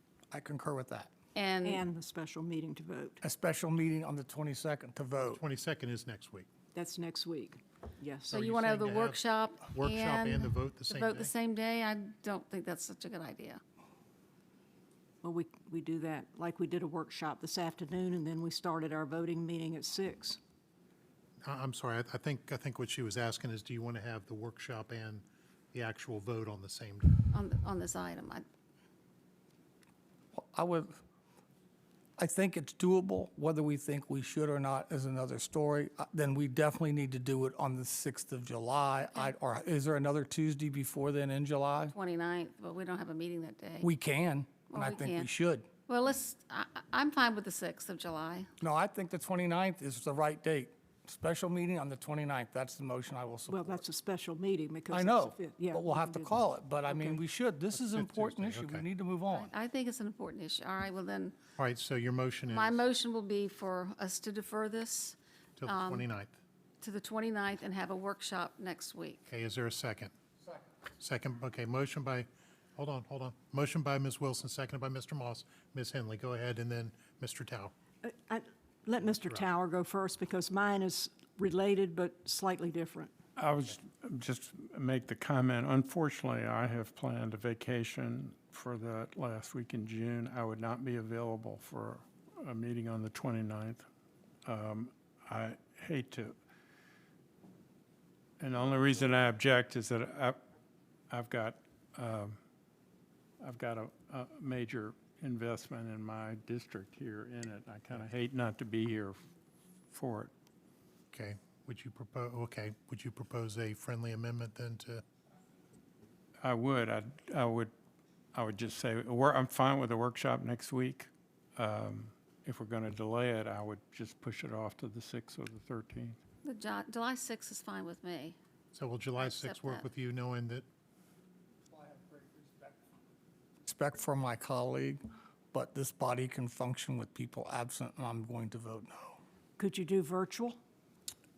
Unfortunately, day, I know that I can't. I have a number of involving several other people that we're visiting with. Well, It's 6 o'clock. Can I ask a question, if I could? For the city attorney, my concern is more things that we're getting when we should be acting. And so, if this is the first item on our agenda, when we come back on the 6th of July, then I would assume that there's some, and I haven't seen that July 6th planning item yet, but I would assume that there's lots of STRs on there, and we adopt those, that those would be OBE for consideration, yes or no?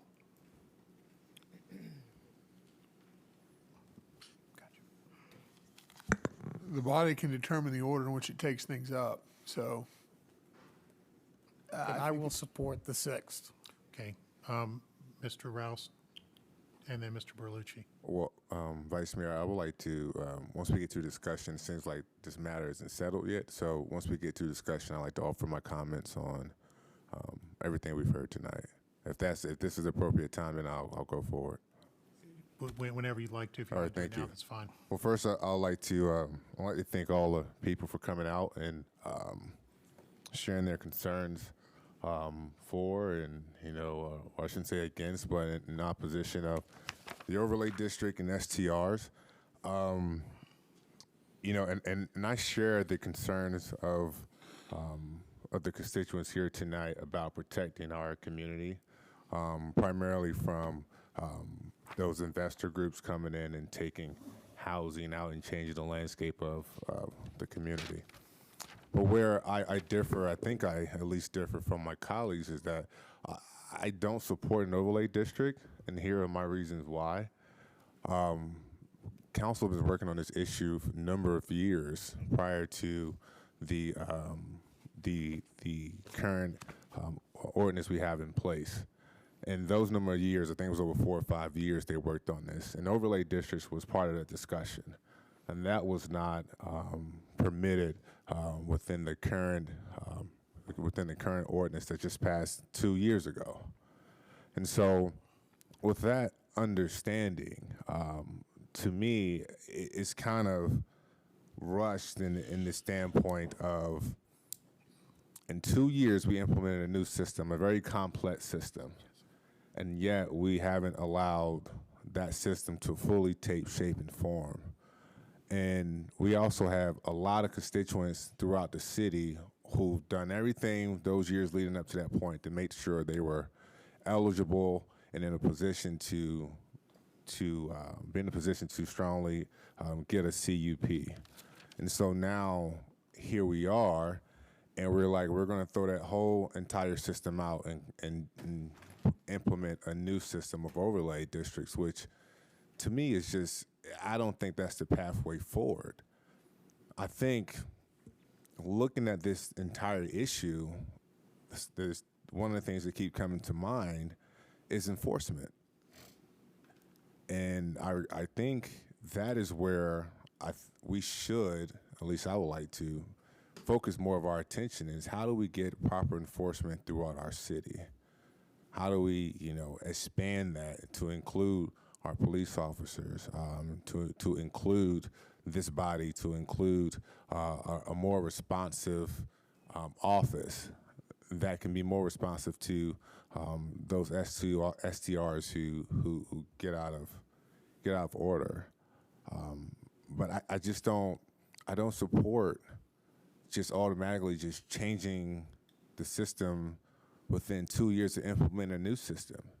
Our CUPs that we've issued within the past 2 years based on the SCR ordinance that we just passed, they're good for 5 years. And now within those 5 years, we're changing the system completely and saying we're just going to implement an overlay district. I just don't, I can't follow that.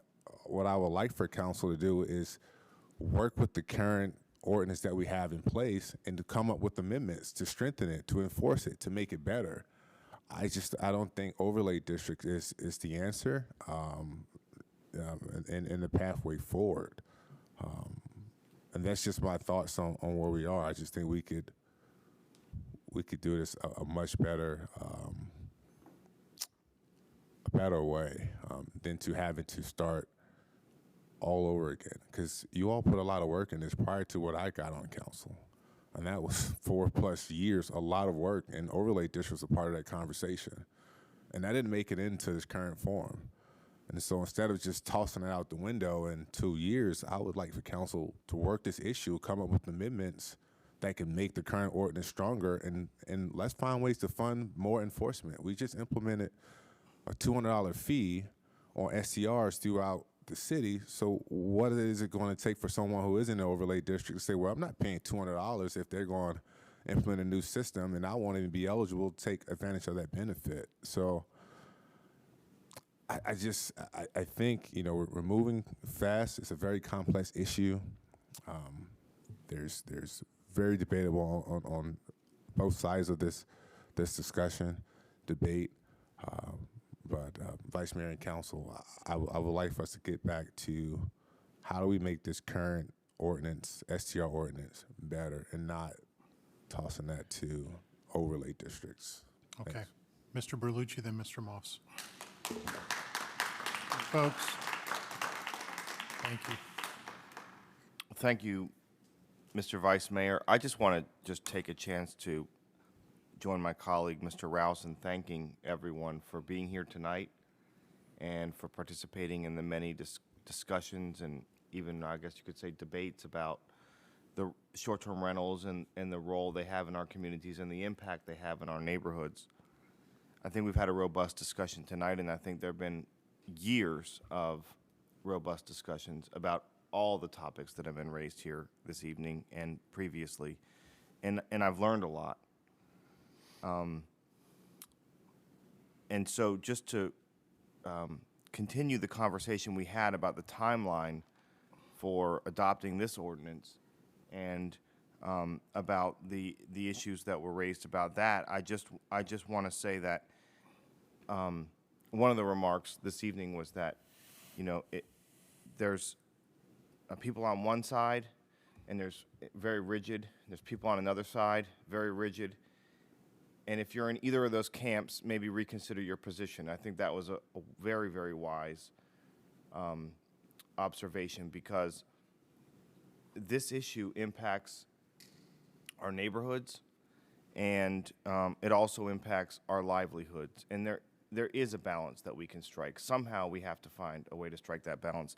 And just listening this evening, I was intrigued by the comments Ms. Feckerty made about Sandbridge and the role that STRs play in Sandbridge and how that might be different than STRs in other parts of the city. We've had robust discussions about overlay districts, inspections and safety, parking, density, frequency, even by year or by week, enforcement, and the list goes on and on and on and on.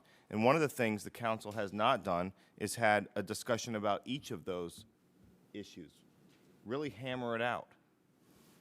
And my fear is that adopting an ordinance too quickly will create additional burdens on neighborhoods, on STR operators, on city staff, on everyone involved in this discussion. And we're going to be right back here the next week, the next month, and for the years to come, because we got it wrong again.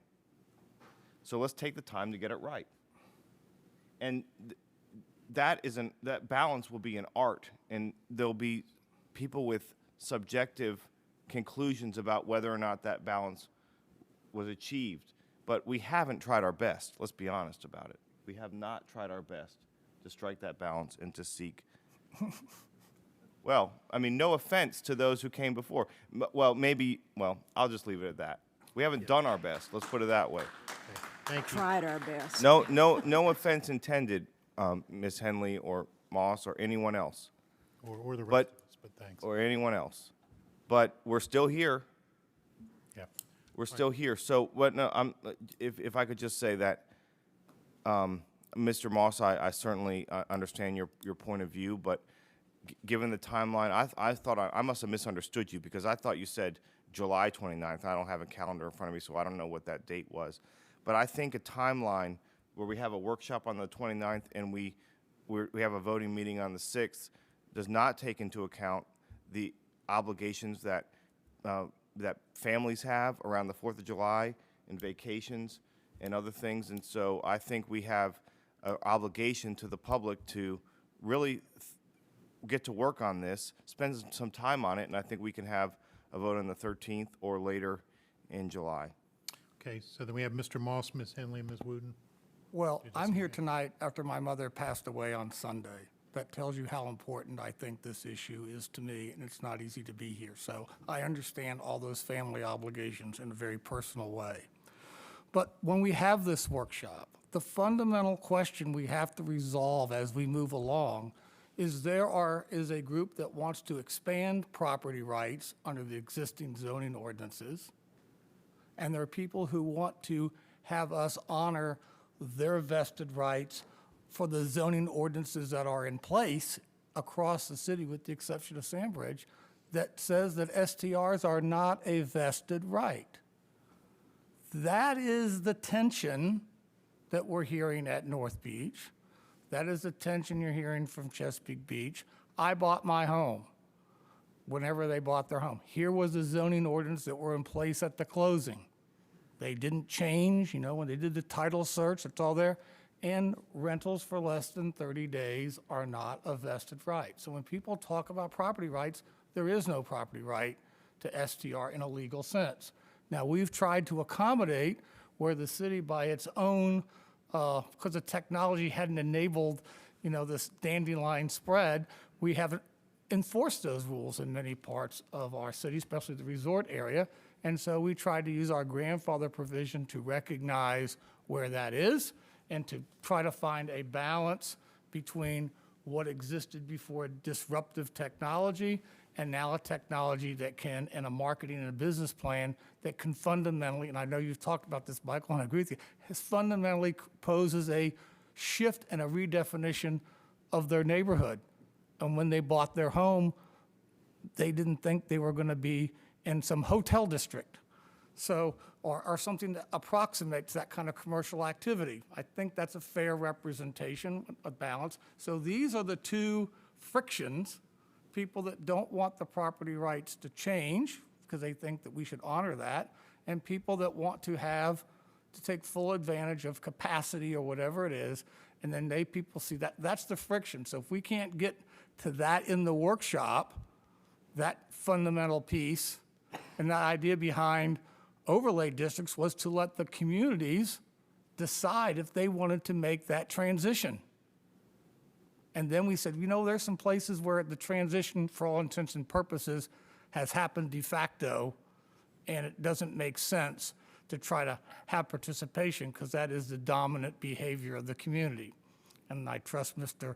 Solomon over there, Mr. Tower tried to find that Solomon line, and I respect that, and I plan to support what his thought process is. And I think what I heard people in North Beach, we know, well, I can't discuss here, but we know the legal issues that we have with our current conditional use permit process. And the overlay district allows us to have customized, we believe it does anyway, customized standards and approaches to adopt to that neighborhood. And then let other people decide if that's what they want. And I guess we're going to honor the people that have already received them, so we've kind of capped the number of STRs outside. But people who think that we're taking, whatever we do, and I don't know what that is yet, that we're taking something away from their property, they might think they have a legal right to STRs, but in reality, under our zoning ordinance, they don't and they never had. So what's that balance? I think we haven't paid enough attention on how we're going to go about detecting the illegal STRs. That's a part, and I've said that in emails that I've shared with all of you, that I think, in a letter I think I actually wrote, that's the part that concerns me the most, is our ability to preserve the good standing of STRs is not so much over-regulating the STRs that we've approved, but capturing and eliminating the illegal STRs that are operating in the city. And that deserves much more of our attention. But I do support neighborhoods' right through the overlay process to decide whether or not they want to transform themselves. And I think that's letting the community decide. That is a small group decision. That is the neighborhood deciding. And we probably don't have the collective wisdom to do that the right way. But I think these other issues, I think probably in some cases we have more regulation than we need, but where we have regulation, the consequences should be quick and they should be significant enough to deter behavior. And I do believe in this matrix that didn't provide those, and I talked about that the last time we were here. There ought to be certain things that says it automatically comes to the council. We may not revoke it, but we're not dependent upon the judgment of the staff to say that's significant enough. You have a shooting at your property, that needs to come here. We need to have that. So, Ms. Wilson, I do agree we don't have specificity that we need. There's some regulations we don't have. It is interesting that you can't count your garage as a parking space when you're building it for construction, but you can count it for an STR. We ought to talk about that. I think those are things. So, but we ought to have a list, just like we do, and walk down here and walk around the room like we've done before on these issues, because I think it gets us to consensus efficiently. Where are, hopefully 8 or more, not just 6, but where is that? And then we shouldn't leave that workshop, I don't know how long it has to be, as long as this meeting is, bring lunch, bring dinner, but we shouldn't walk out of there without us having agreed to what that is. And then that allows, if you want to wait till July or whatever it is, so you can go out and talk to everybody about it. But if we leave that workshop after all the years that we have spent on this and not have what that is, then, we ought to all, turn our papers, because this should not be something that we should not be able to resolve in a single day, even if it's a long day. We owe that to ourselves, our own bandwidth, we owe it to the public. We've chewed on this sandwich many times, and it doesn't taste as good the third time around. So I really would like us to make that workshop productive, and I know that's a big task for the staff, Mr. City Manager, and I'm sure Mark's saying, oh my goodness, but nonetheless, I think we have to have it, make up a checklist. I don't know how you're going to do it, but we have got to decide. We've deferred way too often, and this issue hasn't. I think the Vice Mayor would agree. We're never going to get to the perfect answer, but I think we're here because what we adopted, I would suggest, Mr. Rouse, did not provide the neighborhoods, if you heard from them, the protection from this transformation without their willing consent, that their property rights are being infringed.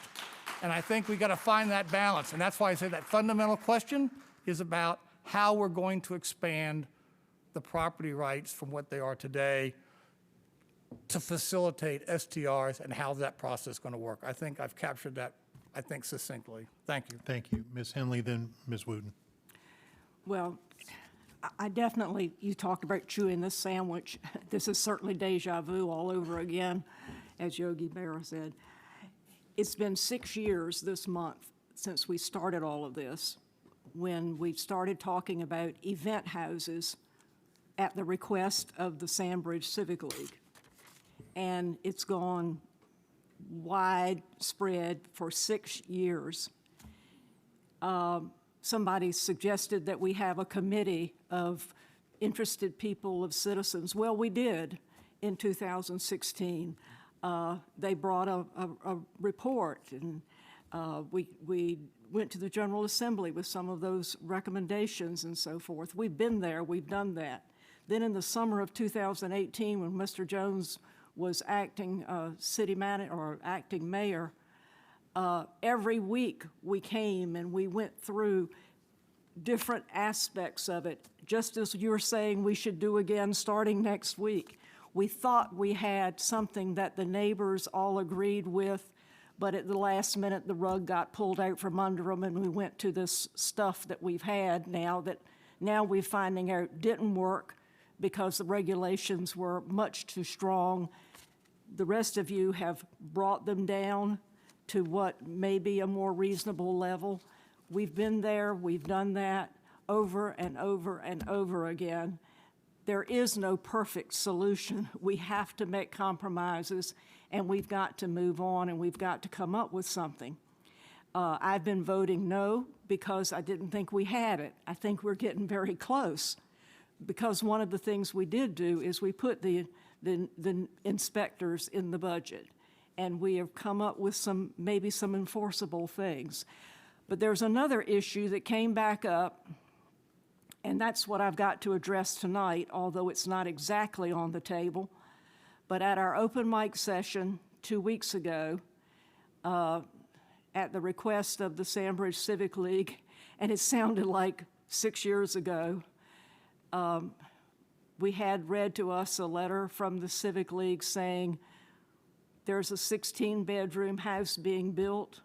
Can't you do something about it? It sounded exactly like what we had done to start the whole thing, only it wasn't 16 bedrooms then, they were like 10 and 12.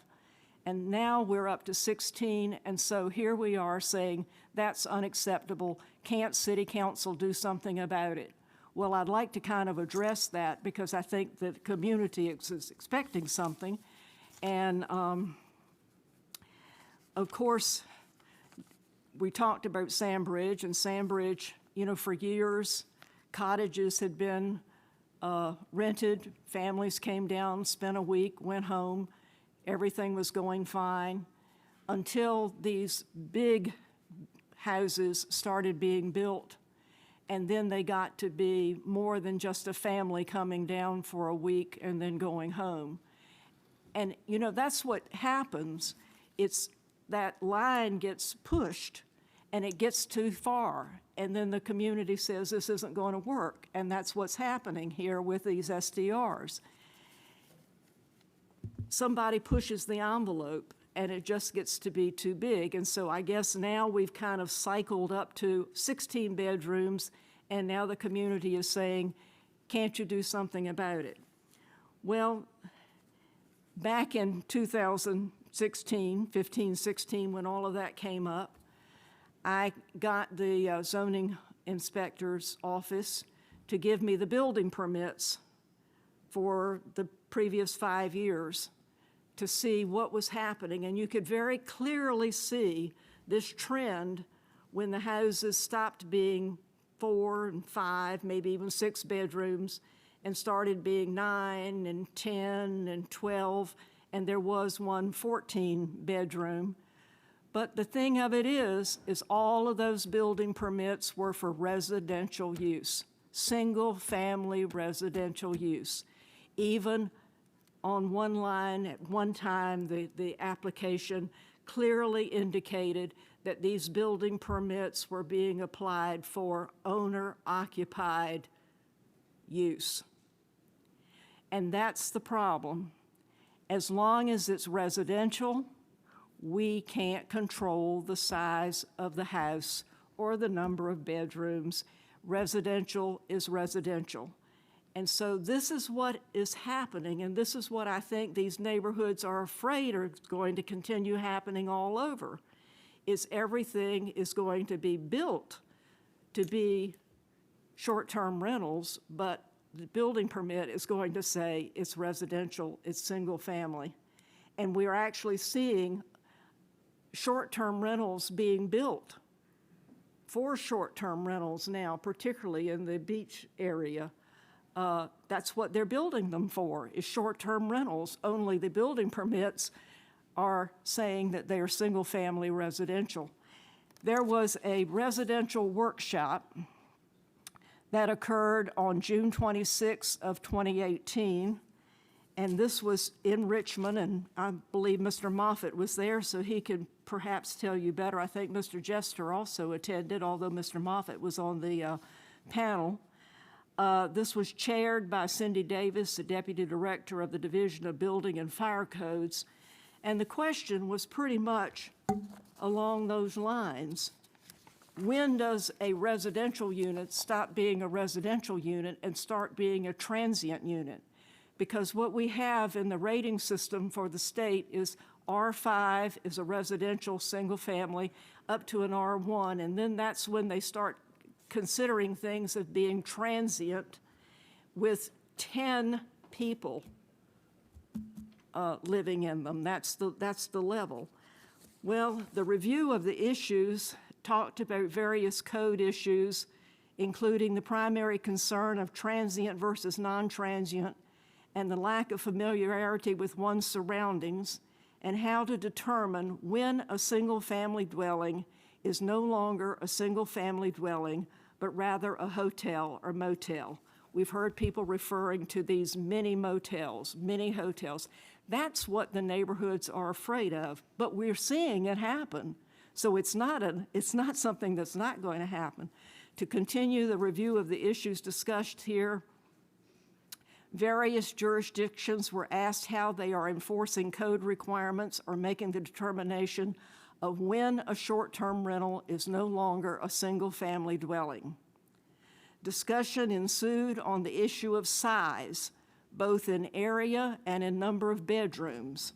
Was there a threshold by which the risk increases due to an occupant load?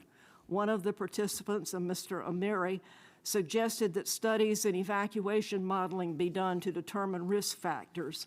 Well, they didn't do it then, and I don't know whether they've done it since. But the conclusion was that after much discussion, it was agreed that a single-family home is a single-family home, irrespective of how it is lived in, and a family or group renting a single-family dwelling for a period of time does not constitute a change of use for the purposes of the USBC, that is the building codes. So no matter how big it gets, as number of bedrooms and size, it doesn't constitute a change, or a short-term rental usage does not change it as a single-family residence for the purpose of the building codes. So that's where it is. And I think that's what neighbors are fearing because they're seeing it happen. And, you know, to these people at Sandbridge now, 6 years later, who've got a 16-bedroom house and saying, can't you do something about it? Here's where we are. We're right back where we started from. We haven't gotten any place in 6 years. There may be other things that we can look at, that we can perhaps change our ordinances as far as setbacks or what now. You know, we thought we had it covered by parking, requiring a certain number of parking, because I guess a 16-bedroom house would require 16 parking spaces. So they just buy 2 lots, put them together, and then they've got enough room to do the house and the parking too. So what is going to be the limit? How much are we going to tolerate? And I feel so frustrated because I see it coming full circle, and now we're right back with the same community saying, wait a minute, we've hit the level, we can't stand it anymore, 16 bedrooms is it, please do something, council. And there's the expectation that the city council, that this issue is before the city council now, which it isn't. So I've been asking the planning director, I've been asking the city attorney to look at this. Is there something that we can do? Because, folks, it's not just that simple, taking one house and doing something just as a sideline to get another little bit of income. It's a community changing. And I think that's what North Virginia Beach is afraid of. That's what the Shore Drive communities are afraid of. They've seen it happen at Sandbridge. That's what Croatan is afraid of. So what are we going to do? I don't know, but I can tell you I've done my best. I didn't begin to bring all the papers that I've got and all the emails and all the studies and all of the everything that's been done, because I think we've been over everything we could possibly go over, and now we're starting it all over again. And I am totally frustrated. I know that we do. I also found this, this notation that says the ordinance that we were looking at in 2018 creates a single set of regulations applicable to all short-term rental activity in the city. These regulations may be modified or additional or differing conditions may be imposed by the City Council in connection with the creation of a specific STR overlay district areas or upon the granting of a conditional use permit, provided such modifications or conditions are reasonably related to identified zoning and planning considerations. So if we're going to have different regulations for different parts of the city, we've got to have a reason, and it's got to have an identified zoning and planning consideration to make it, because it's no sense in adopting something if it's not going to be legally supported. I think we do have a ways to go, but I think we were finally getting closer. I really thought we could probably have gone through these things next week and come up with what we could adopt. And wouldn't be perfect, but it would be something for us to use until we could gradually tweak it and make it perfect. But to start all over again, folks, please don't do that to us. We've got to come up with something. We owe it to our citizens to do something. 6 years is long enough. Thank you. Ms. Wooten. So I've just been listening and certainly appreciate the history and the background information. Came on to council at the end of this the previous legislation or resolution. And I understand what my colleagues, Mr. Wood and Mr. Jones and Mr. Tower and others have been doing. And that is to try to solve a problem that we have, and that's what you do. When there's an issue, a problem, you bring a solution, and they've worked together to bring this resolution together. Just sitting and listening to the residents, I know that in the past, we've had others come together and bring reports. But I do think it's important, as I've said before, to ensure we have the proper data. I think that's really the piece that I'm missing, that really would help me better understand. Even as I mentioned before, just a survey to see what impact and implications we've made with our current legislation. And I think it's important also to bring the key stakeholders back again. Maybe these are different perspectives that we will have or get. This is, we do have different members on the body, and I'm sure that we can offer different perspectives. But at any rate, I think whatever we do, we don't have to push it through. But really quickly, I think we just need to get it right, and we need to take our time to get it right. Because I think that's really what we want here. We want accuracy. We want to make sure we get it. It may not be perfect, but we want to make sure we have a better solution. So those are just my comments from what I have heard. And I do want to certainly thank the residents and the key stakeholders for coming out today and this evening and voicing their concerns. Okay, thank you. If there's any other comments? All right, if there's no other comments, I'll make a few because this does impact my district as much as it does Mr. Towers. I think there's a truism in council life that every time you vote, you're going to make half the people happy and half the people angry.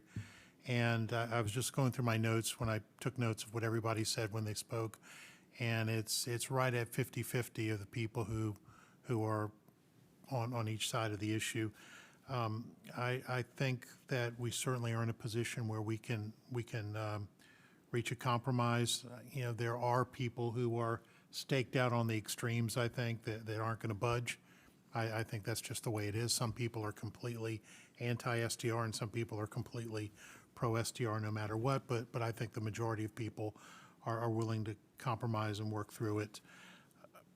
So I think we have the opportunity to do that. I think that Ms. Wilson's proposal that it appears that the council's adopted is going to will work through this. There's a couple of things on this that I have concerns with, and probably the biggest issue that I have is getting a handle on the number of legal versus illegal STRs in the city. I understand that we can't get certain information from the commissioner, whether there's state code that prohibits it, and I think perhaps as we go forward, we probably need to work on legislation in the General Assembly so that we can get information that is germane to our zoning, because it's unfair to the citizens and neighbors when they don't know what the actual number, and frankly, we need to know what the actual number of legal versus illegal STRs. I have issues with garage parking, signage issues.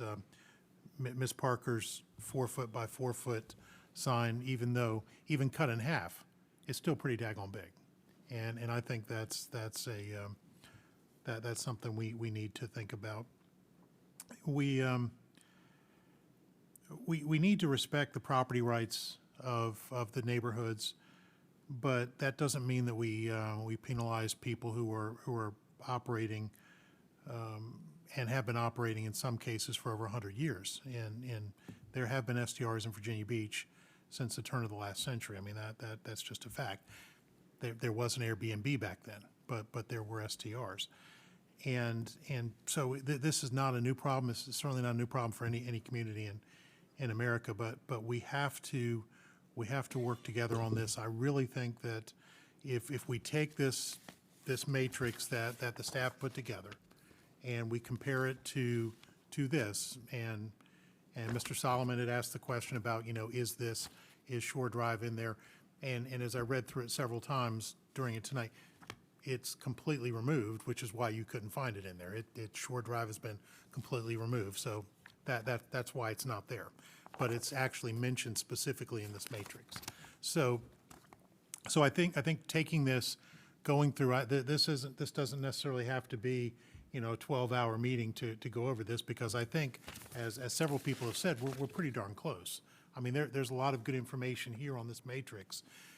Keeping in mind, as Ms. Henley said, We started with the Beaches and Waterways Commission on Events House 6 years ago. Then we had another commission look at it. And there were folks from the North End that worked on that, because I remember they called me and talked to me. And those people are still calling me and talking to me about the same thing. They say, remember what we decided? Yeah, I remember. It was 5 years ago or what have you. So, and then we have just gone through this process. And as Ms. Henley said, I remember when Mr. Jones was mayor, we spent every single council meeting, an hour or two just going over this line by line. And I think we've gotten to a fairly close point here. So I think we have potentially getting this done reasonably. I think we have an opportunity to get it done expeditiously and I think fairly. But I think it's going to take us a little bit more time. With all due respect to my colleague from Rose Hall, we've certainly done our best. It might not have been the outcome that everybody wanted, but it's not for a lack of us trying. So with that, Madam Clerk, if you could call the vote. And the motion is to defer this to the July 6th vote. And Mr. Dehaney, you're going to put this on for next week for under the special session. Okay. Yeah. Right. Vice Mayor, just to clarify, Councilman Tower, are you saying you won't be here for July 6th? No, he will be.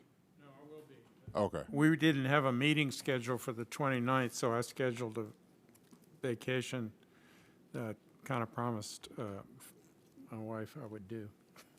And obviously, I raised that point because a lot of this is in his district. He's the district rep, Right. and and So I he's gonna understand be I understand we can operate without him, Right. of course. But I think in this I'll be here next week, and I'll be here on the 6th and the 13th. There's only one day. Every other one meeting day he that won't we be. got scheduled. Okay. Okay. So the motion is to defer to July 6th. Correct. Councilmember Abbott is absent. She had to leave. Councilmember Berlucci. Aye. Councilmember Henley. Aye. Councilmember Jones. Aye. Councilmember Moss. Aye, and I will be coming back from Boy Scout camp to be here that day. Councilmember Rouse. Councilmember Tower. Aye. Councilmember Wilson. Aye. Councilmember Wooten. Aye. Vice Mayor Wood. Aye. Mayor Dyer's absent, so it's by a vote of 9-0. This has been deferred until July 6th. Okay. Ms. Wilson, do you have appointments? Yes, I do, Mr. Vice Mayor. For the Green Ribbon Committee, we'd like to appoint Barbara Henley as liaison.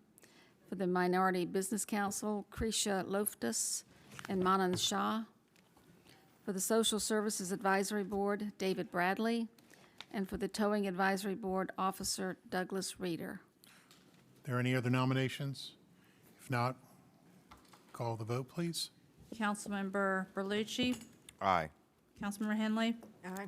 Councilmember Jones. Aye. Councilmember Moss. Aye. Councilmember Rouse. Councilmember Tower. Aye. Councilmember Wilson. Aye. Councilmember Wooten. Vice Mayor Wood. Aye. By a vote of 9-0, you have appointed those as nominated by Councilmember Wilson. Is there any unfinished business? Is there any new business? Okay, the meeting's adjourned.